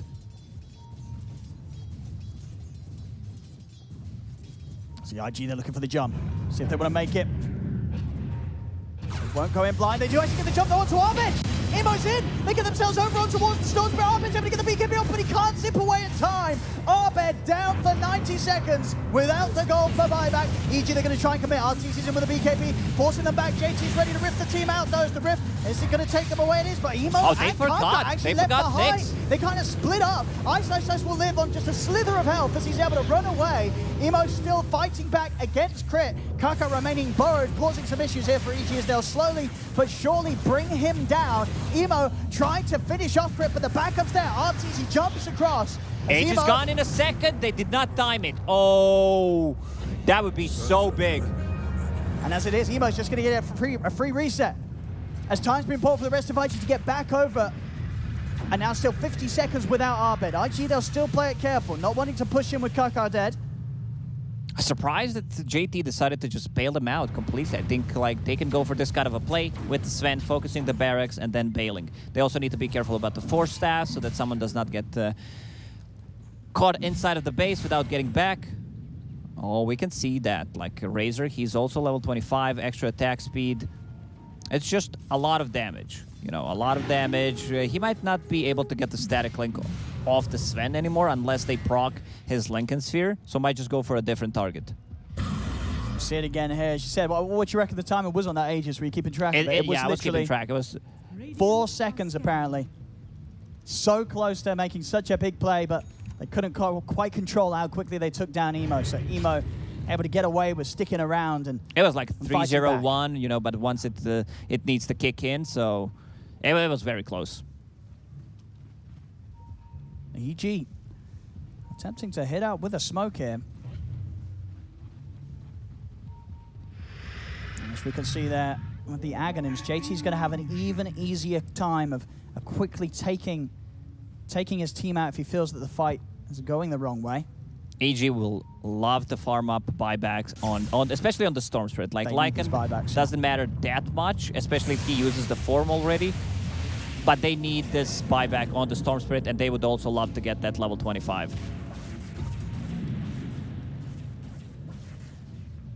29-24. IG still with the 12k lead as Fly getting close to the money to be able to slot something out and get his Abyssal Blade in. And still have buyback gold available pretty much. It's incredibly rich. Emo going for the refresher, and of course with that shard, that extra reach of to simulate that he'll have means that, as you can see, just the area of coverage that he can get in and under you and get that 2.5 second stun off, it makes it so hard to choose the right time to start retreating, as he'll always be able to chase you with that much range. Dark Rift, Aghanim Scepter upgraded by Underlord, so that means 1 second less delay. Oh, look at the jump on TZ sweeping in. But they're in, they've got the Hex, they've got the Dissimulate stun on TZ in trouble, he's getting taken out, gets the BKB off. Oh, the face! TZ will be able to keep himself Spider alive. legs. Ice moves over the back, nice takes down Ollie, but the rod's there. They control Ice, they bring him down, the Lycan falls. Somehow though, EG able to keep RTZ alive. Nearly ending in another disaster there, as RTZ still does not have the buyback gold. Big zip in from Barber, gets the border counter to them. RTZ moving in, they've got the link down on the Fly. Keep themselves alive with the line still. Can they take him out in time? They can! The Rift gets Fly out of there. It's RTZ. He's low. Emo's backing up. He's gonna drop. Emo's able to just walk back up to him, and now with the Hex, Emo's able to set him on to crit. The Hex into the stun. A question mark in the old chat. All right, I love that. GG is called. Emo's just standing there. All right. There we go, ladies and gentlemen. Spicing it up a little bit. As, oh my goodness. That was so close. Hi, this is Lorenzo from Dota 2 Pro Games. On this channel, every day, we upload Dota games from pros like Arteezy, Paparazzi, Miracle, and many more. If you want to play like them and understand their secrets, consider subscribing to this channel. You will increase MMR in no time. Also, liking this video is free and will help me bring you more and more content. Enjoy the game. Thanks. Too many times going into the late game, the cost. Yeah, they needed to close out this game a bit earlier because Sven, he scaled. That's a Sven with the new upgrade on the Blink Dagger. He's not really a popular hero, but he could, you could get so many items. Like you could get 12 slotted on Sven pretty much. So it's not an old Sven where he does not scale. And the Emo, with the question mark in the end, like what's going on? Let's go for game number 4. I mean, he definitely had sort of the redemption game there. He had a tough mid-game. They were able to catch him multiple times, sort of 4 times back-to-back, but then coming in with those plays at the end, the Dissimulate stun, the Hex, too much lockdown, and getting the jump with those aggressive steps into the Hex each and every time on the high ground siege. But yeah, with question marks like that, I'm glad this series is still going. We're going to see what happens in Game 4 as it really is heating up here in the Grand Finals. As IG with that 3rd game, they'll bring it to 2-1. You love to see it. Oh, we're going to a 4th game, and that 3rd game, that's what we came here to see. Not necessarily the result of it, but the play of the game itself here with Gods and Lizard. I could not be more happy to be wrong with my prediction, because more Dota with these 2 squads. If it's going to be like that, I'm all for it, Gods. It was spectacular. The game, the storyline, Emo finally kind of getting his revenge. You could see, it was so much I think, built up frustration because EG had been tipping him game after game. He's the player who's been disappointing this series, playing his worst Dota of the tournament, and EG knew it. That's why they keep tipping this young, inexperienced player, and he finally turned around, got his revenge, and took a game off of EG. Oh yeah, that question mark, I'm not question mad. It was personal. Yeah, but he deserved that question mark put down there, because yes, you are absolutely right. After all the tips, definitely made him feel a little awkward in this game also at times. Yeah, after all the tips, you can't really take it, against him. That question mark. He deserves it. It's when he can't tip all 5 players, so he's like, I guess I'm going to all check because I can't tip 5 people at once. Yeah. This game was far from perfect when it comes to IG and how they performed. Still, they had, like some of us predicted, a much more solid of a draft than before, and they had the late game potential that can carry the game. This idea that you can link up a Sven and that he won't be able to deal damage only goes so far into the game, after which it falls off. He just gets plus 500. Yeah, you can link him, but he's going to kill you while you link him in a couple of seconds. You want to link him and stay as far away as possible Exactly. as a Razor. Anytime Sven was on top of an enemy hero, they were getting deleted. And we saw time and time again, Abed Storm had a rough one. You know, he had a great Started early... well. Yeah, Yeah. started well, but the turnaround came from him just kind of overstepping, being a bit too confident. The first one, the mid lane, where he goes in, Lotus Orb, pulls himself, gets blown up. That was pretty much what turned the game. That It wasn't turned the only game. it wasn't only him that got caught there. He caught himself and RTC too. Yeah. The poor Razor was just there. Yeah, and that can both of happen them. once. I think EG's okay, but then there was like multiple more fights. You'll see it again here where he goes in with the BKB, but Sven has the Abyssal Blade. He itemized, ready for the Storm Spirit, so it was just really good play coming out from the Sven. There was a move on the top lane as well where Fly outplayed him a little bit, held that Minotaur Horn for the last second. Yeah. Abed jumps on top of him, he pops the Minotaur Horn and turns because he couldn't pull him, he couldn't actually do anything. This is the one where Sven turns around, gets the Is this bashes the- or Abyssal. Is this the 1-star Uber? No, this is the good Uber. This is the good Uber. This is Okay. the 5-star. This is the 5-star. Yeah, Saving there was Fly. yeah, there was one-star Uber coming from Now I JT. gotta walk back. Yeah. You mentioned that it wasn't the cleanest game from IG, but it wasn't the cleanest game from EG either, Oh, because they 100%. did look like they were going to take this 3-0. And if you were to ask me 20-25 minutes into the game who's going to win this, I think everybody watching that game would have said EG is taking this. And then they do make those misplays, and IG being on top of things, able to For sure. capitalize on that mistake. For sure, but you also have to keep in mind that they had this early aggressive draft that we've seen in the game one. It worked there. However, here you can't allow yourself to make too many mistakes. If you do, the enemy team just comes back, especially when they have a Sven. Sven is not the void. This hero does hurt if he gets a couple of items, and they secured his farming patterns well enough. They secured the Ancients and made a couple of mistakes. Emo as well, throughout the mid-game you could see him jump in, catch crit, then Yule himself, and crit for me still was the outstanding player of this game and the series so far. If I was going to give someone an MVP, it would be crit. But we should try to give an MVP to the winners. IG, they had, I mean, Fly on the Sven obviously played really well.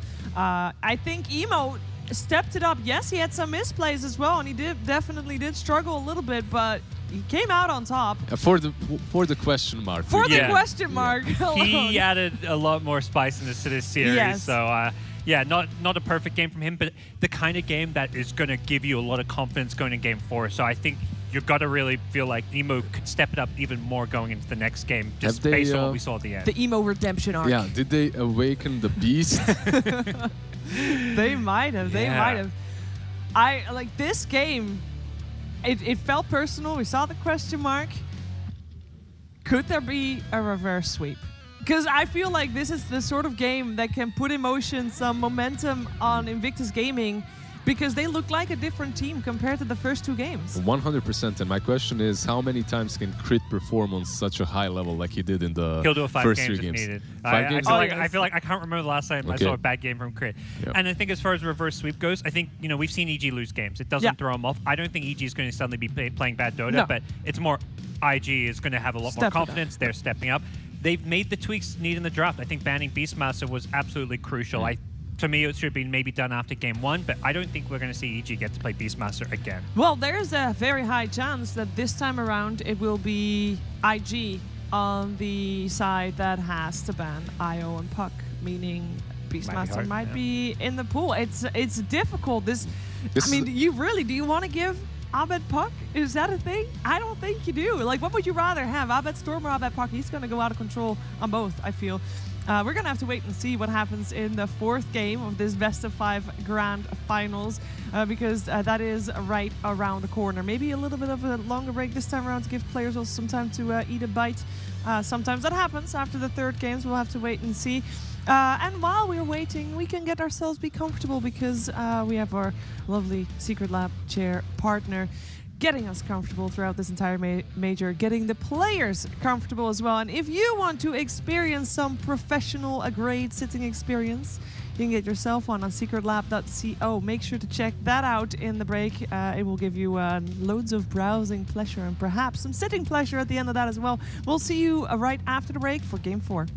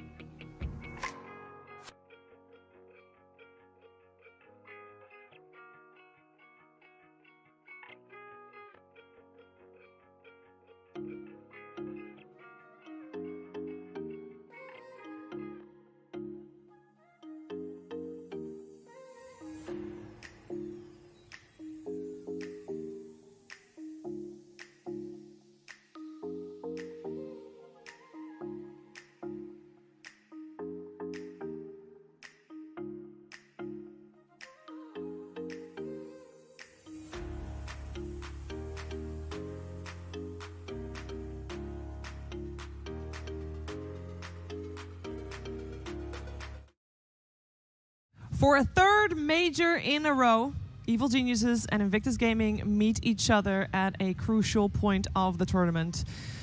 The second to last time was EG knocking out, or IG knocking out EG. Then the major after that, it was EG knocking out IG. This time round, they meet for the first time in the grand finals, and we are going to find out which one of these two teams will take the championship. The first major of the season, so much prestige behind it as well.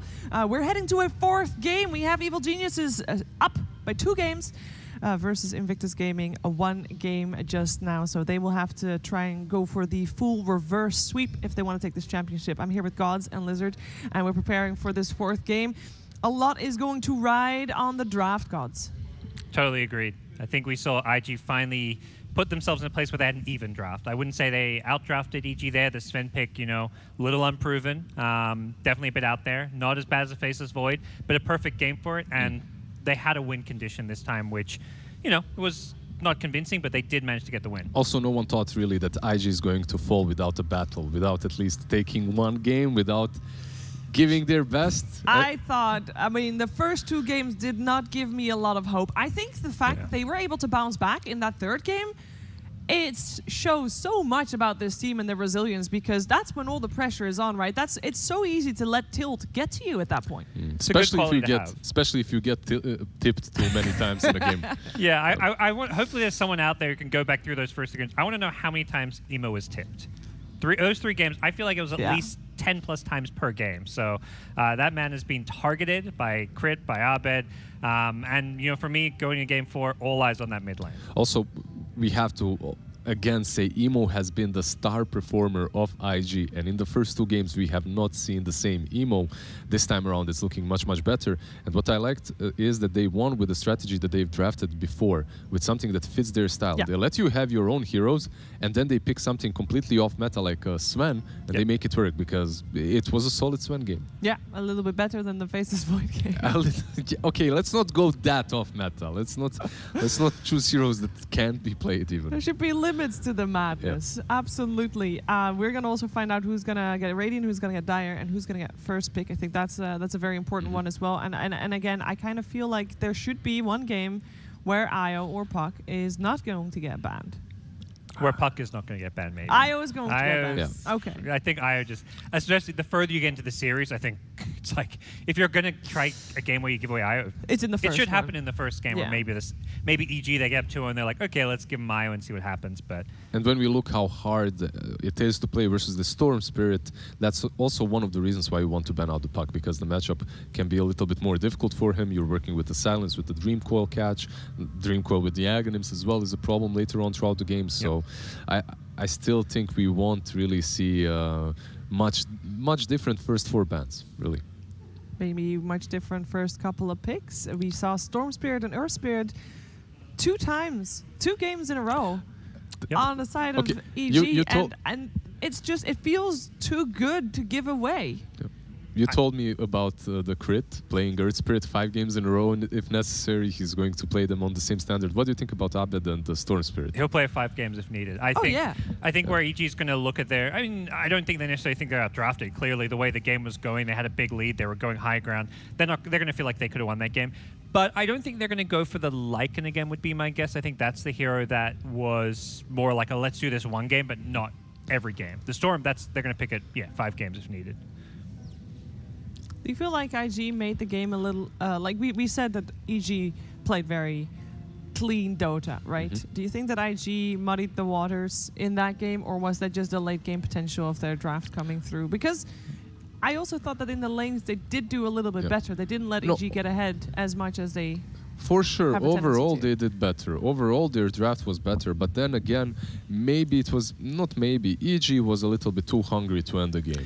Some of those moves on the high ground and on the top lane, if you don't go too deep, if you're satisfied with, let's say, forcing 1 buyback and getting 1 kill instead of going for that Sven 2-3 times in a row, I think the game would still be in their hands, because Razor wouldn't have died and his item progression would come a little bit faster. It's kind of like they didn't respect the power on what a Sven can do, as well as even like the supporting cast heroes like Phoenix. It's kind of like they, maybe partly because Sven's on a hero you play against every day, or probably really not at all. Like EG probably can't remember the last time they played against that's the hero. biggest thing, right? That's probably the biggest problem, is you haven't played against this Sven, and because of that you feel like you're still going to end the game the same way you ended it against Naga. You're going to outscale her, never mind, and then you get critted by 1,000 damage to the face. Exactly. And the player you noticed it most with, I think, was Abed. He's just used to this Storm timing where he gets BKB and can just zip in and be unkillable, kill all the supports. But this time around, he zipped in, and multiple times Sven just turned, right-clicked him, went for this Abyssal Blade to lock him down, and Abed got bursted. So the Lotus Orb for me is a big deal that came on the side of IG.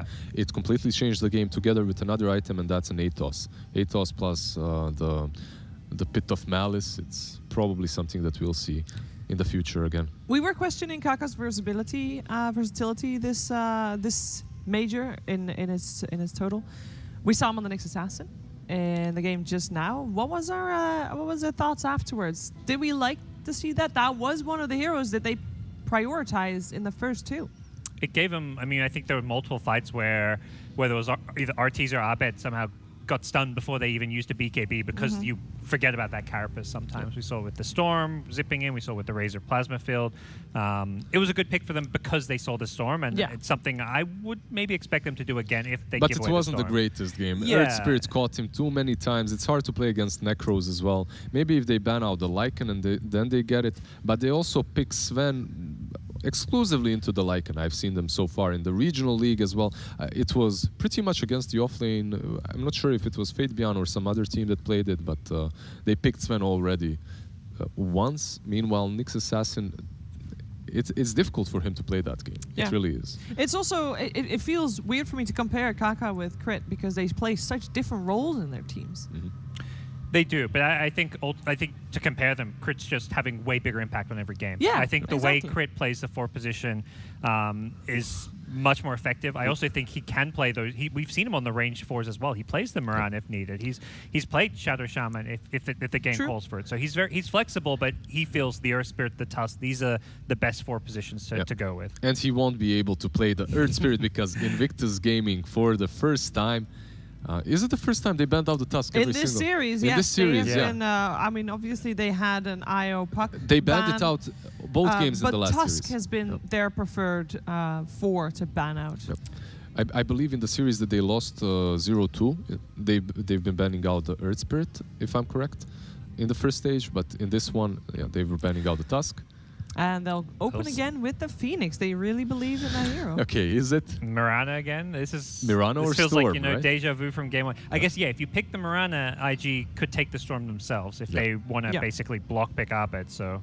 And it's also not bad to take that Storm versus the Mirana because you're already kind of fine with the position 4 you're playing into. And I think you're way less worried about them stealing the Mirana away from you. Or a Mirana can easily be maybe exchanged into something else. So. It will be on Pango. Okay, we're saying something different. Yeah. Okay. They do flex this Pango both on Crit and on Ice. But perhaps they still want to pick up the Tusk in the second pick if they get the chance. For sure, they definitely could. Phoenix already is a nice support to have against Tusk because you're able to get away from him in the early game. But Invictus Gaming, okay, they go with the Lion, and I wouldn't mind the Tusk now if I was Evil Geniuses. I've seen this matchup many times. Most recently, it was the Secret game. It didn't work out for them, but their whole draft was a little bit too EU. Sorry. We'll see this time around. Kind of funny. We got to make the jokes while we can. Yeah. I don't know how. I mean, it burns me the most here. So I guess Shiver as well, obviously. But it's at the same time, it's good for the scene. It's refreshing. I love that our top 8 had all 6 different regions in it. Yep. And credit to the Chinese region. They had 3 teams, of course, in there. And I mean, they're the strongest region. And it's just hands down. They have also just have a really good infrastructure to promote the games. And I think the that academy helps teams. a ton. Yeah, academy teams, all the leagues going on. It's impressive. And great at kind of developing the young players with those academy teams. Like you see IG, it's not just let's pick you play with the same veterans and maybe put a young player in. It's mostly younger, newer roster of players. But and then with the veteran coach, for example. In this case, we have lowercase super. In this case, we have a Storm Spirit once again. They're not straying away from that road. They'll do 5 games of it. I'm telling you. I mean, you see these supports, and I'm sure I was just like, I'll eat these supports alive. That's what he did in game 1. So for sure, Lion still. I'm saying that it can be problematic for the Storm Spirit throughout the game. We haven't seen it pan out that way, but I have seen it in general in other in other series in which Lion or Shadow Shaman catch that Storm every time he tries to zip, to creep skip, or whatever.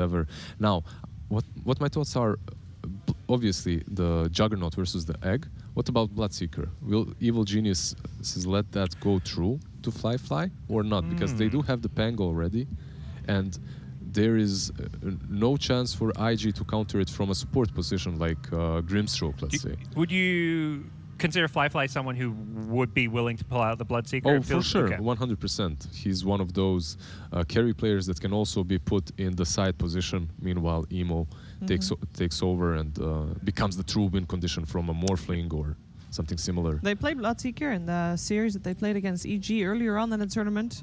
Actually, that one didn't go the way they wanted it to. But it does prove that they're comfortable with it, for sure. One Void Spirit banned out by Evil Geniuses, securing, well, not necessarily securing the Storm, just banning out. Maybe the Squab ban is a bigger issue for the Storm Spirit than the Void Spirit. They ban that every single game. I think they pick Storm. Yep, and that's every game. Yeah.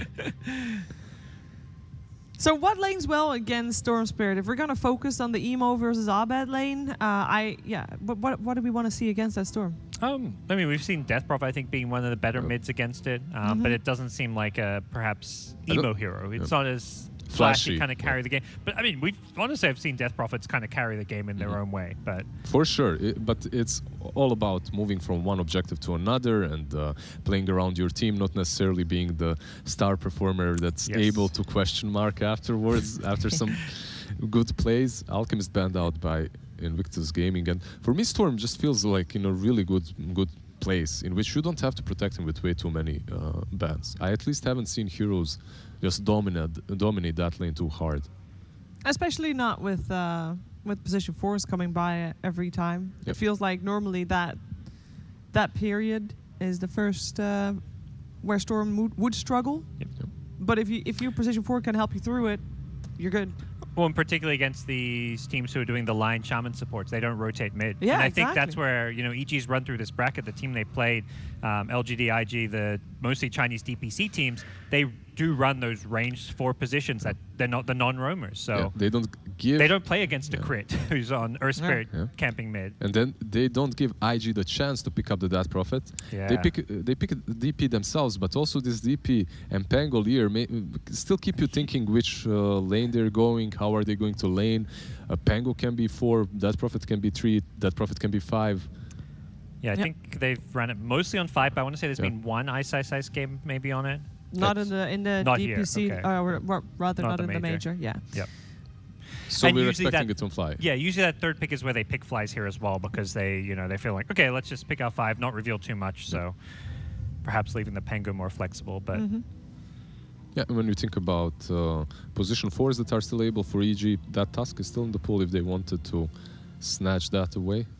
As is the if Mirana, they wanted to pick the Pango off lane. I like the Mirana a lot too. Like you're playing into the Phoenix, it lanes well with the Pango. For sure. A little bit greedier, but it seemed to suit EG going back to that game 1 draft. And Invictus Gaming, they've already shown 2 supports, so it's going to be an Ember Spirit. Okay. Just a spirit, right? Yeah. Any spirit against the Storm Spirit will be okay.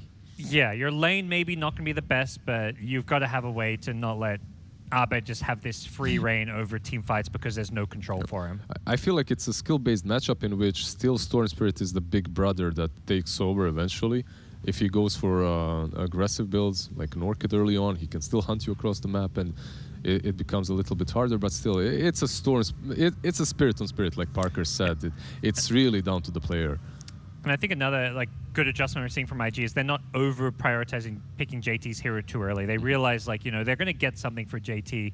He's going to have a game, but you've got to make sure you get those key supports and the heroes for Emo. Yeah, we still have Mars and Timbersaw in the pool. Could also go the way of EG, by the way. There's still that potential as well. Because EG hasn't banned any, right? Like they banned what 0 offlane heroes so far? Yeah, the only one is of course the Beastmaster that IG banned at the start. If you pick, let's say, a Timbersaw on IG, it's fine, but that Prophet has a lot of damage against you. If it's a core Storm Spirit as well, is a bit problematic, so might not be the best option, but JT is a phenomenal Timber player, so it could work. The Mars perhaps a better option that you mentioned earlier. Do you want to see the Underlord from him again? Still in the pool, of course. I think that's matchup dependent. So maybe depending what EG pick here, if they pick a carry where the Underlord matches up well, or an offlane. I mean, last game against Lycan, like if they pick Lycan again, 100% pick Underlord. Yeah, they picked it versus the Lycan, but also it did do quite well versus the Spirit, versus Storm. Yeah, in particular. Yeah. The Atos, the Roots, the Pit of Malice. We talk about this hero a lot, and we see it banned against EG. But this will be the first time that they actually get to play it. Yeah, first time on the major that I'm seeing it. So looking forward to watching the position 5 enchanters. This should mean that Prophet is offlane and Pangolier is 4, right? Because I don't think Crit will play that Prophet. I haven't even seen position for that Prophet this tournament, so yeah. What are the positives? You have a very strong lane. You're strong versus the Ember Spirit with the Enchant. Besides that, like I don't feel the Enchantress in the meta. It's only Secret and EG that are rolling it. Liquid, but yeah. Ooh, the Troll for the first time, I think, not banned in the second phase, makes it through. And will be on the side of Invictus Gaming. Are we okay with this? I know that there was a little bit of a too greedy draft in the first game of this best of 5, and it's edging that way, depending on their last pick. From who do you think? From IG? From IG. The draft looks very solid. Yeah. I think they have what it takes, and they just need a solid offlaner with some stuns that can protect the egg and bring that teamfight potential. They have Skirmish from the Ember Spirit. Troll is a good carry to rely on. In the current meta, there goes the Mars, so we won't see that. And they banned out the Razor to protect the Troll Warlord as well. Yeah, I feel like we'll have to see where EG go if they try and go back to that more farming style. I think typically when they pick the Enchantress, it's because they are going for that greedier carry pick. They could try pull out something like the Arteezy Terrorblade. Oh, yeah. A hero I thought we'd see more of because there was so much Terrorblade during the group stage and was doing so well. I'm like, well, that's, you know, signature Arteezy hero, but EG... We could see it. I don't mind the Ember too much into the Terrorblade. Like you get that. Yeah. You can itemize properly against him. It's still decent versus the Troll. Troll used to be pretty good against TB. I think it's a little bit easier to play this time around, and Monkey King banned out by IG. Surprise my Monkey. Yeah, oh yeah, like by the way, this hero Still in the pool. usually as well. first pick, first ban in many games. How do you feel about the Monkey on EG? Is that something Arteezy plays? I haven't seen it too many times. I think No. Arteezy plays every character. I'm sure he can. It's one of those things where I imagine he's played in pubs and stuff, but Of it's course, never yeah. been a go-to hero of his. Or, you know, usually I think EG in the past have even run at mid, if anything. But So go-to heroes would be Wraith King, Terrorblade, right? These types. for Arteezy, yeah. Ursa even. Please tell me this is not an Alchemist game. It's banned, unfortunately, for EG. Oh. It would have been. They love Enchantress Alchemist. Yeah, sorry, I missed that for a second. And the It might, have It'll be been, Bloodseeker. it might have been a Bloodseeker game for EG, so it gets taken away by IG. And we talked about the Bloodseeker early on. After the first bans, we talked about the Bloodseeker being a potential ban or a pickup for IG, and they get it. They get it for free, and they get it on JT on offlane. And it's also a hero that loves buying that Atos from the offlane, which can be a little bit problematic for the Storm and Rupture versus the Pango. A lot of carries you're thinking like, I don't really want to play into Rupture. Like we saw PA, like you can't really blink around, maneuver around fights, because I feel like this would be like often like, you know, Arteezy may just be like, yeah, it's a good PA game, but then this Bloodseeker comes out and you're maybe second guessing that a bit. Emo Ember Spirit looks pretty damn solid so far in the game. Let's see, Evil Geniusest. The PA. Okay. I'll give it a go. I like this. It is that kind of laning carry. I've seen this story before. I've seen Bloodseeker into the PA. It didn't work out. That for was PA. EG against. Was it against IG maybe, or I think it was against LGD. Ame's PA. I got some pensive thoughts or faces next to me here. I don't know. I actually feel like Invictus Gaming is becoming better and better with their drafts. I like what they have shown in the second game. I like this draft too. I feel like EG still is playing a little bit better. Just if they fix their mistakes from the last game, they will take game 4. But And will they? I'll go with IG. I'll spice things up a little bit. We have our NA bias here. He's gonna go with NA anyway. Last game I jumped ship. You know, you're right, actually. Yeah. I saw the writing on the wall. EG, you know, pulling out one of their famous EG throws, but you know that just happens once. That happens once. EG no more. I think EG are taking game 4. I like their drafts, the adjustments they made. What's the website again? When did EG last throw.com? You know, like Throw last. throw last. Yeah. Will they be able to throw this game? This looks like a little bit more of a game that is, it's less likely for them to make mistakes, or if they do, it's easier for them to recover from mistakes. But don't take my word for it. I'm also curious to hear what Lacoste and OD Pixel think about this one.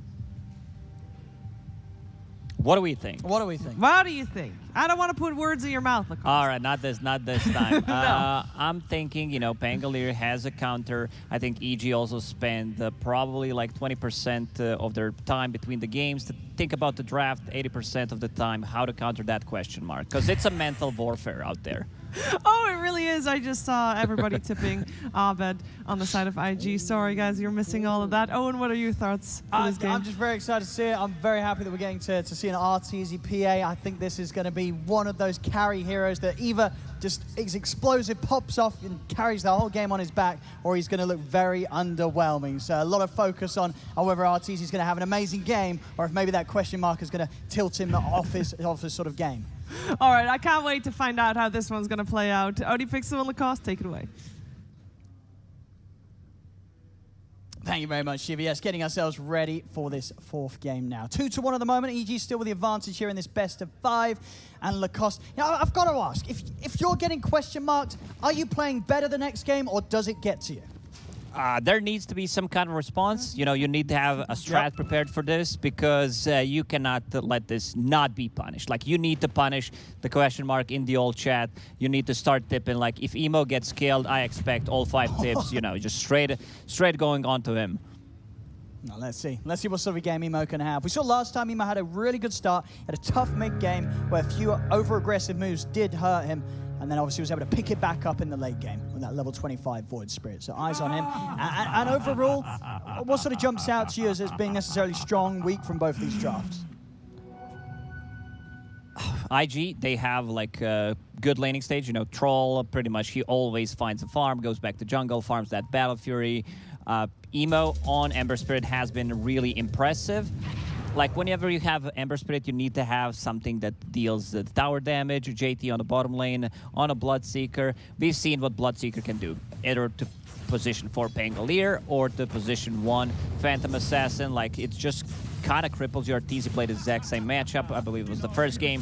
And, like, you can't blink. Like, you blink, you take the damage. It's going to be hard. Also, JT should have a relatively good time on the bottom lane. Playing into Phantom Assassin, there isn't just not enough damage to threaten a kill. I would say on a Bloodseeker, he has 6 armor, starting with the magic stick. One thing they need to do is block the big camp. Just Kaka needs to body block the big camp, and so Fly can't get the big creep.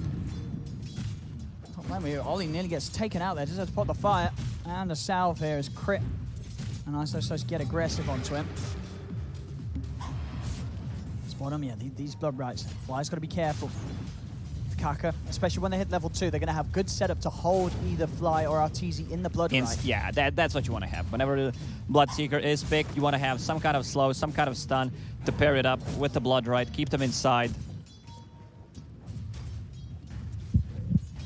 We'll see how things are going in the mid lane. Pretty even so far in the early levels.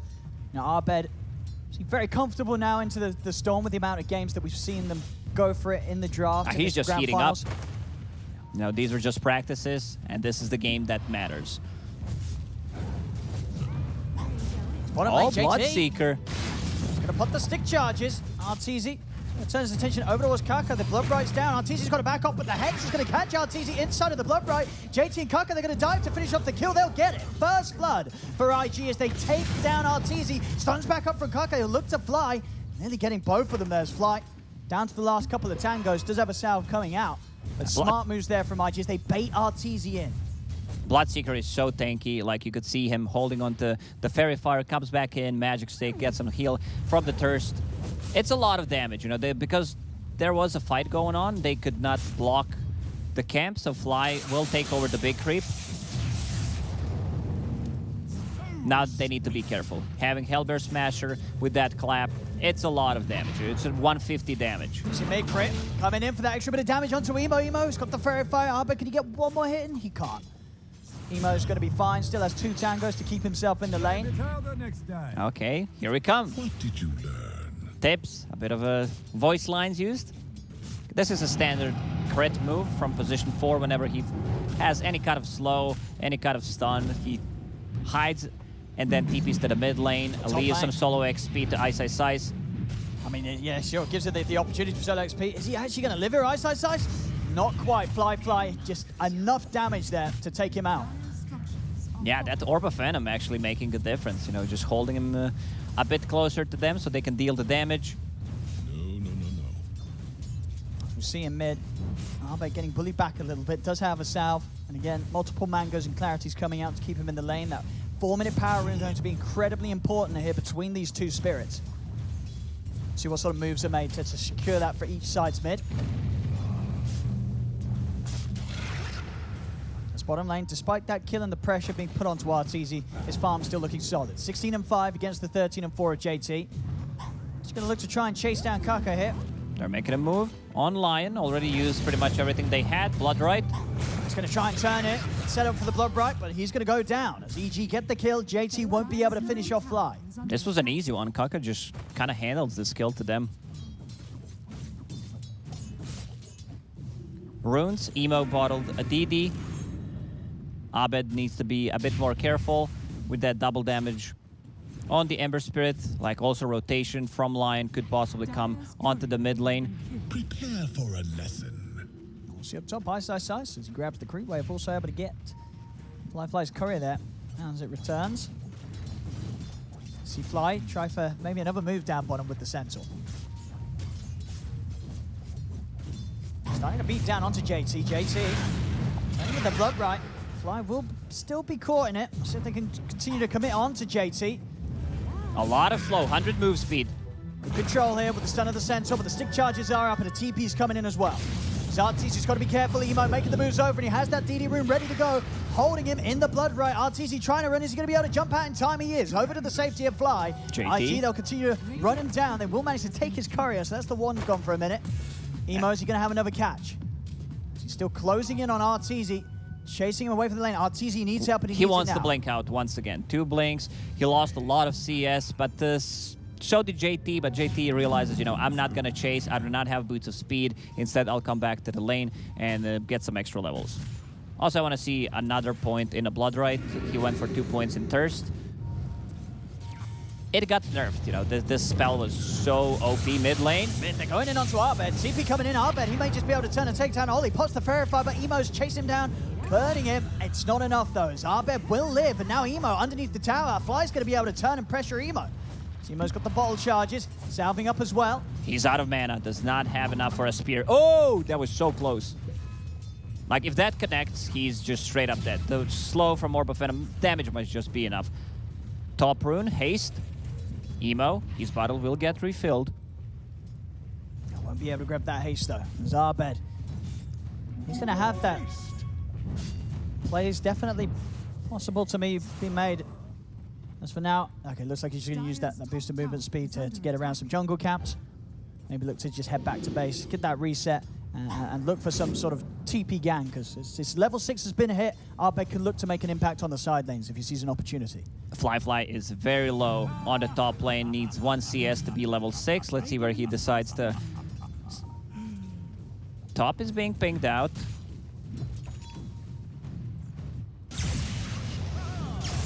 Move on a mid. He just uses Remnant, gets back to safety. Arteezy not getting too much out of the bottom lane. Did not spend quite a bit of time moving away after Emo came in and chased him away from this. So Arteezy having a bit of a slower start because of this pressure from IG, and now IG getting some damage done to the tower. Arteezy still left on his own on this bottom, as we see Fly has to TP over towards the mid, get the bottle refill for Arbed. Top lane Crit continuing to play into the faces of Oli and Fly. And now they smoke. They need to help Arteezy. Yeah. He's level 5, 7 minutes in, doesn't have too much CS. Like, Dead Prophet has more CS than Arteezy right now, which is kind of worrying, so they need to gank his lane. Let's see if Arbed can get the jump in. It's Kaka. He's going to start things with the stun onto Arteezy, but IG, they are relatively aware of this. They'll try and lead in, but the Hex and the Bloodright laid down will stop them from being able to close the gap onto JT. In fact, this might stop them from getting Kaka now. Arbed's going to look to dive. He's able to dodge the stun, gets in on top of him. They'll be able to free up the space for Arteezy on this bottom lane a little bit more now. Even though there was a good Hex into silence, they still get the kill on position 5. They wanted to kill Bloodseeker there because he is, you know, he's more farmed than Arteezy at this point. Like, he has 14 denies, 32 CS. Mid Emo. Gonna see the jump from Arbed and Fly. Quick remnant back to the mid, but Crit's around and he's picked up the Arcane Rune. Emo up to the high ground and a TP coming in from Kaka to stop EG from diving with the 3 of them. Seems like the story of this major for the mid laners is refill the bottle. Like, whoever can die, whoever can go to base, just please refill my bottle so I can keep playing aggressively. Wow. And in Secret's case, it's oops, I shouldn't have picked up that bottle. A lot of bottle shenanigans around the mid lane have occurred this tournament. Yeah, no one lost their bottle in this game. That's what's important. That Prophet is level 6, so they can start putting some pressure on the top tower, because Troll does not want to be in the lane anymore. No. Someone else needs to be there. I'm not sure if they can defend. Like, one thing they can do is possibly rotate another hero to the bottom and just outnumber them in pressure. And that's exactly what the Fly does. Like, he wants to get a trade from it. Our top lane space is there for Ice to commit with the Ghost. This tier 1 will be taken down by EG. No defense from IG as they look to just try and find space to get the farm going for Fly. So it will be a trade. Bottom tower dropping very low. They know no one is there. Defending, JT going for a Road of Atos, which I really like, against the Phantom Assassin, against the Storm Spirit, and of course, good setup for Blood Red. Getting a little bit baited here as Karkat's able to step up and turn things with the Hex and the stun. They lock down Arbed. As Arbed, a very aggressive move there as he starts to punch into Emo, but Emo's got backup. Emo also needs to be careful about using those tips straight away. You need to save some for the mid and late game. Tip management, a very, very important level of resource management in Dota 2. Especially in games like this where quite a bit's on the line, major grand finals. You've got to make sure you're ready to hit your enemy when it hurts. I'm looking at the chat right now, a lot of question marks. Seems like chat does not know what we're talking about. Like, we need to explain things. It's a very confusing game, Dota 2, so I think it's the natural response from the viewers. They're like, what is this? What's happening? Like, everything needs to be explained. No one knows anything. 2021, what a year to be in. It's big crit. He's going to roll. He's going to TP, but the blood, ooh, he has to stop it. He has to stop it to stop the bleeding. Yeah, you just die. Like, if you try to TP out at these early levels when you're not tanky enough, you just straight up die. Zemo making some good space to push in on the mid here with JT. Going for that Rod of Atos first. Ollie, level 5. I want to try and find this Phoenix 6 as soon as they can. Bottom Fly getting some good space. He's got with the Ring of Health coming out. Some Perseverance done. On the way to the Battle Fury and still sitting at that top spot on the net worth. RTZ also making steps towards his. Picked up the Broadsword. Yeah, you want to get, as a Phantom Assassin, if you did not pick up Ring of Health in the laning stage, you really don't need it for the jungle pretty much. Especially if you find something like a Royal Jelly, then you have enough regeneration. So just get more damage, you're going to get more farm because of the damage. Makes a lot of sense. Yeah, you can see here, you know, Emo does not want to use his tip there, so Kaka steps in like a real bro. Yeah. Got to keep their tips spread nice and evenly. And there's no telling how long this game could go. And with both teams having a Battle Fury carry, this could step up to be one of the longer ones.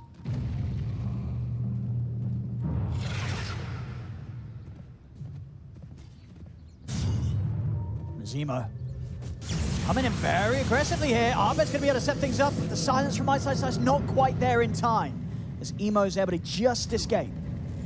If they connect with that silence, roll, and another roll, bounce, I think they have enough damage to bring him down. They also have enchant, so they can dispel his flame guard, which is a pretty big deal. Dire are scanning. It's Kaka and JT. They're out on the hunt with this smoke, seeing if they can maybe find Arteezy. Crit again, just trying to get in position to put a stop to these sort of moves, but it's a good long wraparound from IG. And look what Kaka is doing. He's saving the tome, just does not want to use it to show on the board. You know, maybe they use the tome. He's still level 5, so he does not want to show that he can, you know, have that finger in a team fight. Mid lane, they're going to be able to get the setup on a Fly, caught in the blood right Fly. He's healing up. At IG, they'll chase him down and take out the Enchantress, and with that, they'll have the space to push down this tier 1. And now, because he got that XP, Kaka hands over book to Phoenix, who kind of needs a bit more XP. They're stacking the books. This is what I've noticed throughout this series. Like, Phoenix will not use this book. He'll try to get level 6 and give it to someone else if it's needed. Yeah, it's sort of just being used as, an like emergency book. Yeah, exactly. IG's library, pretty much. But you need to return the book. Otherwise, the police gonna get you. Yeah, the fine's going to be heavy.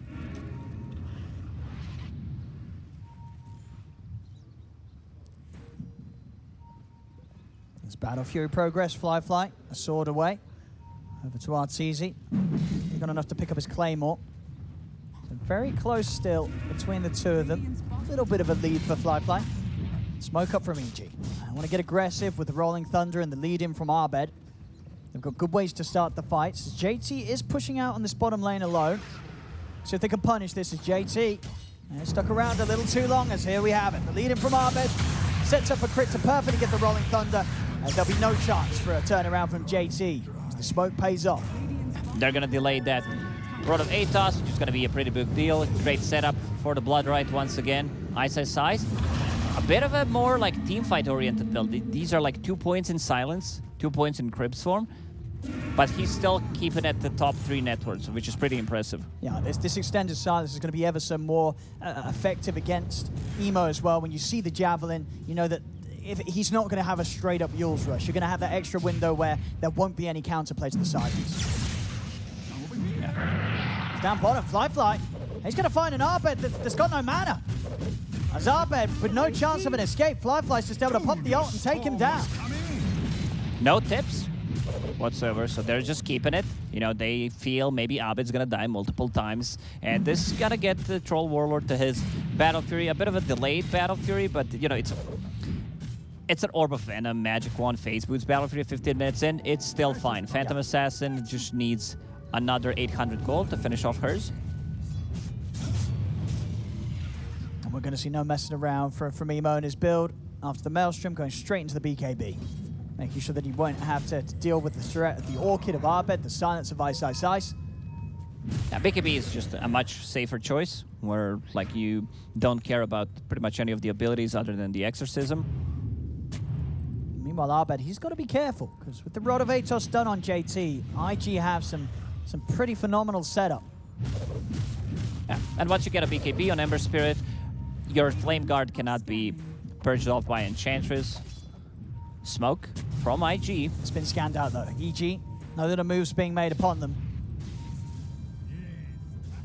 Got to be careful how they stand around this position with no tier 1 tower backing them up. As Ice still stepping over into this. They're going to be able to find the setup. Fingers getting dropped down into the Blood Right. They're looking to burst through him. He's pretty tanky, but not tanky enough to withstand the damage from all these ornaments. Crit being ruptured, also has no escape. As IG, despite the fact that EG scan it out, they knew something was coming, they weren't able to react or get away in time, as they still lose 2. Like, they tried to pull themselves a bit more towards the north. They thought that Prophet can potentially, you know, tank all that damage. She's super tanky. Like, look at all these small items on Ice's Ice. Power Treads and Strength, Wand, Casual Urn, Casual Medallion. Like, he does not have enough items for everything. Like, just wants to use the Raindrop, put the Cloak in, going in for a BKB. Emo, what was his damage here? Arbed, he's got to run. He's going to chase him with a Remnant, see if Emo's got enough mana. He hasn't got another Remnant to play with, so Arbed will manage to get out, but a lot of damage being done there. I think Emo pretty much got 2 back-to-back Maelstrom procs off on him. A bit of a different game for Abed. Like, they managed to shut him down in Game 3. Also in Game 4, he's not having that good of a time. It's going to be like 17, 18-minute Orchid. It definitely seems as the games go on in this series, with the amount of times they've had to play against Arbed Storm, each and every time IG getting a little better at dealing with it. And it's a huge difference when your carry, who's like, when you compare 2 Battle Fury carries, like ones get Battle Fury, let's say 2 minutes before, like his items just skyrocket. Yeah, Fly, 1.5k ahead of Arteezy right now. And arguably, it's a little easier for Fly to fight us this time as a troll compared to what Arteezy's going to need on the PA before he can really turn up and be confident that IG aren't going to just handle him completely. Another smoke from IG, no scan this time around for EG. Orchid is done. Dire, now they connect with the scan. Ice has got to be careful here. So EG should know something is up. You see this kind of a scan, no one showing on the lane, you pretty much know they're smoked. IG, they could look to Roche with Troll. Especially if they catch a kill off. This is Kaka. He's got the opening onto Arteezy. Arteezy needs help, and he needs it now. They're going to have the magical damage holding him in the blood right. Arbet zips over for the side. Arteezy getting low. He's backing away. Arteezy will remain alive for now, but over to the side. Flies on top of Ice Ice Ice. With the supernova going off, Ice Ice Ice will fall. Ice Ice Ice giving away his life for Arteezy. Uses a nice silence. Silences the Bloodseeker, so he can't use Rupture on him. And as you said, like, they're going inside the pit. They have enough damage coming up from the Troll, but they need to be a bit more careful. Death Prophet will be out. No Exorcism whatsoever. Let's see if Abed Storm wants to jump in. Silence online. Artillery has a blade. Abed, he's coming in very close. They're going to turn. They've got the chains for Roots setting up onto Abed. Abed hexed up. The finger comes out. Abed's gone. The dagger from Arteezy will bring down Kaka. So it's a 1-for-1. But IG still with the strength to push back EG away from the pit. Rolling Thunder is available. Can they go for any sort of steal? Crit. He's going to try and start something off. This is a good Rolling Thunder. He's going to get a perfect angle here over the three of them. Arteezy's jumping in as well. They'll bring the Troll down and they'll take down Fly for the Rolling Thunder. Bounces over to Emo. Emo pops the side. Fish jumps out. But Arteezy gets it. Arteezy's able to pick up the Aegis. JT's got to run, but he can't. As Fly will take him down. EG with a perfect fight around the pit as Crit gets the exact time to jump. Man, he just got to that Rolling Thunder off cooldown, goes in, like, it does not get better than this. He goes in, gets the multiple, bounces off the walls, Arteezy goes in, gets the last hit. Who got the Roche kill? It was EG as well. Yeah, it was EG. EG got it all. They get the kill, they get the Aegis, and the timing there from Crit couldn't be more perfect as IG were trying to finish it off, trying to commit, but the Rolling Thunder just creating a huge problem for them in this area as they have nothing item-wise to deal with that. They have to there run. are no BKBs yet, so I believe Bloodseeker needs to use that Rupture on him in the team fights. We've seen what he can do, and Chancellor's getting caught. Should be an easy one. Actually having to use Rupture to guarantee it there. As now with the Aegis on Arteezy, he's going to be at the point where 500 gold, Desolator's going to be done on top of the Battle Fury, and usually in this sort of a game with that amount of disable, you're probably going to look to try and farm out the BKB, but now because he's got the Aegis, EG could look to get aggressive already with just the Deso and the Battle Fury. Yeah, you can skip. You can afford to skip the BKB here. If he does not have Aegis bottom lane, Storm just going to zip out. JT not fast enough to use the Road of Atos. Next fight could be very scary for IG. Aegis Deso coming out on Arteezy. Regeneration Rune actually will already be popped. We won't see that being saved for the fight. It may have just been timing out. Anyway, the EG, they're looking to go. They're smoking up, they're heading over.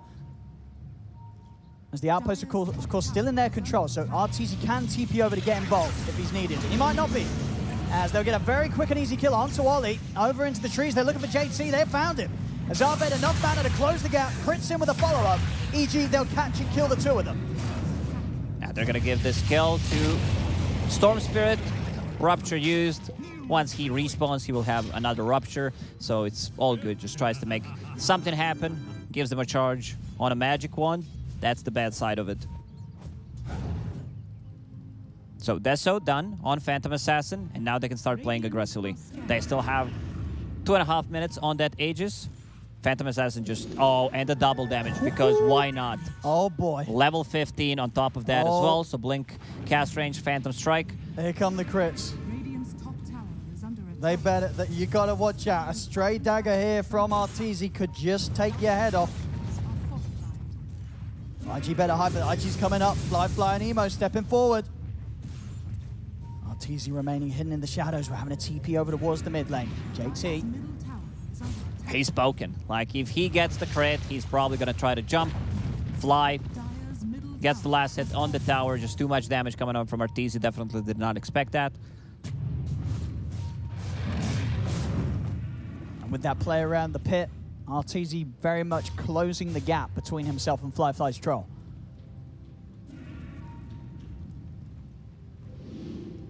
Scan. They know where EG is. EG likes to hold the high ground, especially when they have another hero that can like control the vision, like a Lycan or a Beastmaster. Arteezy still trying to see what he can do with the dagger. You know, check how much damage when he uses a crit. Emo a bit too tanky to just get bursted down immediately. But the supports are very vulnerable.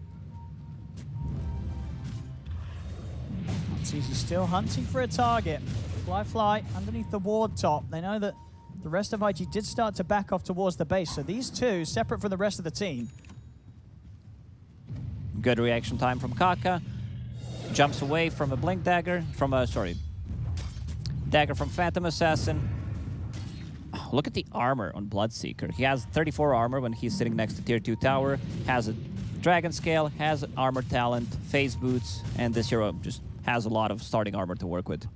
They're waiting for 2 BKBs. One on Emo, which is done. One on Troll, which will be done in the next 30 seconds. Aegis will run out in 20. Crit. He's going to look to roll in there, but get the jump straight around to the Phoenix to make sure there's no supernova. Ollie goes down. Crit over towards the Bloodseeker. Arteezy closing the gap. They're trying to get the Bloodseeker out of this as Emo commits with the BKB, but the crit's coming out from Arteezy. Emo's got to be careful. Crit's He's still trying to beat alive. that Crit, but Crit's going to live. A big zip from Arbet comes flying across the map over towards JT. He's going to look towards Emo's while the BKB wears off. He managed to jump back. Finger. Start the finger. They burst down Arbet. Arbet to fall. The change. Controlling Arteezy. Kaka jumping in as well. The ghost around from Ice Ice. Aegis is gone. Trapping him underneath the tower. Ice Ice Ice trying to keep himself alive with the Cyphers, but the damage is too much as Ice Ice Ice will fall. Flies out with the TP. Crit and Arteezy, they'll also be able to get away. As IG, they do buy back their JT. Buying back to get back in the fight will allow them to push back the rest of EG.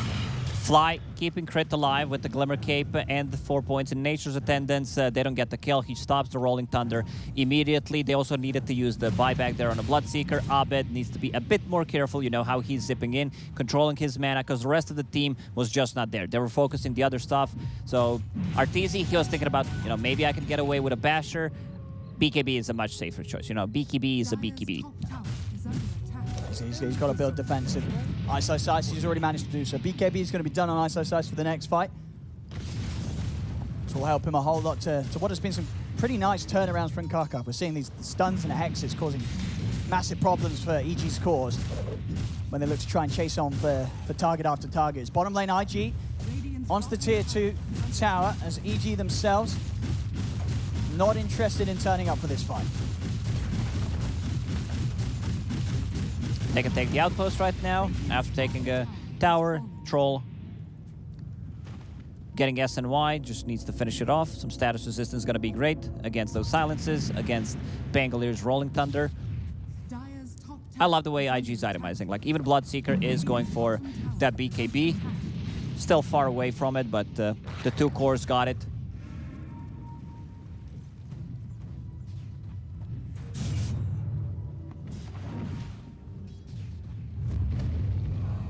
Smoke up from IG. Be a good time to jump. Now, Arteezy's just still 100 gold away from the BKB. Finding the PA now would be pretty huge for them as a lineup. As IG sweeping back through their jungle. Fly's already got his hands on Fly. It's just Fly going down. EG will be happy with the Enchantress tanking that movement. Emo's pretty big this game. Like, he's staying 3k gold ahead of the Storm Spirit. BKB done. DD in a bottle. Like, they want to take this kill. Also has a Grow Bow, so that's going to reduce their magic resistance with the Sleight of Fist. See Ice Ice Ice there immediately spooked. As soon as the Atos connects, the BKBs gets out of there.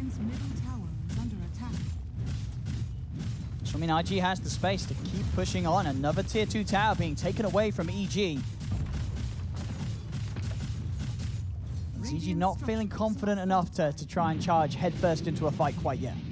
A Storm Spirit without a BKB does not feel comfortable jumping the Lion. Lion has a way of protecting himself with the Ghost Scepter.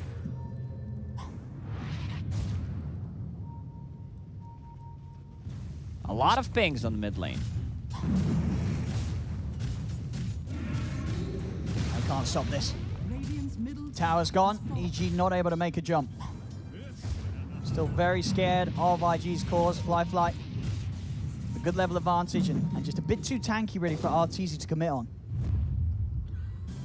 This is a big power spike for Phantom Assassin. Hitting that level 18, the crit is 450, so that's quite a lot of damage. Has a 10-second BKB. Crit. He's going to get in there. Over towards the river, trying to set things up onto JT. Roll he up. has been ruptured, and he is continuing to bleed out. We'll get the disarm off onto Fly, but Crit's down. Double damage on Emo as well as IG. They're ready to try and chase for more. Ice did pop the ghost. As Ice, he's trying to get back in there. BKB up, Fly, trying to stay on target, but they're able to climb out over the side. They find the hex on the RTZ. They've locked him down. They've managed to get the jump. RTZ's able to put the BKB off, but the Supernova's going to be successful. RTZ's got to run. He can't get out of range in time. It's the Supernova from Ollie catches them all. JT at GG in the old chat. Like, without Bangalore, they do not have enough team fight. They cannot match the Supernova, which is level 2, that double damage on Ember Spirit, dealing ton of damage, and now Fly, he feels very comfortable going for the high ground.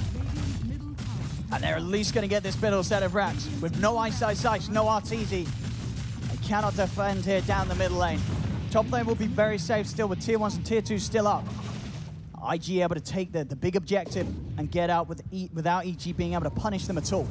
It's very hard for Pangolier to play into Bloodseeker. Like, just Bloodseeker, Beastmaster, Grimstroke, these are hard counters, especially Bloodseeker. Like, you can try to buy some time. He uses a roll-up. Also, you need to have a Yule Scepter to have that 2.5 extra seconds to try to buy some time, extra duration. Other than that, like, you as a position 4 can't really, you know, itemize. You don't get that much farm to buy a Lotus Orb or the Lincoln Sphere. And I do not see anyone trying to go for the Lotus, that Prophet, trying to tank up a bit, going for the Solar Crest. They need this Storm BKB. They need him to be able to jump the Lion, possibly follow up with the Pangolier Rolling Thunder and just delete it before he can get any spells off.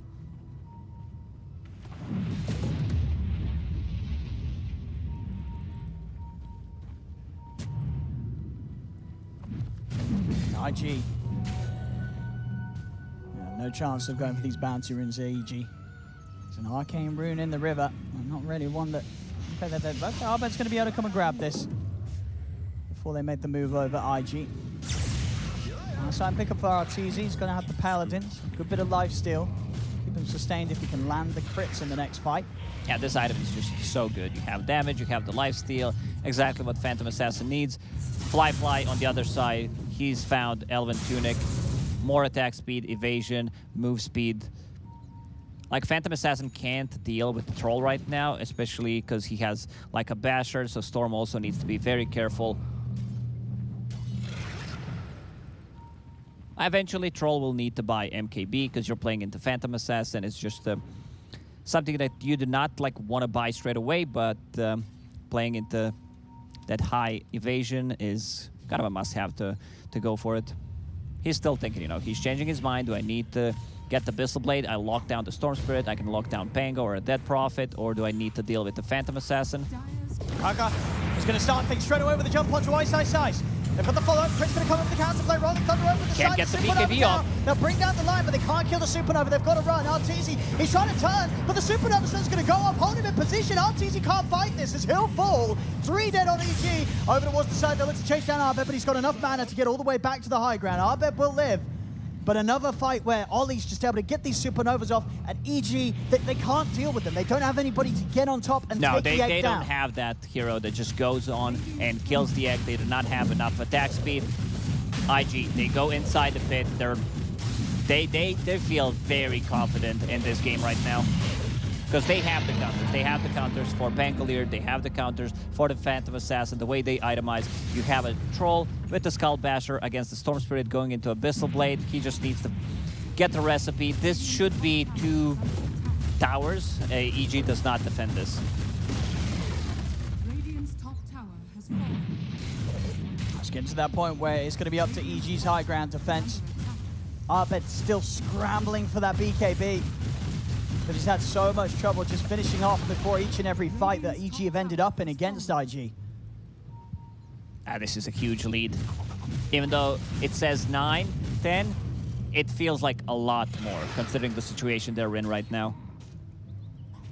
And I love this. I've seen this in the Chinese DPC Season 1. Ember Spirits going for Refresher Orb, refreshing their Fire Remnants, refreshing the BKB. They also bought a gem. Oli, he loves to buy an earlier gem. Like, they want to get rid of the vision, choke them, just reduce the amount of farm that EG can get. And it's absolutely one of those games. Arteezy, next item, it's got to be the Rapier. Nothing else will cut it at this point. He has to dream big. But will he get the time to get it? Almost feels like they have to at least trade evenly with IG in one more team fight, because one more lost fight could lead to IG being able to close this game up. Arteezy knows what's up. Like, the way we come back into this game, if I land some big crits, Q's up, Divine Rapier, they need a good fight. Like, they still have more than 3 minutes left on that Aegis. Full Abyssal Blade done. Fly can't get a really good jump. And Fly getting held in the Bloodbright hit. It's been glimmered. IG Emo still trying to find the catch on him. Arbed zipping in. So nothing more than the illusion, which Fly will be able to take over. And IG will back off for now.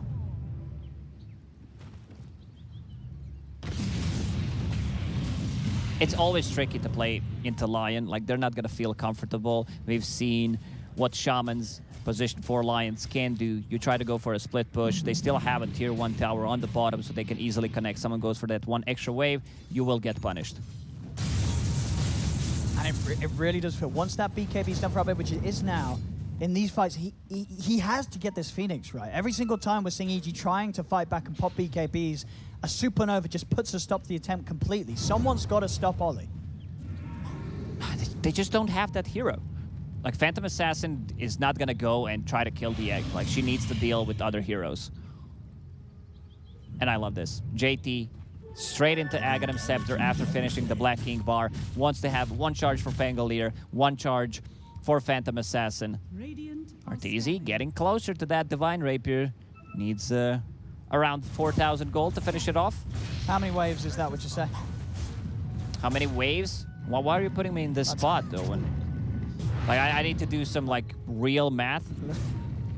The other day, I'm watching Titanic, and I was like, man, what was the name of that ship in Titanic? That's a good question. Top lane. Push starting to come in from IG. Emo's got a DD rune. At least the remainder of it to keep pushing on with, and Fly still with the Aegis. Fly getting low, but he won't mind if he loses that first life. Still being very cautious about it. Over halfway to the Rapier. I mean, that really is all eyes at the moment on this Divine Rapier progression from Arteezy. Is he going to be able to get it before IG come in looking for the finishing blow? Yeah, we're getting closer. Like, what they need to do is survive for another 50 seconds. Yeah. This is the window of opportunity for the IG to go in, use that Aegis.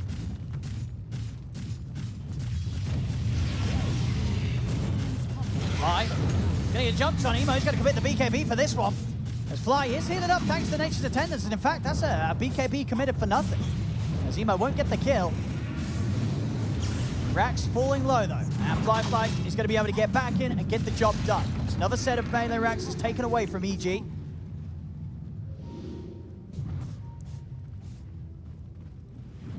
Like, Troll is just massive right now. He's completely bonkers.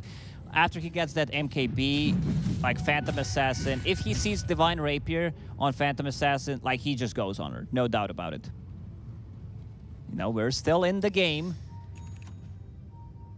He's getting close, and even when that Rapier's done, he's started to see the items for IG. Squishier heroes come out. Eon Disc. Wakaka, so no longer a target that Arteezy will be able to BKB and commit on. IG, they just call to sort of sit back and chill. Probably just wait for the MKB on the Troll, the next chance at a Roshan. Like, they're not in a rush, No. but, you know, playing against the Phantom Assassin is always a bit tricky. That Divine Rapier, you have a True Strike against the Whirling Axis. Yeah. Like, you need to be careful. I see Abed queuing up the Aghanim Scepter, still far away from it, but, like, one good jump, one crit could make a difference. Talking about crit, he's showing. He comes out again. Okay, it won't with Fly appearing on the lane. Crit's going to instantly TP back to base. No messing around down here. Refresher orb done on Emo. I mean, he's going to get the Rapier, Lacoste. He's going to get it. He's pretty much got it done. Another wave, a sold item. Rapier is going to be in the game. Is it going to be enough, though? Of course, by no means does this certainly turn the game completely on its head. Yeah, so did we answer your question? How many waves was that? Did you count? Were you counting? Yeah, I was not counting, but it took him like 4 or 5 minutes to get it. Chat knew. Chat probably knew. Yeah. There's 3 types of people in this world, Lacoste. Those who can count and those that can't. I thought of something else, can't say it, but yeah. Let's. We'll save that done. for the after hours. Yeah, I'll save it for you. Yeah, but all about the timing right now. All about time. Which remind me, Lacoste, you know I used to work in a clock factory building clocks. You did? Yeah, I got fired though. Why so? Didn't put enough hours in. Didn't get much better either when I moved over to the calendar factory. You have to stop. I got fired again, Lacoste. You know why? I know. I took a day off. Right, here we go. Jump from IG straight away down towards the bottom. They're in onto Ice. Got the BKB ready, but the finger comes out. Ice is into the trees, but Emo's on top of him. Ice has gone crit. Jump up to the high ground with the swashbuckle, but the rupture's down. Crit will fall. They've both got buybacks available. They may need to use them as IG's diving in. RTZ. He's getting focused. He's out with the blow. Will manage to get back, and now with the zip. Arbed. But Arbed's been back. The fly Abyssal coming in onto Arbed's head. Has to use the rest of his mana to get out. Kaka jumping in another bash. Arbed's gone. No buyback available on Arbed. He needs 200 gold. ISSI bought back as well. So did Crit. Like IG, they could try to reset. They don't need to go for it. Roche may respawn if it's a fast respawn timer. The problem is, EG, they do not have any vision whatsoever on the map. This earlier gem picked up by Oli. He gave it to Ember Spirit, who was pretty much controlling everything. Spell Prism done on him. Like, Ember Spirit is just out of control. Yes, I mean, when you play like this, you kind of get away with dropping the question marks in the previous game. 4-0-11, and now outside of the base, they've called Crit. Emo and Kaka make their jump, and that's a die back from Crit. And they're already moving over Arteezy. He needs help, and he needs it now. He's hiding in the trees. He's going for the TP out. They've got the change. They're going to be able to put a stop to this game. BKB still on cooldown for 10 seconds. Arteezy is gone. GG is called as IG will take game 4. Lacoste, we're going to a game 5. That's what everyone wants to see. Whenever there's a grand final, there's also high chances of getting that game 5, and it's going to be a spicy one. Oh, it is. Yeah. I mean, what a series we've had so far. 2 dominating games from EG to start it off. Game 3, a fantastic turnaround as EG struggle. IG hit them where it hurts. They drop question marks, and IG, they come in game 4 and continue to back up their ability to drop the all chat as they get another victory here. Yeah, this one was very one-sided. You know, the IG, they were just out of control. He got that bit earlier timing on the battlefield. He continued to farm up, even with the Divine Rapier. They were like so tanky, playing into a couple of counters. So, like this Bloodseeker pick was really, really amazing. Yeah, we've seen it a few times now when these early Pangos come out. Yeah. The hero, if the teams are able to grab their hands on something like the Bloodseeker, it becomes so hard. And Crit, we saw, still able to make some great plays that move around the Roshan pitch huge and giving EG a chance in this match. But at the end of the day, it's just too much to deal with. Yeah, it was just a bit too much playing into Bloodseeker, Phantom Assassin. Also struggled a bit in the lane, and Emo, like he redeemed himself. He had a really good performance. Didn't die at the end of that one, Emo, but there we go, ladies and gentlemen. As you said, we're getting what I think a lot of us hope for, a deciding game. 2-2 at the moment between EG and IG, as game 5 will decide it all here. Oh boy, oh boy, oh boy, oh boy, oh boy. They might have just woken the dragon, and Emo there. No deaths on his Ember Spirit. Crushed it. Loads of tips on Abed and EG. They are looking at a potential reverse sweep. We're going to be at match point. It's 2-2. I'm here with Gods and Lizard. Is this the curse? Is this the curse? The famous, fabled one, Parker? Is it happening? The EG curse. Is it happening? I mean, okay, let's break that game down. You know, we're chill. We're just watching get them done. Wow. All right, where do you want to begin? Because it started very even, actually. It looked pretty okay from both sides, Cons. It did. I don't think either team had to dominate the lane stage. I think you could see EG, from me, in the lanes, over-prioritize trying to tilt Emo a bit. Crit TP'd mid very early, trying to surprise him with a swashbuckle kill. Missed it. Immediately gets tipped, of course. And then he came again. They kept trying to kill Emo. It felt like they over-focused on that mid lane particularly the TP, like when he TP'd, it was like 2 or 3 minutes in the game. I was just like, whoa, that's like out of nowhere. Oh, and this dive, Yeah. he goes too far, A little he bit too goes much. too deep, and he pays for it with Yeah. his life because this whole team is like, the whole team of IG is backing him up. I heard someone in the green room saying, "Why are they throwing this? Why are they going too deep?" And the replay that was before this one, the highlight is pretty much where they still had the game in control when they stole the Arteezy Roche, right? takes Roche, Yeah. it takes ages exactly. But afterwards, it felt like it's one throw after another, one bad fight after another. They couldn't deal with the egg, they couldn't deal with the rupture. Pango crit, he gets ruptured. He still tries to make stuff happen in that fight, but you can't. You're just Yeah, I bleeding think it's a out. little. Yeah, I think that was an overextension, but I think all the other fights, like I don't think EG were throwing. I think IG just had a far like superior team fight, superior hero counters. Like the Bloodseeker ruined Crit's game,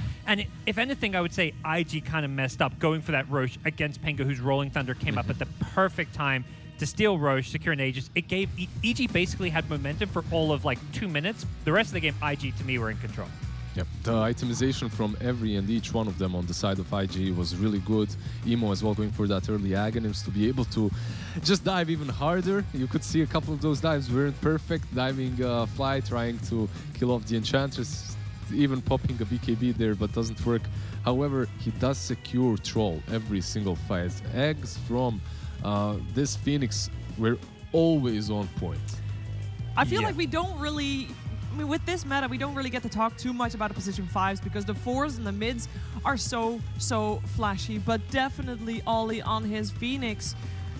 We have to talk about that because we see that Phoenix picked up first in a lot of the games for IG, and sometimes, you know, doesn't really work out for Invictus Gaming, but we now see why they pick it up first, why they're prioritizing it. Ollie with his positioning on point that entire game. Usually there's a hero that teams pick up against that Phoenix. That's why we see it fail multiple times. You go with the Mirana, you go with the Jug, you go with anything that can break it at every point in the game. However, this time around, they just didn't have that recipe for success, really. Yeah, it felt like they didn't draft against the Phoenix. Not that you have to like maybe overcommit to that. They also let through a Bloodseeker for that final And the Troll. pick. Yeah. Like, oh yeah, and the Troll. I feel like they gave IG just a bit too much, and like it wasn't like they were getting something amazing in exchange. They got a last pick PA, which I was like, okay, PA against the Troll seems okay, but PA into the Bloodseeker, not great. So it wasn't like a dream last pick by any means. No. And they gave IG tons of comfort picks, and IG played it perfectly. But the drafts were fairly even. I feel like there was definitely a mental game in this It's forest game. 100%. You don't dive that much. Yeah. You can even see IG. They're way more disciplined in this game. They're not making the same silly mistakes that they were making in that first that one. question mark and the tipping, it's fueling The them. man who is not being disciplined right now is Abed. He's the one I feel like more than anyone in EG is getting a little bit, you know, shaky on the main stage. They were up 2-0. They kind of turned around the game 3, which wasn't all on him, but that game 4, he made some pretty bad plays, basically. You know, I asked you about, is he able to play the same hero 5 times in a row? Not because I'm doubting that he can play the same hero 5 times in a row without being too tired. It's about when you have such good performances in the first couple of games. I've seen this pattern so many times in different players. You tend to fall off afterwards. You become a little bit too sloppy. You're not tired. You're just used to be dominating. So you become a little bit less precise in your movements, a little bit too free, and a little bit too divey. Let's talk about the tier 2s on the bottom lane. Yeah, and I think we've seen reverse sweeps before in Dota 2. Not even that long ago. A lot of people will remember a best of 5 between Team Nigma and Team Secret at the Mad Moon event, where Team Nigma ended up winning the whole thing, reverse sweeping Team Secret. Before that already, there was Alliance versus Demon Slayers, I want to say, at a DreamHack Rotterdam. Yeah, I remember. Another reverse. So we have seen quite a few, but I feel like every time it is not the play that is the deciding factor, it is the mental fortitude. And I am worried for EG. They have been in this position last year round at the Leipzig Major. It was not a reverse sweep scenario, but it was a scenario where they were in that match point and they couldn't close it out. Also want to point out, IG, this will be their 8th game in a row. Yeah, They played the best of 3 earlier today. They played a ton of Dota, but you know what? Teams from the group stage and the wildcards are like, okay, you now taste this. Yeah. Hey, They've been games, practicing for this. The group stage was the true boot camp. Oh, we're going to go to a 5th game of the series. Now, the players will get a little bit of a longer break before this last game to actually this time get some proper food in them. So keep that in mind while getting your own snacks ready. And I also want to point out that we're able to be here and do this because of our wonderful sponsors. And one of them is DBS. And with the Live Fresh card from DBS, you can get 5% cash back. Keep that in mind when you're gaming and you're spending all that money online and all your cosmetics and stuff. Could be getting some of that money back. We'll be right back. We'll have a break and then it is grand final deciding game 5 time. We'll see you soon.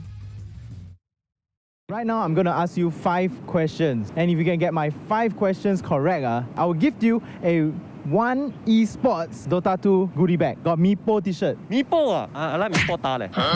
Out of all these names, who do you think is the real in-game name of a Dota 2 player? A. Chicken Wing. B. Tuna Melt. And C. Ice Ice Ice. I think it's the second one. Tuna Melt. Tuna Melt. Ice, ice, ice. Because ice, ice, ice, Singapore represent.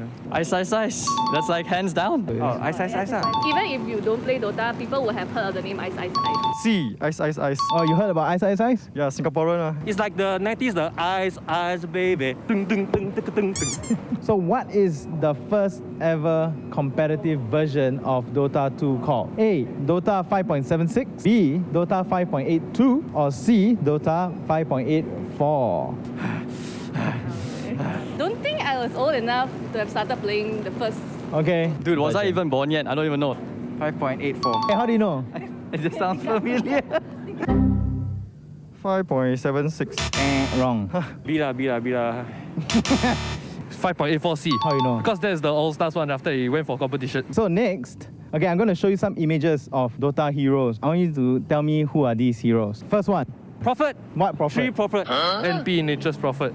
Nature's Prophet. Oh, this guy is disgusting. Nature's Prophet. Yeah, Nature's Prophet. Nature Prophet. Correct. Okay, second one. I know I used to call him Chainsaw. Timbersaw? Timbersaw? Timbersaw. Timbersaw. Timbersaw. The next one. Meepo. Not Meepo, Meepo. Meepo. Meepo. Meepo. Meepok ta. Meepo. Number 4. This is Tinker. Tinker. Tinker. Tinker. A lot of army one. The crystal can come out one. The Tinker. Correct. Wow, you actually know, huh? Yeah, hero name only. Okay, this is the last one. Yeah. Shadow. Hey, I thought hero name only, come on. Hey, this one I know, but the name something I forget.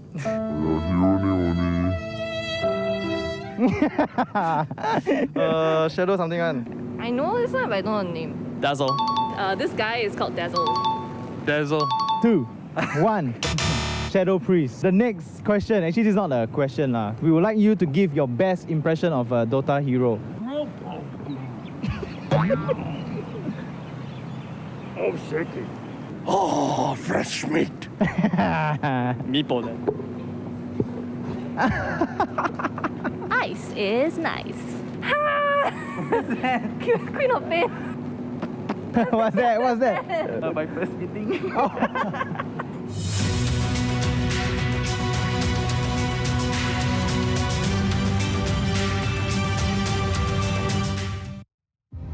The same qualities it takes to be a world champion is the same qualities it requires to be a champion in esports. The belt for us signifies and pays homage to where we come from. One Esports is part of the One family, and we got our start in martial arts, and so we think having the teams go after a belt and raising that belt when they win, we think is massively appropriate.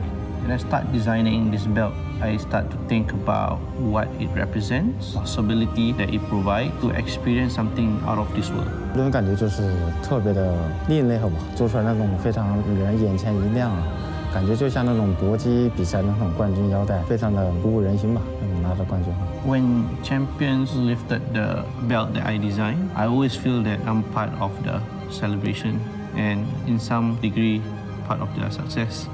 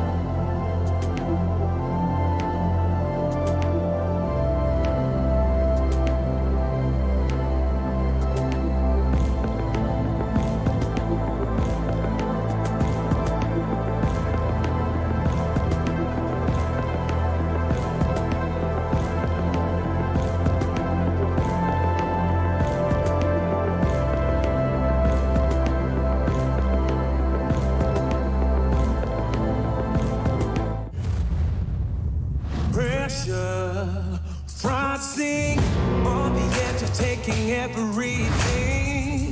Life is a game, I wanna win it. See me burning through the atmosphere. I'm born to win. Your life is a game and I'm born to win. I'm born to win.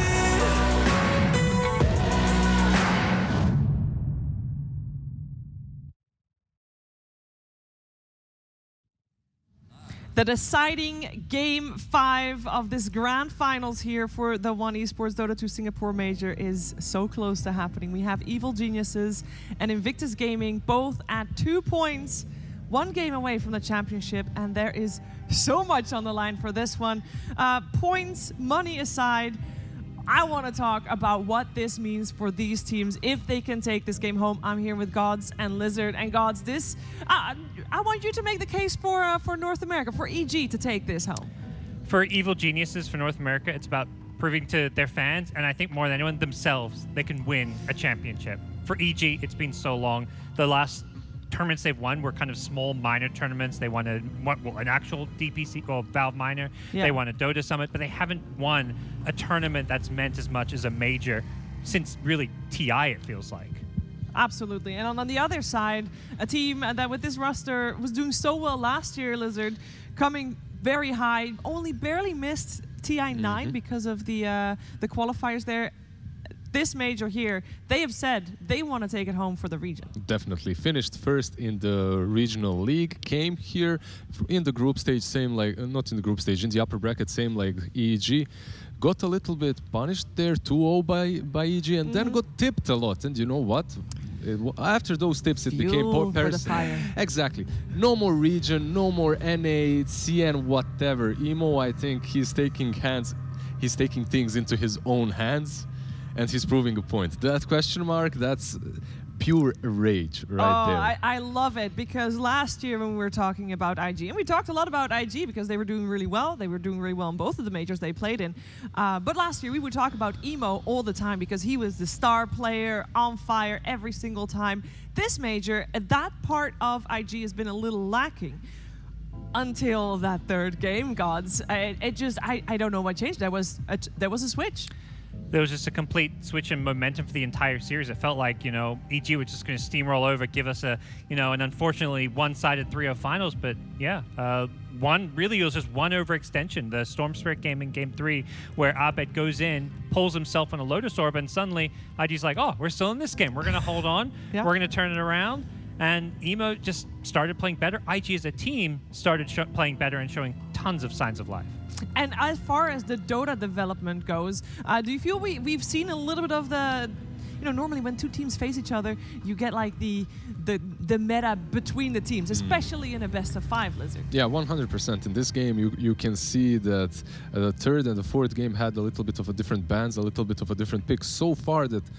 It went so far that in the fourth game, Troll went through, it instantly got picked up. Pangolier was picked up by EG, but without Bloodseeker being banned. Yeah. I really think that IG right now, maybe not right now, but in the previous 2 games was 100% in their heads. And I think importantly from EG, we've seen almost stubbornness in Game 3 and Game 4, because as far as the meta development, I don't think EG's changed anything from game to game. Yeah, they're picking some different things, maybe slight tweaks, but realistically, I think Game 3, their takeaway was like, oh, you know, we were ahead, we should have won that game. Let's just keep picking kind of the same way. IG, we've seen massive growth, massive adaptation throughout this best of 5, and now going to Game 5, EG, they have to adapt. They have to do something different. They can't just keep doing trying to shovel the same thing in front of IG and expecting it to work. And when IG was forced to adapt, they still had some wiggle room to play with. They could still lose a game or 2, and they did as well.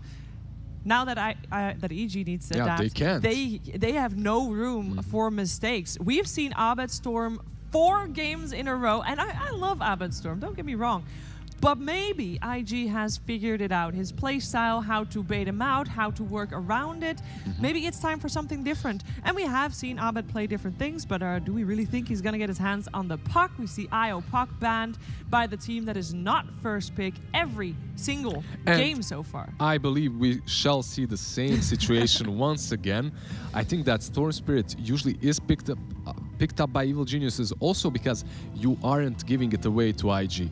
Puck needs to be banned. If it's banned, you take the Storm. If you do not, the other team will. That Prophet obviously not nearly as highly rated as we've seen her in the last series here. It's one pick.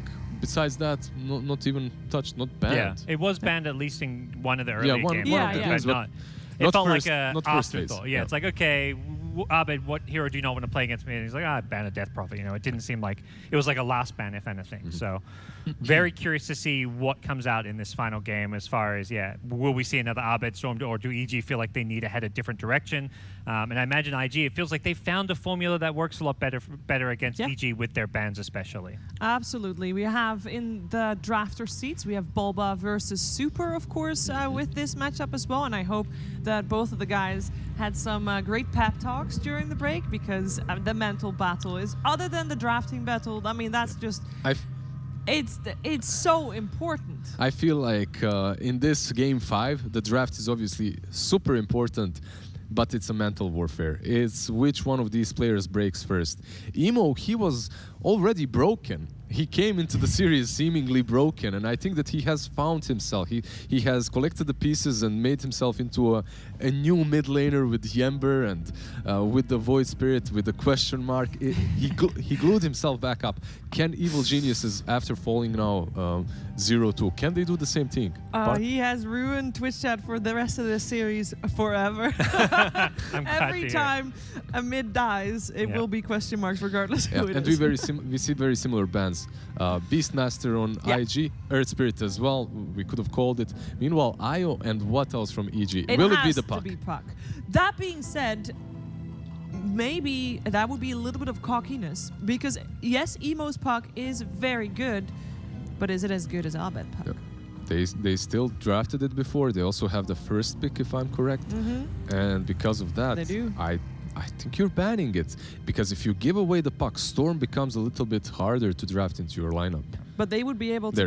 They still. It looks like they were literally just waiting for it to hit 0. I think they're just trying to max their time. Yeah, so maximize their break between games so they can have. Obviously there's a time limit, so they're going to use their draft now to have a bit more time to compose themselves. And is this the Phoenix now once again from IG? That's the question. It is. Ollie, we gave him MVP in that previous game for his performance, and rightfully so. His positioning was on point, but we also talked about how EG, previous game, did not have a direct answer. When they played Phoenix in the first game of the series, EG answered instantly by picking a Mirana. Yeah. We'll see if they go back to that strategy or if they pick something different once again. Because they picked Pango in the first phase of the last game.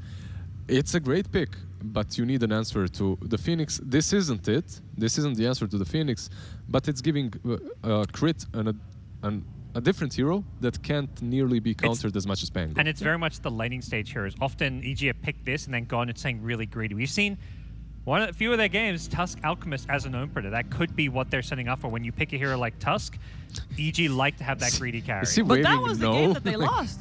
It was, but it's very much their comfort zone in many ways, I feel like. But not sure if they want to do it here. I feel like if they want the Alchemist, it's probably going to get banned next phase. We've seen so many bans onto the carry role specifically. Every single game, it feels like, the two carries, Arteezy, has to go for some very bizarre off-meta pick. We've seen it as well for IG. Yeah, not as bizarre as Void. Void Sven. Faceless Void, by the way, guys, not Void Spirit. Void, not Void Spirit. Ooh, Ice is getting in the zone here. I mean, Fly playing Void, Sven, PA coming out for Arteezy. It's been very much an off-meta series for the carry players. Definitely, because they pick the carries a little bit later. Will they pick Storm again? EG. Will Abed play 5 games of Storm Spirit in the grand finals of Singapore 1 Major? And if they wouldn't go for Storm, and that's what they're thinking about right now, which hero would they pick up? Would they go for an Abed hero still? We've seen him play a lot of Void Spirit as well, and he is not really deviated from those heroes. He's played Storm, Void Spirit, Puck. Yeah, period. That's it. We've not seen him on anything else. We know he can play other heroes, though. We have kind of an answer. It's not going to be Storm Spirit, it will be the Death Prophet. But what lane, what position, we do not know. Yeah. If the Storm is still in the pool later on and it's looking like a good Storm game, it's open for Abed. But if they decide they just need to run the Death Prophet meta hero who does not have bad matchups in the mid lane, they sure can. And you talked about Arteezy, how he's always targeted. This time around, they need to target perhaps Abed as well, because his hero is left in the second stage. Have to think about that. Meanwhile, nothing new here in the ban. Juggernaut again versus the Phoenix. This is pretty much every single time they pick Phoenix, they ban out the Jug instantly after. Yeah, this time EG will not make the mistake of leaving that troll in the pool. That was definitely the comfort zone of IG, also of course showing up in the previous game. The Troll, the Monkey King, these kind of heroes that we have seen banned out in every series, Terrorblade as well. And for IG, you mentioned now they have to consider both, Abed and Arteezy. Do they want to ban the Alchemist, the Storm? Maybe there's a few more heroes they have to consider when it comes to these bans. Yeah, some decent control for Invictus Gaming would be coming from that offlane, and most likely is what they're going to go for on JT, right? Like your Mars is still in the pool, perhaps something that EG will look forward to banning. But all these tanky heroes on the offlane fall under tag team. Tusk is a specialist at eliminating them. The other scary thing I always feel like with EG and this Tusk is they're always happy to run tri-lane. They've done these aggressive tri-lanes. If they find themselves with a good 1v1 matchup, particularly for Ice, they'll play aggressive, use that tag team in a tri-lane, secure Arteezy's farm, and put pressure on IG's carry. Talking about Ice, together, talking about JT, both of these guys, they love their Timbersaw, and it's still in the pool. I think it might be a little bit better pick for EG right now. I don't like it that much versus that Prophet, but Invictus Gaming have been the ones that have drafted it more often. They really like it. It doesn't bring a lot of control for the Phoenix, but it does bring chaos to the fights. And the Phantom Lancer, right? This is, we've seen the PL band, I believe, in the first game of the series too. Yeah, one of the games for sure. And our carry pool is getting a little smaller every time. It's going to be very curious to see what Fly and Arteezy are playing. It looks like Invictus Gaming is keeping their bans the same. They banned the exact 3 heroes in the previous game. With the Tidehunter ban, Lycan is a possibility for either one of these two teams. Evil Geniusest could draft some crazy SEA-esque style of Lycan Death Prophet +1 hero that just goes ham all in very early aggression. End the game by 20 minutes. They could try. They did manage 2 times now. Once it didn't really work out. EG definitely using quite a bit of their bonus times on these bans. Previously, it was very easy for them to think about what they were going to ban because they always just tried to secure Abed a good lane by banning out a lot of the Storm counters. This time around, they have other things to have to think about. Storm is still in the pool, Void Spirit as well. Mars, however, they won against, but do you think they'll let it go through? I think they're okay playing against it. I feel like playing against Mars Phoenix, it just seems like EG's bread and butter. They've done it multiple times and not too worried about it. They don't have the Beastmaster, but I could see it going either way. They ban out the monkey. Just carries all day long getting banned out. And we talk about Abed Storm, but Emo also plays a very good Storm. I think that's something we could also see in his hands, but just because of how high impact the hero can be. However, it can be picked right here, right now. EG could show their hand a little bit more by picking the Storm. And they will, 5 games in a row. Why not? Why not? I mean, Storm isn't the worst hero to play 5 games in a row. No. Was it the hero that lost the previous 2 games? Game 3, definitely not. Game 4, I mean, it wasn't the hero, but Game 4 was not like a... Abed was struggling a bit that game. He was like 5th or 6th on net worth, trying to rotate around the map, make plays. Yeah, so it wasn't a hero. You know, you can always improve on the play. The Void Spirit counter, we've seen that, of course. We see the same in the hands pretty much. of Emo as well, already twice this series. The same matchup, right? Storm Spirit versus Void Spirit.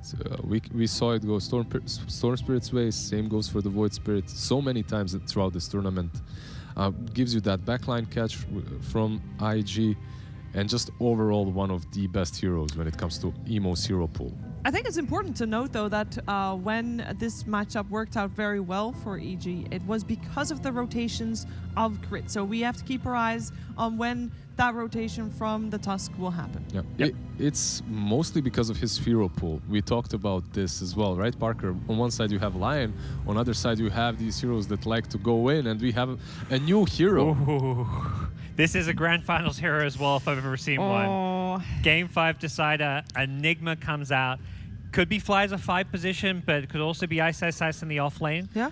I'm trying to see if there's anything from the offlane that breaks through BKB. That cancels Black Hole.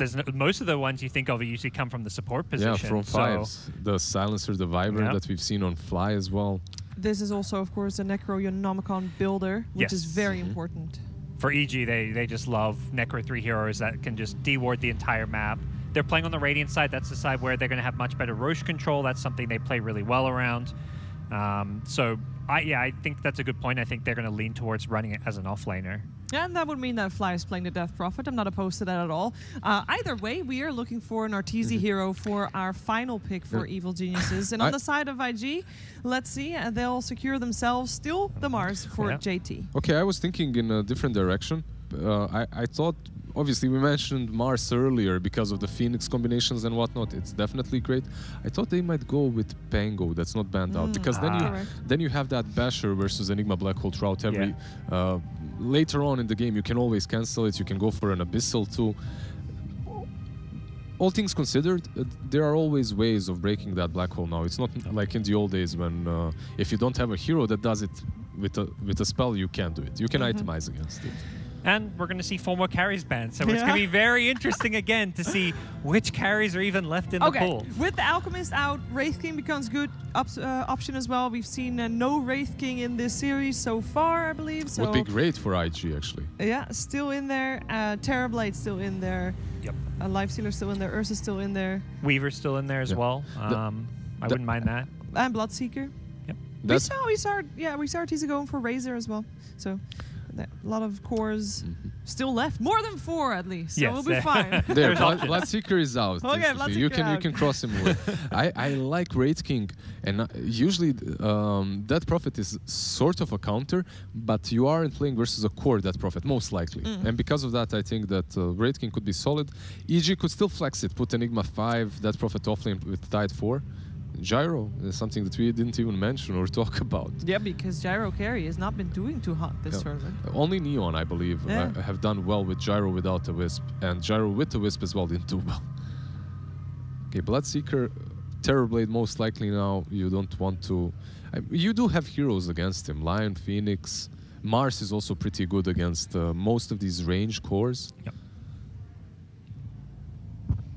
See what they opt to go for. Banning out Arteezy right here. Yeah. I mean, at this point, surely you're banning out the Terrorblade. One of the two is going to ban out the Terrorblade. Or unless they're more afraid of maybe like the Arteezy Razor, just because, you know, Game 5 Decider is often where you see teams going for those comfort picks. Here's your one with. Option. Yeah. Well, I guess they lost the one game with they Razor, lost the one game with Razor. It was a safe pick, but they didn't really play it safely. Oh, okay. They ban out the Naga. Well, that's another comfort hero for Arteezy, so removing that. And Invictus Gaming has first pick after this ban phase, so they get first choice on their carry. And the Wraith King. I really think this Wraith King would have been phenomenal pick for IG and a really, really good ban from EG. Because your big ulti is your big black hole. He doesn't care. He just respawns and the team fight from around him would be great. Is there anything similar though? Just don't pick Faceless Void. That's all I'm asking for. Please, no Faceless Void. Actually, they have more follow-up this time. Yeah, and it is a black hole breaking carry. However, I think they're more likely to go for like a PA looks okay for me for the lane. If you're playing against the Enigma denying, you can kill the idle ones pretty easily with the dagger, but maybe they'll go for the TP. Weaver maybe as well. An option. Spectre. Oh. Okay, this is the IG flip. This is a hero they like and they're comfortable on. Okay, we have seen Spectre a couple of times. We did. Yeah, and it did work. If I'm 3 times correct, has been picked so far. It has been picked in very peculiar matchups, like versus a PA and whatnot. It's not the most popular carry, but every carry has been banned out. Isn't the PA okay versus Spectre because you get the break? With the Fan of Nice later the on? Shard, yeah. No, But that's very later on. Is that not too slow?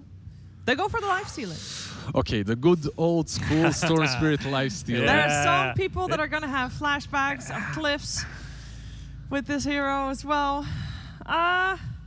Okay, game 5, deciding game. Spectre versus a Lifestealer. We went a little bit back in time. I think a lot of people are going to be very happy to see Ice on that Enigma. That's gonna create some great moments in the game for sure. On the other side, though, Invictus Gaming have a draft that they are very, very comfortable with. We got a mid matchup of the Storm Void Spirit. It's Christmas coming early, Blizzard, or late.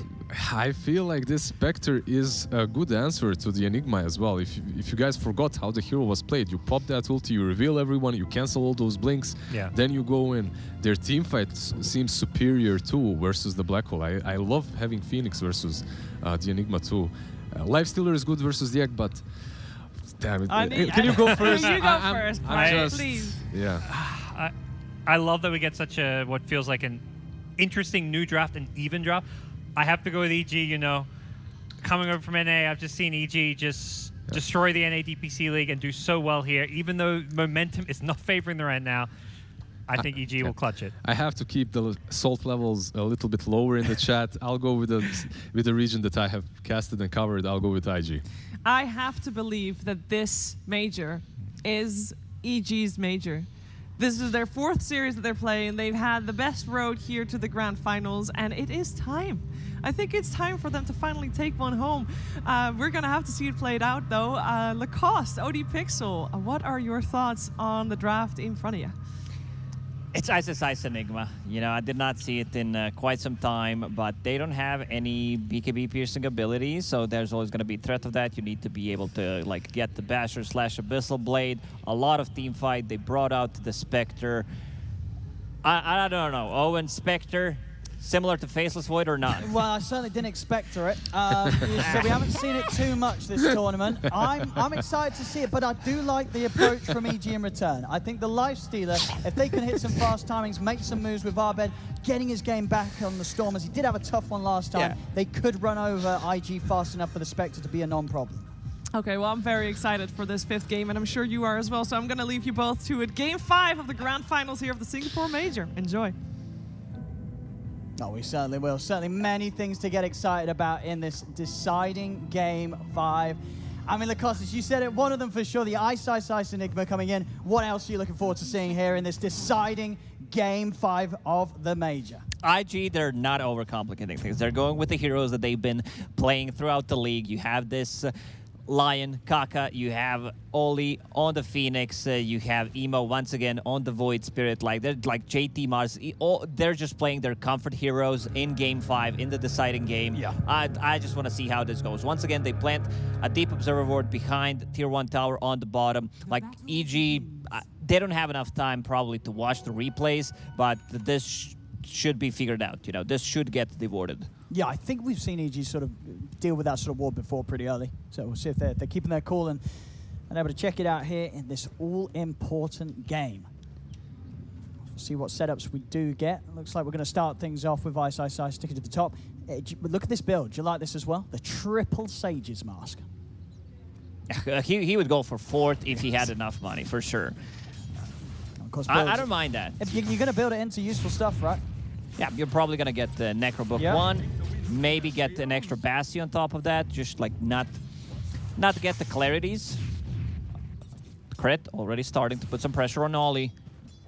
They gave him Tusk. This is his probably best hero after Earth Spirit. He's just been amazing on it throughout this whole major. Yeah, and in terms of the save potential of this game, it's pretty good, right? There's not going to be too much that will stop Crit from getting in and getting those snowball saves off this game. They have control, you know. They don't have any root mechanics, so he will be able to get the snowballs off. But against the Lion, the burst damage, you might not potentially be able to get there. He always pretty much goes for the same item build. It's always drums into Blink Dagger. I really like that. He thinks a bit differently. I've seen a lot of Falcon Blades. I've seen a lot of Orb of Corrosions on the Tusk where you pretty much one-shot the supports, but drums is also good. 8 charges, keeps popping it in every single fight. Give them that extra attack speed, extra movement speed. Spectre does not like to play into Enigma. Like, denying any kind of CS from Spectre, it just feels bad. And talking about our carries and builds, what do you expect we're going to see being gone for here by Fly on the Spectre and RTZ on the Lifestealer? What kind of builds do you feel will fit this game the best?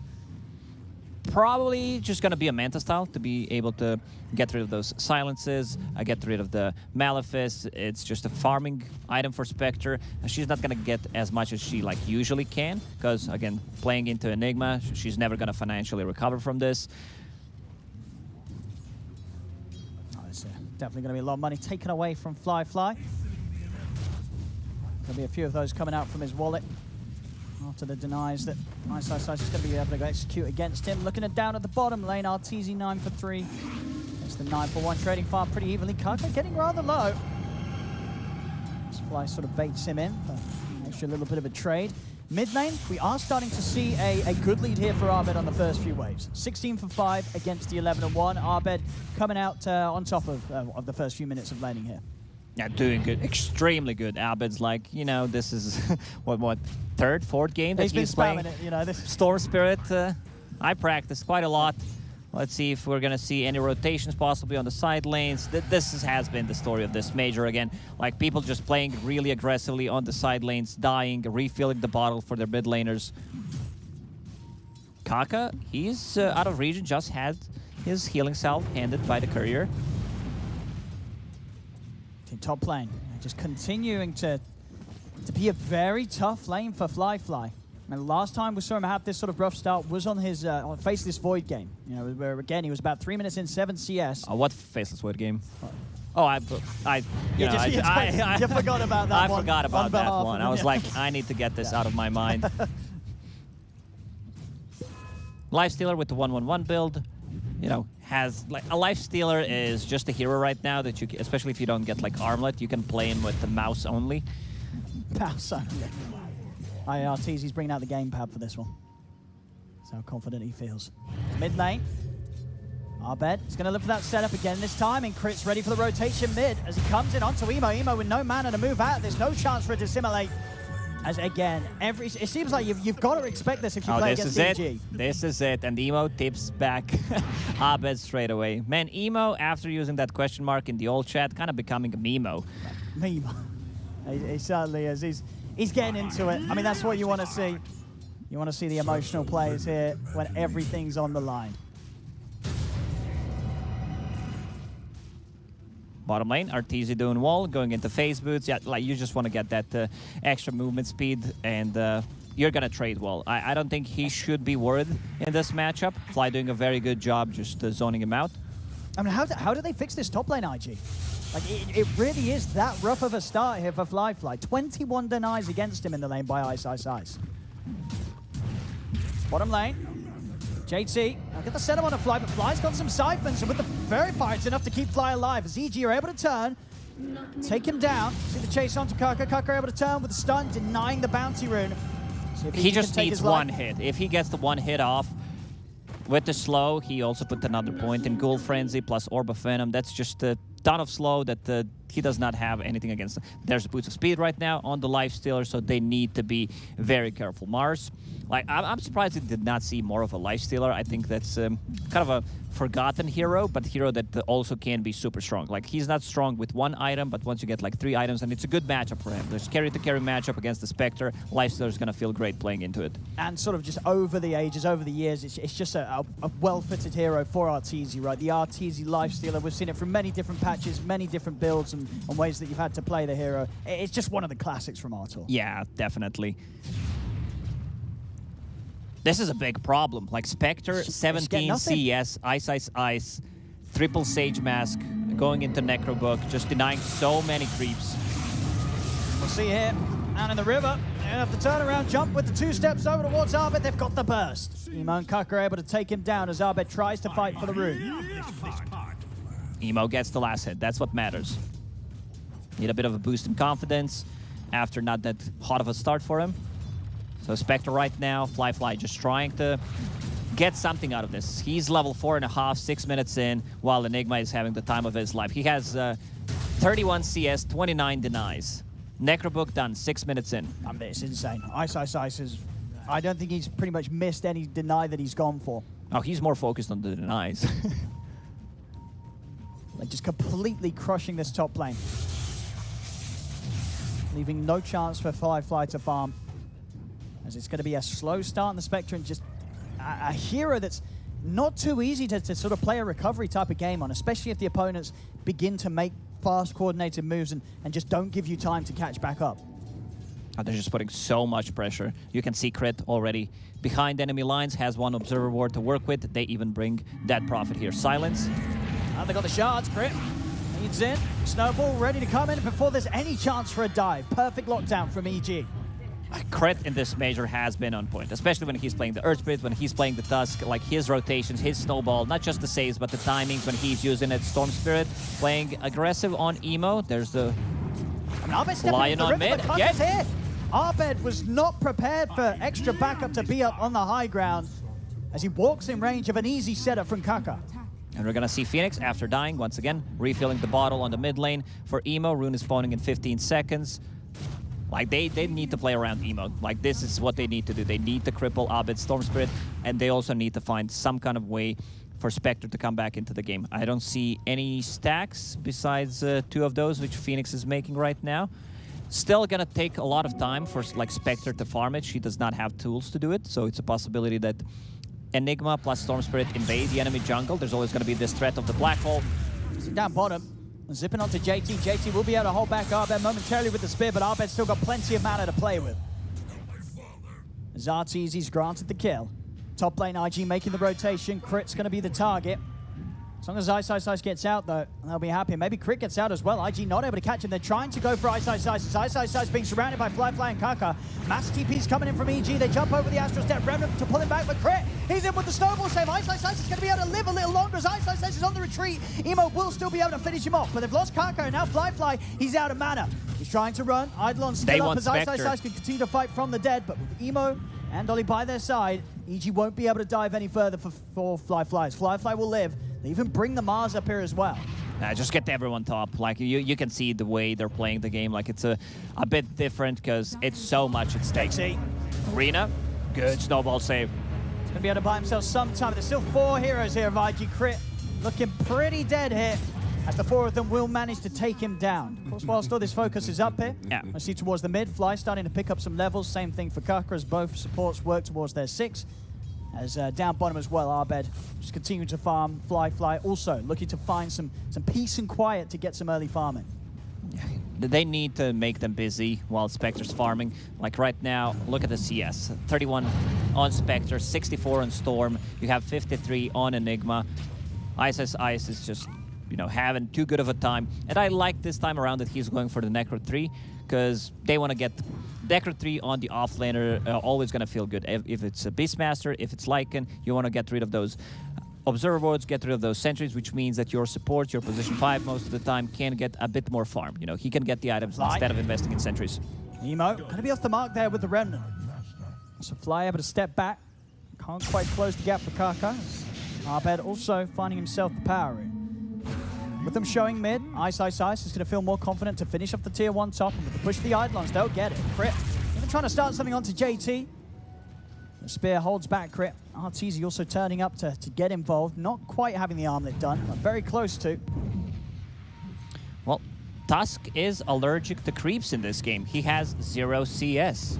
He actually is 0-0. He's not looking too bad for either. 2 1-on-1, despite a single creep being hit. We're going to have the Ghost come out. Arena's dropped. They're going to look to turn Emo. Jumping in the midst of it all. The finger comes out as well. The Fly, they're on the burst through Fly. The Hex out onto Arteezy as EG. They choose to take a rough fight here as IG turn. Take down the 2 of them. They even popped the egg. Ice is coming across. Holding back Fly with the Malefice. But Arteezy, he's still being chased. The spear from JT catches him.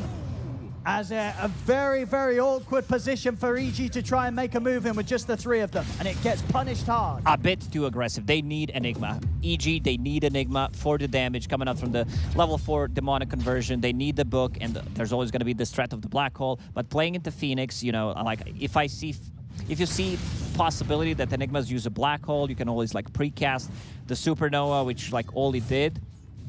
And a bit surprised that EG decided to take that fight. Like, Lifestealer does not have Armlet ready yet. Like, with the Armlet, it's a big boost of the damage for the Lifestealer. Yeah, we see it again here. This decision to fight very much coming off the back, as you would imagine, of Fly making the call as he charges in with the Exorcism. And IG very easily able to turn. They have the ults ready, the Arena, the Finger.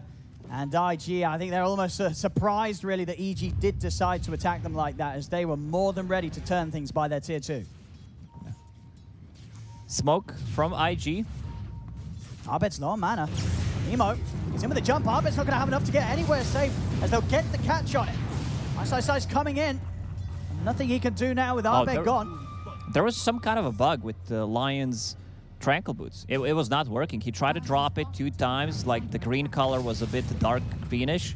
They did not purchase the DLC for $9.99. Like he was like, what the hell is going on? No one hit me. I'm not getting any region. He's got them working now at least. Otherwise, he would be rather disappointed. Now we're seeing on the item pickups, JT 1200, 1100 towards the Blink. Arteezy's progress. Armlet 350 gold away. Fly will be going for the Blade Mail build-up. Of course, the itemization when we did used to see Spectre sort of be in favor. Obviously, after that Blade Mail got nerfed, it did sort of fall out of popularity. Still very much going to... Yeah, there's still, you know, a lot of... Mid. To get Arteezy involved. Arbed sets up with Arteezy inside him. I think Blade Mail is a correct choice. Playing into this uncontrollable damage, Midnight Pulse, if you're inside of that, also against the Exorcism, gonna be good. Carry is dealing right-click damage pretty much, so you need some extra armor. Extra 4 armor coming up from the Blade Mail is gonna feel good, but still, he needs to recover a bit more. That goes out from Fly as EG. They want this tier 1. IG looking for the trade down bottom. Zolly and Emo push on. EG, they'll get this. Decent timing on the mid tower. And trying to take over this jungle, trying to shut down the areas that Fly feels safe to farm. We still have not seen the Black Hole. Abed has enough money in 1 CS to finish off his Orchid, level 10. But Emo's massive. He has a Yule Scepter, great setup, and he also, like, whenever he plays against the Storm Spirit, he gets the Yule Scepter pretty much as a first item. You can dispel the silence, you can set things up with the Remnant. Remnant is maxed out against Storm, which I really like. JT going into the Blink Dagger, needs 900 gold to finish it off. I've seen different builds from position 5 Dead Prophets, where like you put more points in Spirit Siphon, but you also want to put extra points in the Silence. Like I think the Silence is such a strong spell. Jump. There we go straight away. In onto Fly. Crit's going to head over. Can he do anything to save Fly? He can't. Over to the side. Ice. He's going to drop the Black Hole, but the Supernova's already out. As the Supernova, it's going to pop. Fly's going to be able to turn over towards Ice.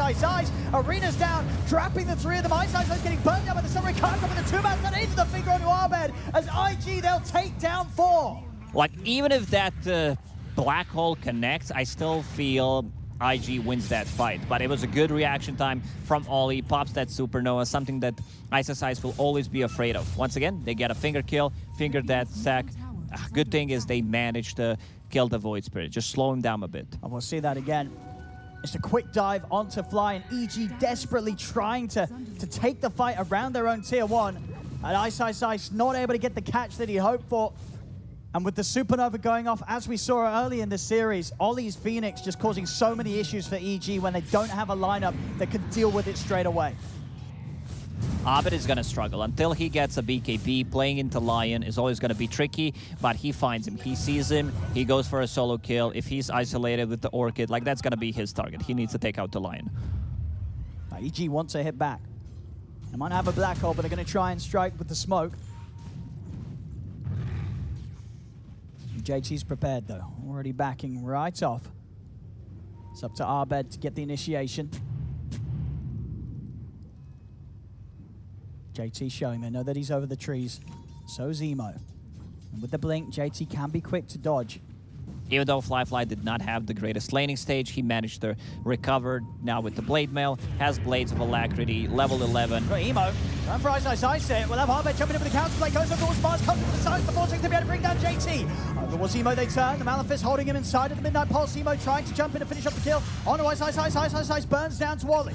As Emo's on the retreat, Arteezy chasing down with the Rage. Arbed closes the gap and they've got enough control. He's trying to buy time to simulate. But he can't get it off. Arbed in with the silence as EG take 3.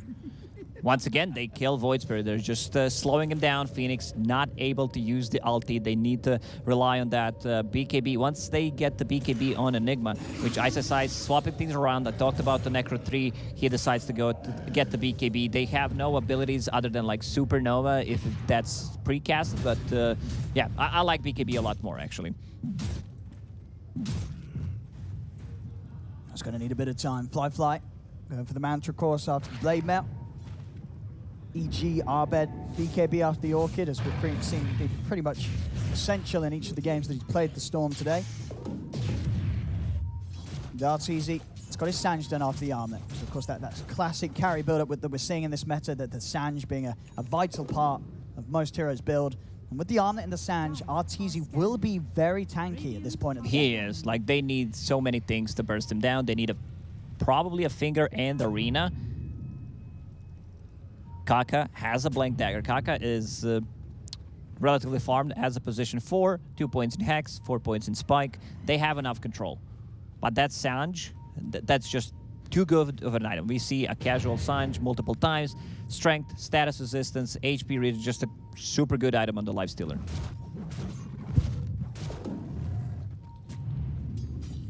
In these moments as well, as you can see IG, they have Fly at the top of the farm. You can keep the game passive. Fly is going to enjoy that superior scaling. As the smoke comes out, will get dispelled. Immediately, IG starting to reset. Fly dropping the silence in the trees, just in case IG will look at a jump. Coming out with the horns here, looking to scout things out. Kaka can't quite close the gap onto Arteezy. He immediately backs off with the rage. Jump forward for JT though. The rage has come to an end. Arbenz with the silence to stop the spear combo. Fly trying to keep himself alive with the spirit siphon. Ice watching from the side, does have Black Hole available if he's able to get in. Emo jumps in onto Fly with the Astral Step. Brandon brings back Arbenz finger as well, but Arbenz will live. Shards, block off Emo. Crit looking to reinitiate straight back in onto the Voice Spirit. Arbenz jumps in as well. They've got the grab in the Vortex. Emo getting low. Can he jump out? Brandon's away. He's trying to escape, but Crit brings him down. And now over to the River Holly. He's got to get out of here. Arteezy, Fly, and Crit on the chase. That's a long duration silence. He's out of dive. Arteezy should be able to clean him up. 1 kill. 1 kill extra, actually. Man, Emo, he can't catch a break. He's going in. He has 4 deaths to his name. And hang on, JT. He was trying to stick around for a very greedy bit of farm, but they've got vision out over here. So Abed straight back in and picks up another. That was just a freebie for Abed. They're going inside the pit. Eidolons, level 1 Necro. Lifestealer with Armlet, they have enough damage. They would pop the Exorcism. Such a crucial silence coming out from Fly. That's why I said I want this to be maxed out. It's a 6-second duration silence that pretty much covers the whole screen. He landed it on 3 people. Let's see if Kaka gonna go for it. Yeah, let's see. Is he gonna go for it? Kaka. A bit no, late. It's already gone. It's already gone. Gets a nice 3-man stun, but he's out of there. Wasn't able to quite get the timing as EG get Roshan and the Aegis on Abed.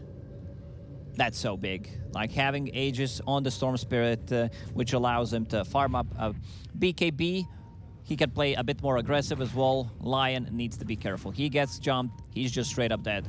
They tried to initiate with Spectre Haunt, you know, providing the vision so Lion can get a good jump. The Hex, but Abed, he pops the Invis, which he had in the bottle.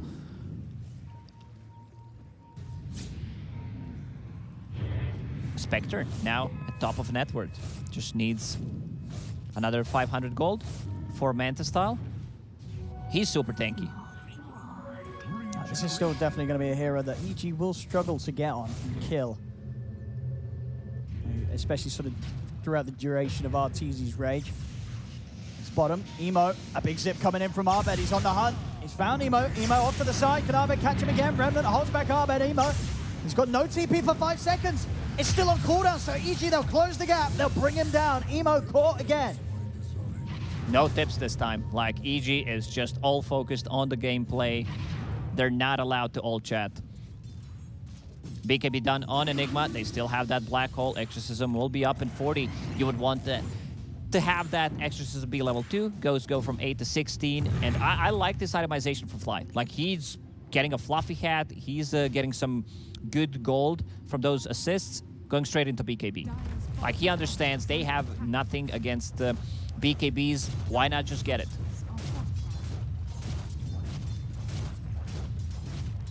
Still not ready to turn up for these outer tower defenses. IG is focused on using these moments where they know where EG is.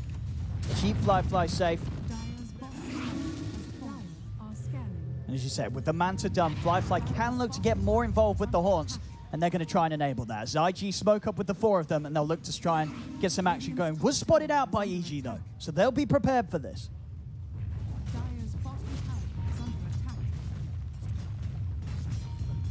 EG will respect it. They will go back. They're like, maybe we need a bit more damage. Lifestealer getting very close to his Desolator. That's going to be a big power spike for Lifestealer. Essence Ring drop. Fly Found one. Bottom tower is under attack. That's a big item for the Storm Spirit.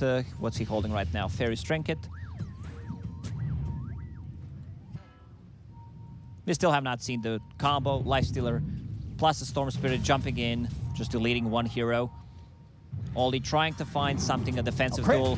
He's going to be able to get the jump straight away onto Ollie. Taking out the Phoenix, a big part of the team fight gone. They'll turn over, fly the room, they get it, but Arbet's in. Gets the drag back on towards the Mars. Can they burst down? JT Malefic's control is there. RTZ moves in. They're going to have the right click to bring JT down as the arena's out. RTZ doesn't care. Pots the rage, gets out of it. Arbet still with mana to play with as he zips in. He gets on top of Kaka. Kaka will be able to turn with the two-man stun, but he's so low. He's going to be able to make out in time. He is. Over towards the neutral cap. Is he away? They have vision. He is. Kaka will live. He does not have enough range. Storm Spirit, 480 attack range. If that was 600, I think he gets him there. But this constant threat of a black hole, like they're not committing. They can't, like they burst that Prophet, which is a lot of damage in the team fight. They're afraid of that silence.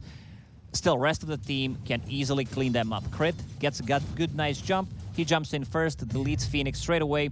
I talked about how he needs something. He needs a defensive tool. He needs that Yule Scepter to remove the silence. Just buy some more time when they get the first jump.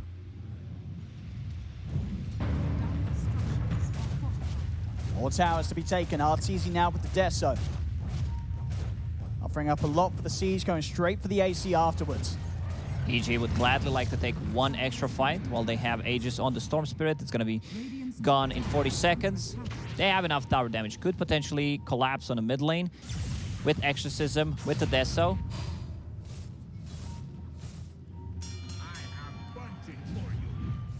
EG still holding on to the lead here. 4K ahead.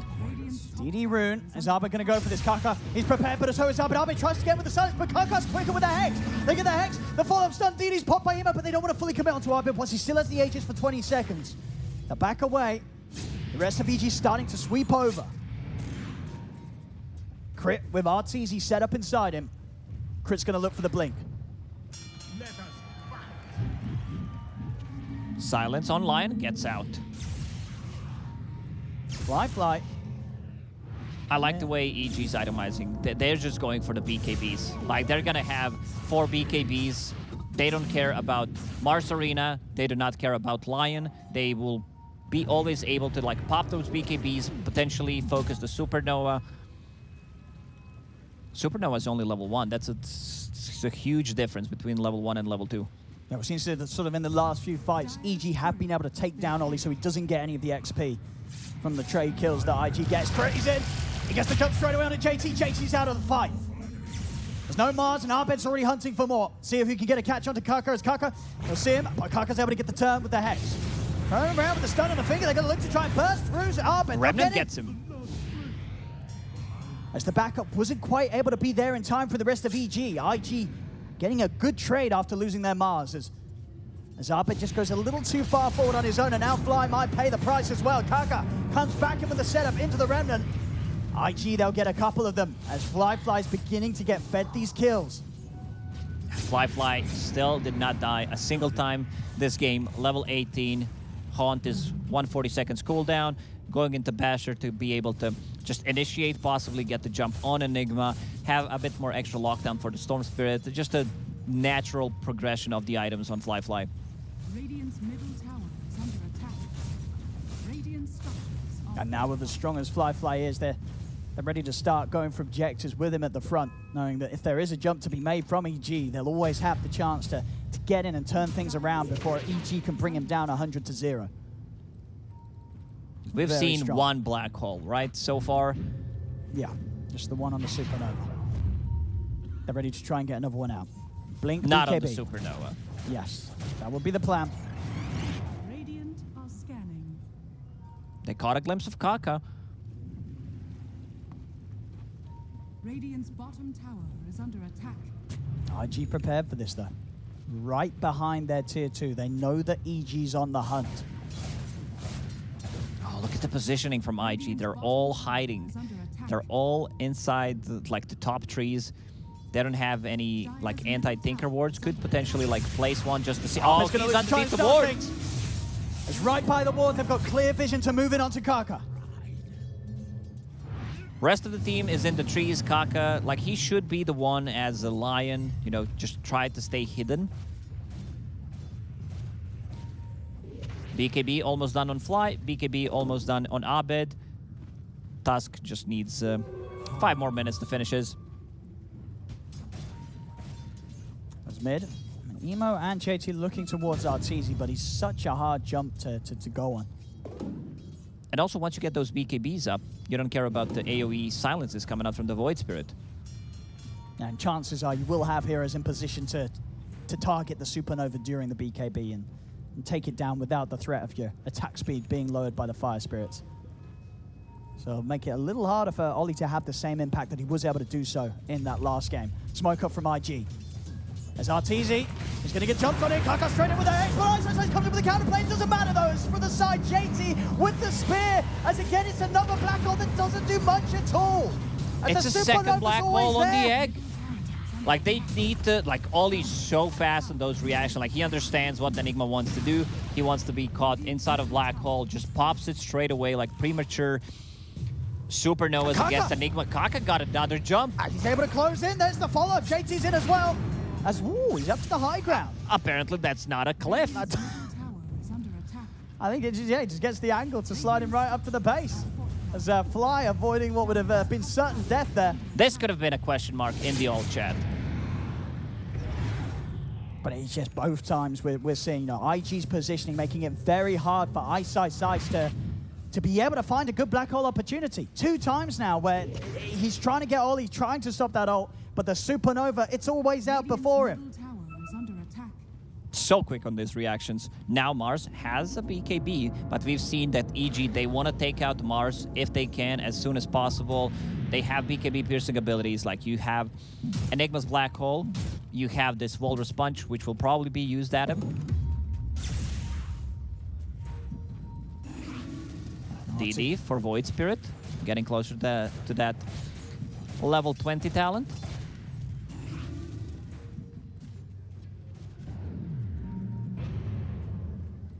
IG, they'll be ready to go again here.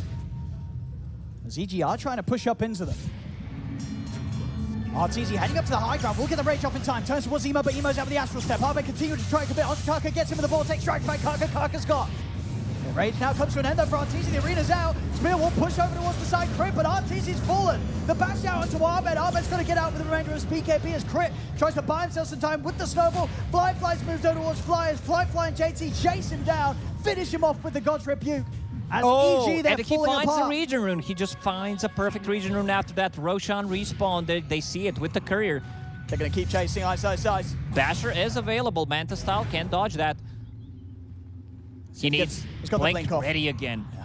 A bit of a time wasted there. They still have 30-second window until Arteezy and Crit are up. Let's see if they decide to go inside the pit. You can see Fly not caring too much about the Dead Prophet, instantly goes on her. That's just like so much damage mitigated. I mean, this was again such an aggressive move from EG. I mean, they obviously feel that they do need to pressure against this Spectre lineup. But having to commit so much onto Kaka, pretty much the full duration of the BKB from Abed and the rage from Arteezy. And as soon as that rage comes to an end on Arteezy, with the arena down, there's no escape for him. This is a free Roche, like it's not getting contested. Not getting contested at all. So that's second Roche, Cheese and Aegis. Void Spirit will pick up the Cheese. Fly. With the Aegis has a long lane to work with on the bottom. Gonna get them closer to Abyssal Blade. Then they're gonna have ability to cancel the BKB Black Hole with. Enigma already preparing for that. He's trying to get the Lincoln Sphere up.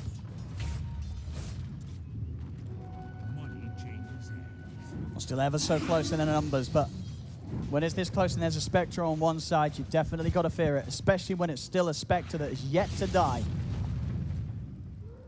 Fly having the perfect game on a hero which, you know, was far away from one of the most popular carries that we've seen here at the tournament.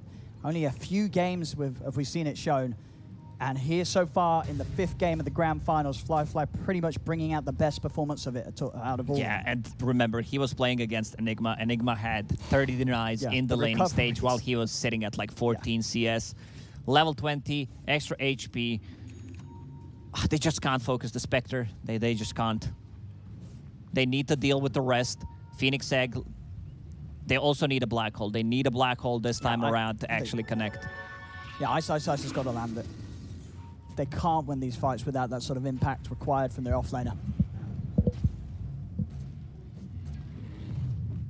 As I've realized that the turnaround's just going to be too easy for Fly, especially, as you said, with that Abyssal. And life has just become so much harder for the cause of EG. Arteezy really struggling to just get that AC done. Make sure that he has that finish for the next fight. Void Spirit also going for more of a right-click oriented build. He wants to be able to scale, just finish the Deso, has the Aghanim Scepter. He's extremely far on Void Spirit. Also, I would not mind seeing another Abyssal Blade, especially if Enigma manages to get a Lincoln Sphere, just to have an extra tool to deal with that BKB black hole. Ollie once again buying a gem. He just loves an early gem, you know. He gets the gold back by killing the Observer Wards. Dire's middle tower is under attack. Radiant's top tower is under attack. And he sends it back. Like, he checks things out, and there's a courier flying back to base. Like, he does not want to lose the gem.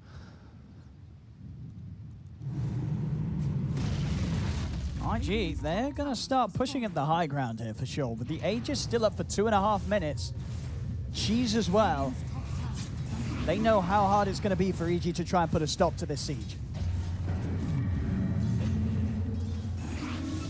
As IG poking back, just trying to get the reaction to come out from EG. IG decide to play it safe.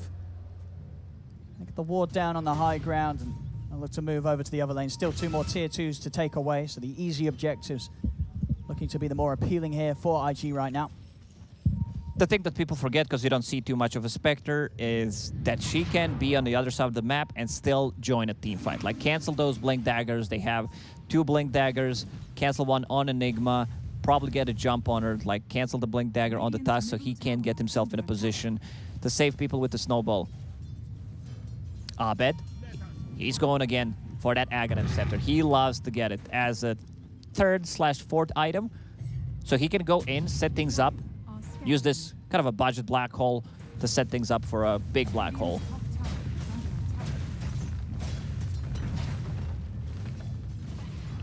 EG still waiting for that time to jump. We're keeping track of the Aegis time. Kaka's actually into the base. He jumps in straight away, but Ice in with the counterplay. Turns to the black hole, is able to commit onto Kaka, as Kaka will get completely collapsed on there by EG. JT's now in with the arena. He's got the 2 of them. They called Arteezy. Arteezy's gone. Ice's dead as well, as it's a triple kill for Fly. As Kaka just starts off the aggression, throwing himself into the base. They commit the black hole onto Kaka, but they that's were also so afraid of this Lion. While the rest of the team connects, 40 seconds left on that Aegis with the Deso. They have enough. The Void Spirit, he also has Orb of Destruction, so that's a lot of minus armor on those buildings. There's still 2 tier 1 tower, tier 2 towers standing, so they can go in and get more out of this. But they should be very happy how this fight went for them. Yeah, huge win there for them in the top lane. A full set of racks taken away from EG. They set up the vision in the base. That's going to get devoured instantly. Arteezy, he invested all of his gold. Like, he put all the money that he had into this AC. We'll see it again here, that bait from Kaka. Just starts things off just at the same time that they were about to deward that vision. Kaka immediately makes the most of that move. And again, Ice just struggling to find a chance to really use the black hole for his best ability there. Feels the pressure to go in onto Kaka to stop any follow-up. But as it is, IG waits it out perfectly, and they get in after it comes to an end and clean up more. Without a black hole, they just don't have enough damage. Like, EG will have to forfeit this tower. They can't really defend it. There's still Cheese, which Void was carrying. Now he gave it to Spectre. He has enough money to actually buy a full Scotty. Yeah, I mean, he's massive Fly. Just continuing this insane performance this game. Abed has Aghanim Scepter, so next time they group up, like, he can go in, set things up for a really good black hole. Still yet to see. But like, EG, they need black hole. They need multiple man black hole to win it. Yeah, they need some sort of crazy high ground defense. So with every passing moment just slipping further behind, EG's ready to jump out and look to make a move. 25 seconds until black hole. Crit.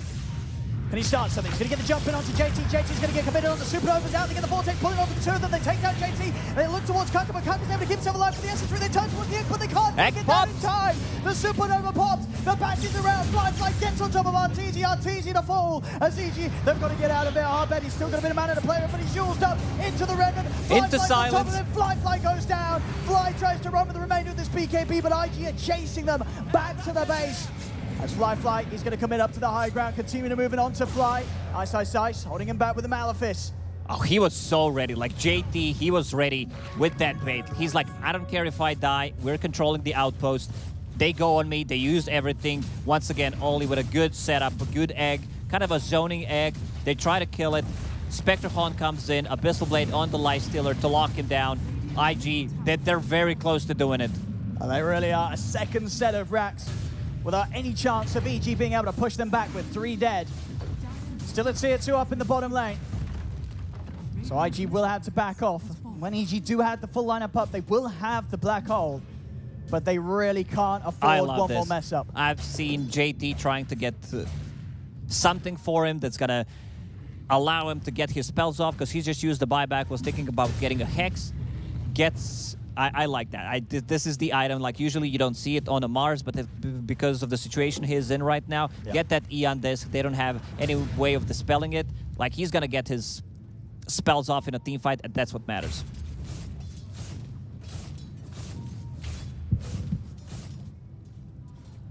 EG running out of options here in this game. It's every single move so far that they've tried to make to rectify the rough mid game has only pushed them further behind.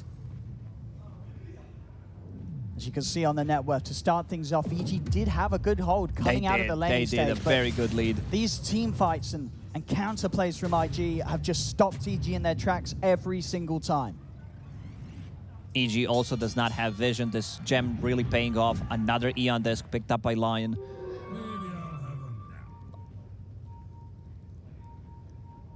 And Fly, and he just feels unkillable, especially with the Illusionist cape as well. Fly's going to step up, but do they really want to go on him?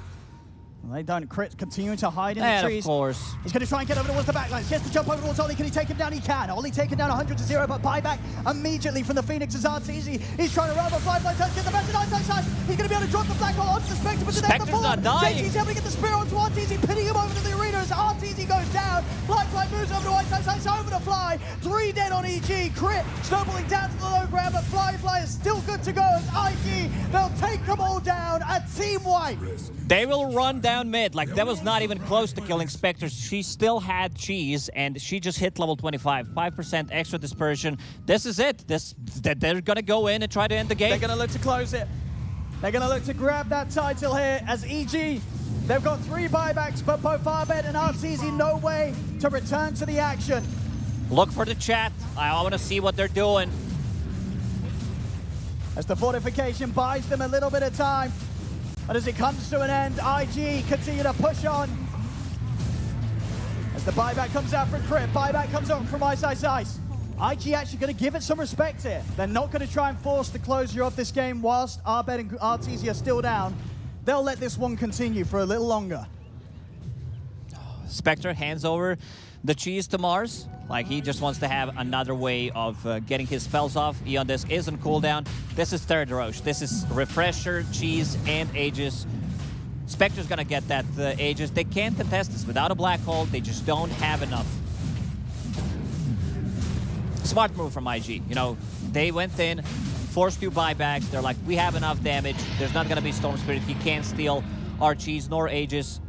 And now, Void Spirit, yeah, this is what I talked about. He's going for the Abyssal Blade. Have another way of locking down that Enigma, BKB Black Hole, and locking down the Lifestealer.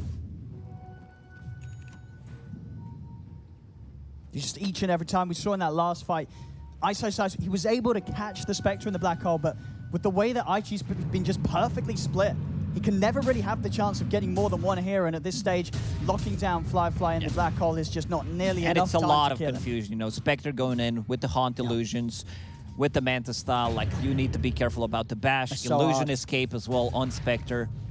Like, he just can't farm. Ice cannot farm. He does not have enough gold to buy Abyssal Blade. Sorry, not Abyssal Blade, but the Liquid Sphere that can potentially counter an Abyssal Blade.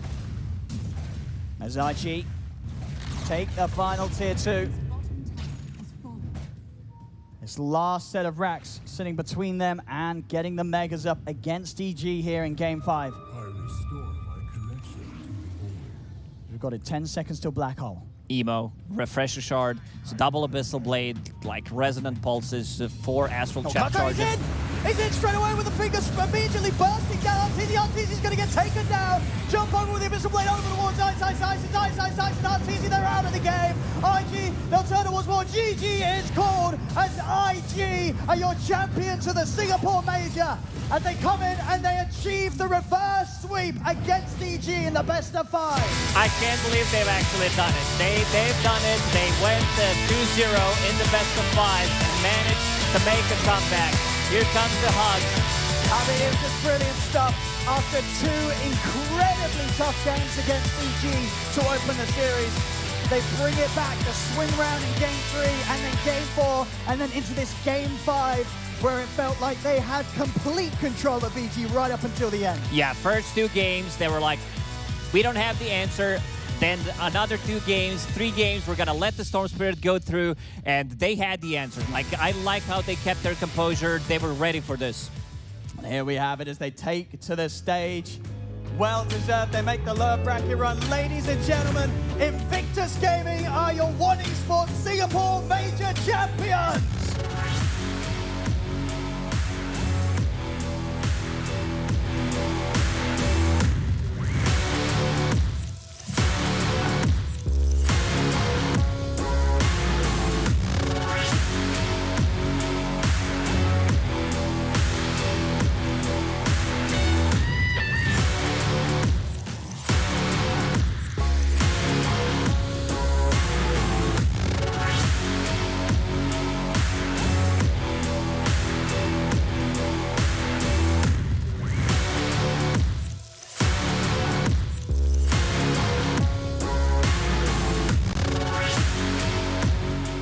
What a fantastic series! A grand finals taken here by Invictus Gaming. Team coming in from the Chinese region, hottest team of the Chinese region.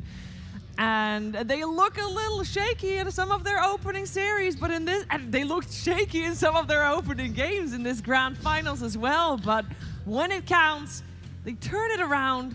IG, our champions, I'm so happy for this team. I can't even imagine. This team was not making it to TI9, and they did not qualify, and it was a big blow for them. Made some adjustments. Coming into the next season, they came 3rd at a major, they came 6th at a major, looked so good at making it to the next TI, and then the next TI didn't happen. And then they struggled so hard in the online season. Coming in hot, though, at the DPC League. And Lizard, I know that you're proud of them. I'm so proud.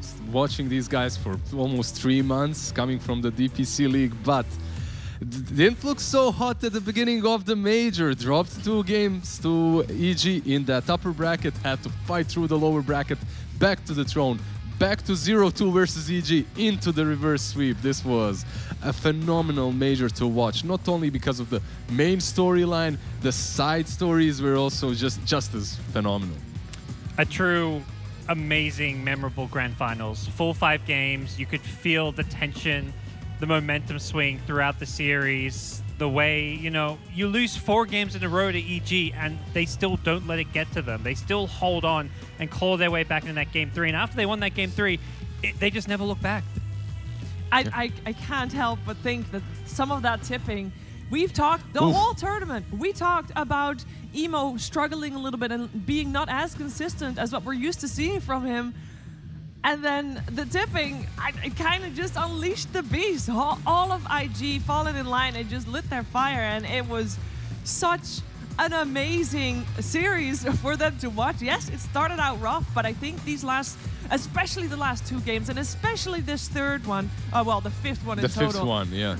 That was when we saw the IG that we're used to seeing in the DPC League, that we're used to seeing being on top. And even if they had rough laning stages, because this game, EG had good lanes. Spectre was 6 in the net worth. Spectre got destroyed in lane, and it didn't even look like that bothered IG. It's like they kind of just knew it would happen because of the picks in the lanes, and they just team fought so well. Don't you remember the way Spectre was played? This was pretty much it.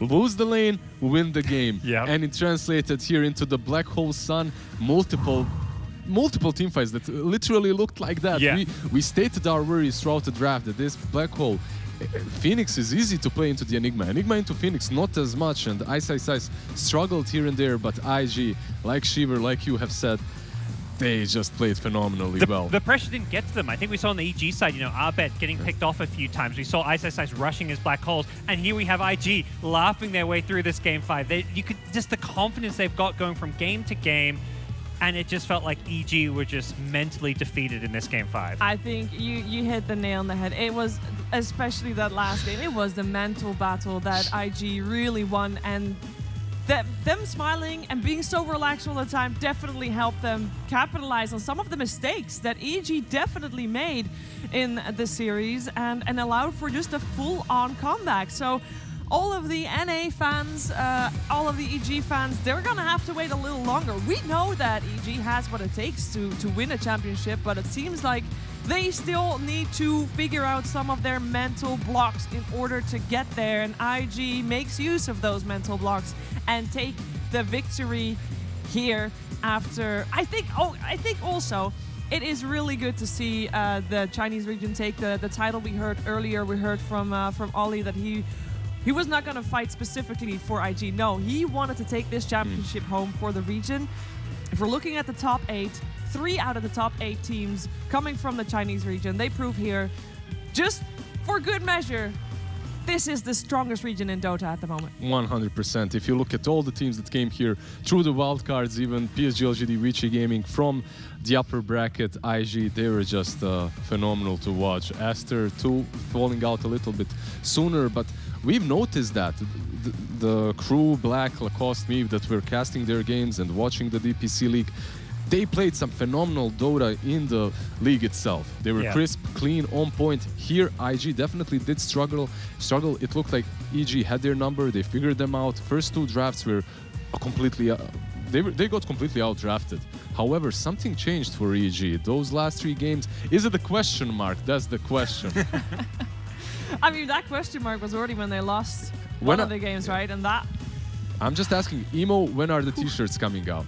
Just emo question mark on top, all over the chest. Oh, I would love to see that. Definitely a great marketing idea for the IG organization right there.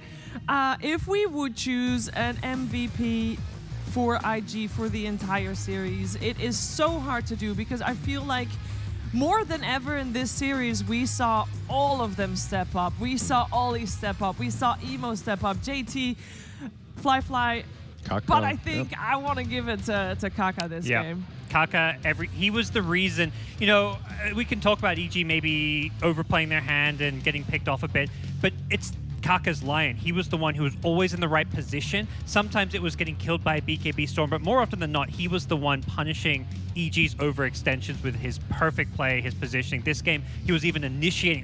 You're a squishy line. He's jumping onto the enemy high ground to start these fights off. He played fantastic Dota. And the last couple of series, he had a couple of rough performances. We even questioned his playstyle in the past, but definitely stepping it up. Absolutely, and we keep coming back to this, but this victory for IG, in a large part, a mental victory, and one of the people that I think played a pretty big part in that is their coach, Super, and Super is with us right now together with translator Matt. Hello, Super. Hi. Hello. Congratulations. First of all, what an amazing victory. I would like you to talk to us about the mental aspect of a reverse sweep best of 5. We just believe us. We can win. We can come back. Wow. We always believe that. And what exactly happened in your thoughts from Game 3? What changed? Game 3? Yeah, from the moment you guys started winning. We are not doing really well at the draft in the Game 1 and Game 2, and in Game 3, EG give us some chance, and we get the chance, and we come back. And then I know that we can come back at that moment. What were some of the key changes to the draft going between those games that you think kind of fix your strategy? You mean the what whole changes? Yeah, what would you say you changed with your draft? Actually, at the game 1 and game 2, we just want to play the normal Dota, but EG teach us. They play like a team, and then we just learn them. We play the same style with EG, and then I think we are doing better than them, and we won game 3, game 4, and game 5. Yeah. So you adapted pretty well. Yeah. Did you expect 5 games of Storm Spirit played against you? No, we think maybe he will change the ability hero. I think he will play World Spirit, but I don't know what happened. He just picked Storm, and then we picked Void. Yeah, it worked out great. Super. I'm very curious to hear from you. What does it mean for you to have taken this championship here with IG? It not only means a lot for me, it also means a lot for our team, because you know it's a tough year for us in the last year, 2020. We threw a lot of things, and then even some roster change, but we come back. I think it's so hard. We insist, and then I'm so happy today. We did it. Only imagine. You did it. You absolutely crushed it. The top region in Dota 2, of course, also with the Chinese region, you're claiming the throne not just for IG, but for the whole region as a whole. Do you have any final words, Super, that you want to say at this moment? I want to say thanks to all the fans voted us. It's our motivation for us. Thank you. Thank you, Super. Thank you. And once again, congratulations. Absolutely well-deserved victory here as the champions of the Singapore Major. Thank you. Thank you indeed. I mean, this was a fantastic run for IG. We can pull the bracket up in case you missed it. But for the last 9 days, we've had a lot of Dota played here in Singapore, and it has been fantastic.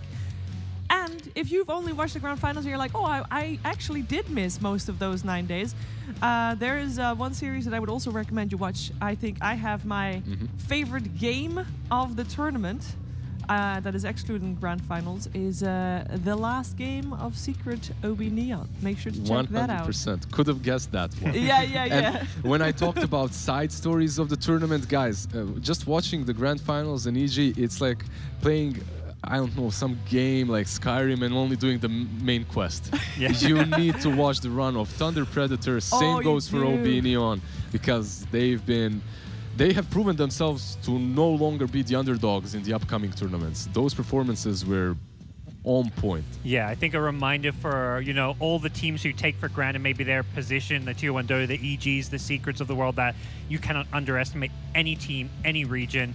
The parity in Dota is just incredible. The fact you had 6 teams, one from each region in the top 8 is amazing. This game, unheard of on a global scale, is just so balanced right now between regions. The patch itself we put on produced some amazing Dota. Valve, IceFrog have, you know, produced an amazing tournament, and it's like getting to the end of it feels so emotional, because it's been over a year since we've had LAN Dota, and honestly, just huge thanks to everyone who made this possible. Yeah, it is pretty fantastic to also have wow, completely lost my train of thought, but for IG, they obviously take the championship here. I'm gonna give it to Lizard, because yeah, I'm with Gods in the sentiment. Yeah, I want to say pretty much the same. I'm very happy that we're able to make LANs again, that it all went through very well, as smoothly as it could have, Yeah. and that we've been able to crown another major champion. How much impact do you think that 6 weeks leading up, right? Every team played in the DPC League for 6 weeks, China with 2-week breaks, but still 6 weeks of play. How much impact do you think that has on the quality of games going into this major? Because we had not seen international Dota. I mean, obviously we haven't seen it for a year.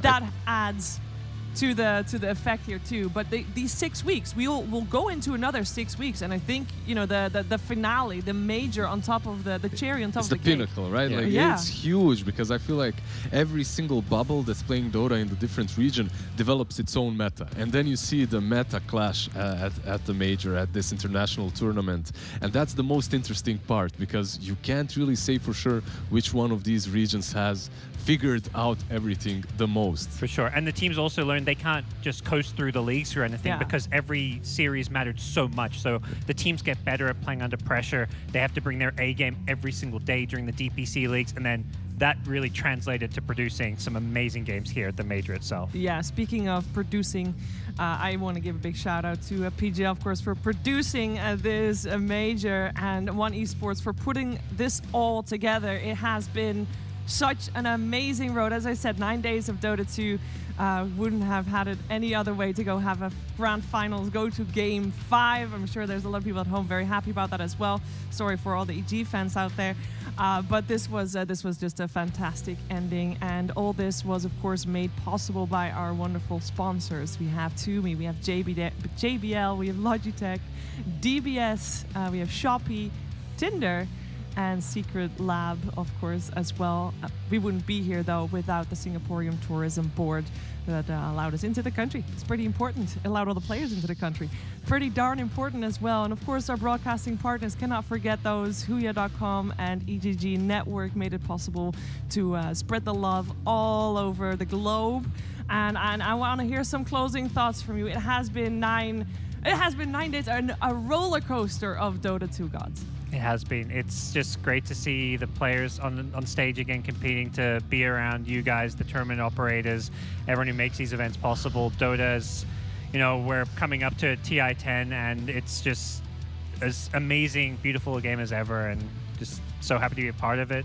I feel lucky, and just so grateful that we all get to be here in a safe way. Yep. Parker put it very nicely. Bulba as well, a couple of days earlier. Yeah, exactly. And I can't share the sentiment or put it in a better way. I'm just happy that I'm here, that we're all here, that we're able to compete once again and watch international Dots. I fully agree. Very happy to be here as well. And we are also super happy that you were there with us along the way. Thank you so much for tuning in to the One Esports Dota 2 Singapore Major. Make sure you keep track of oneesports.gg to keep yourself informed of any upcoming events. But that was it for the Singapore Major, for the first major of 2021.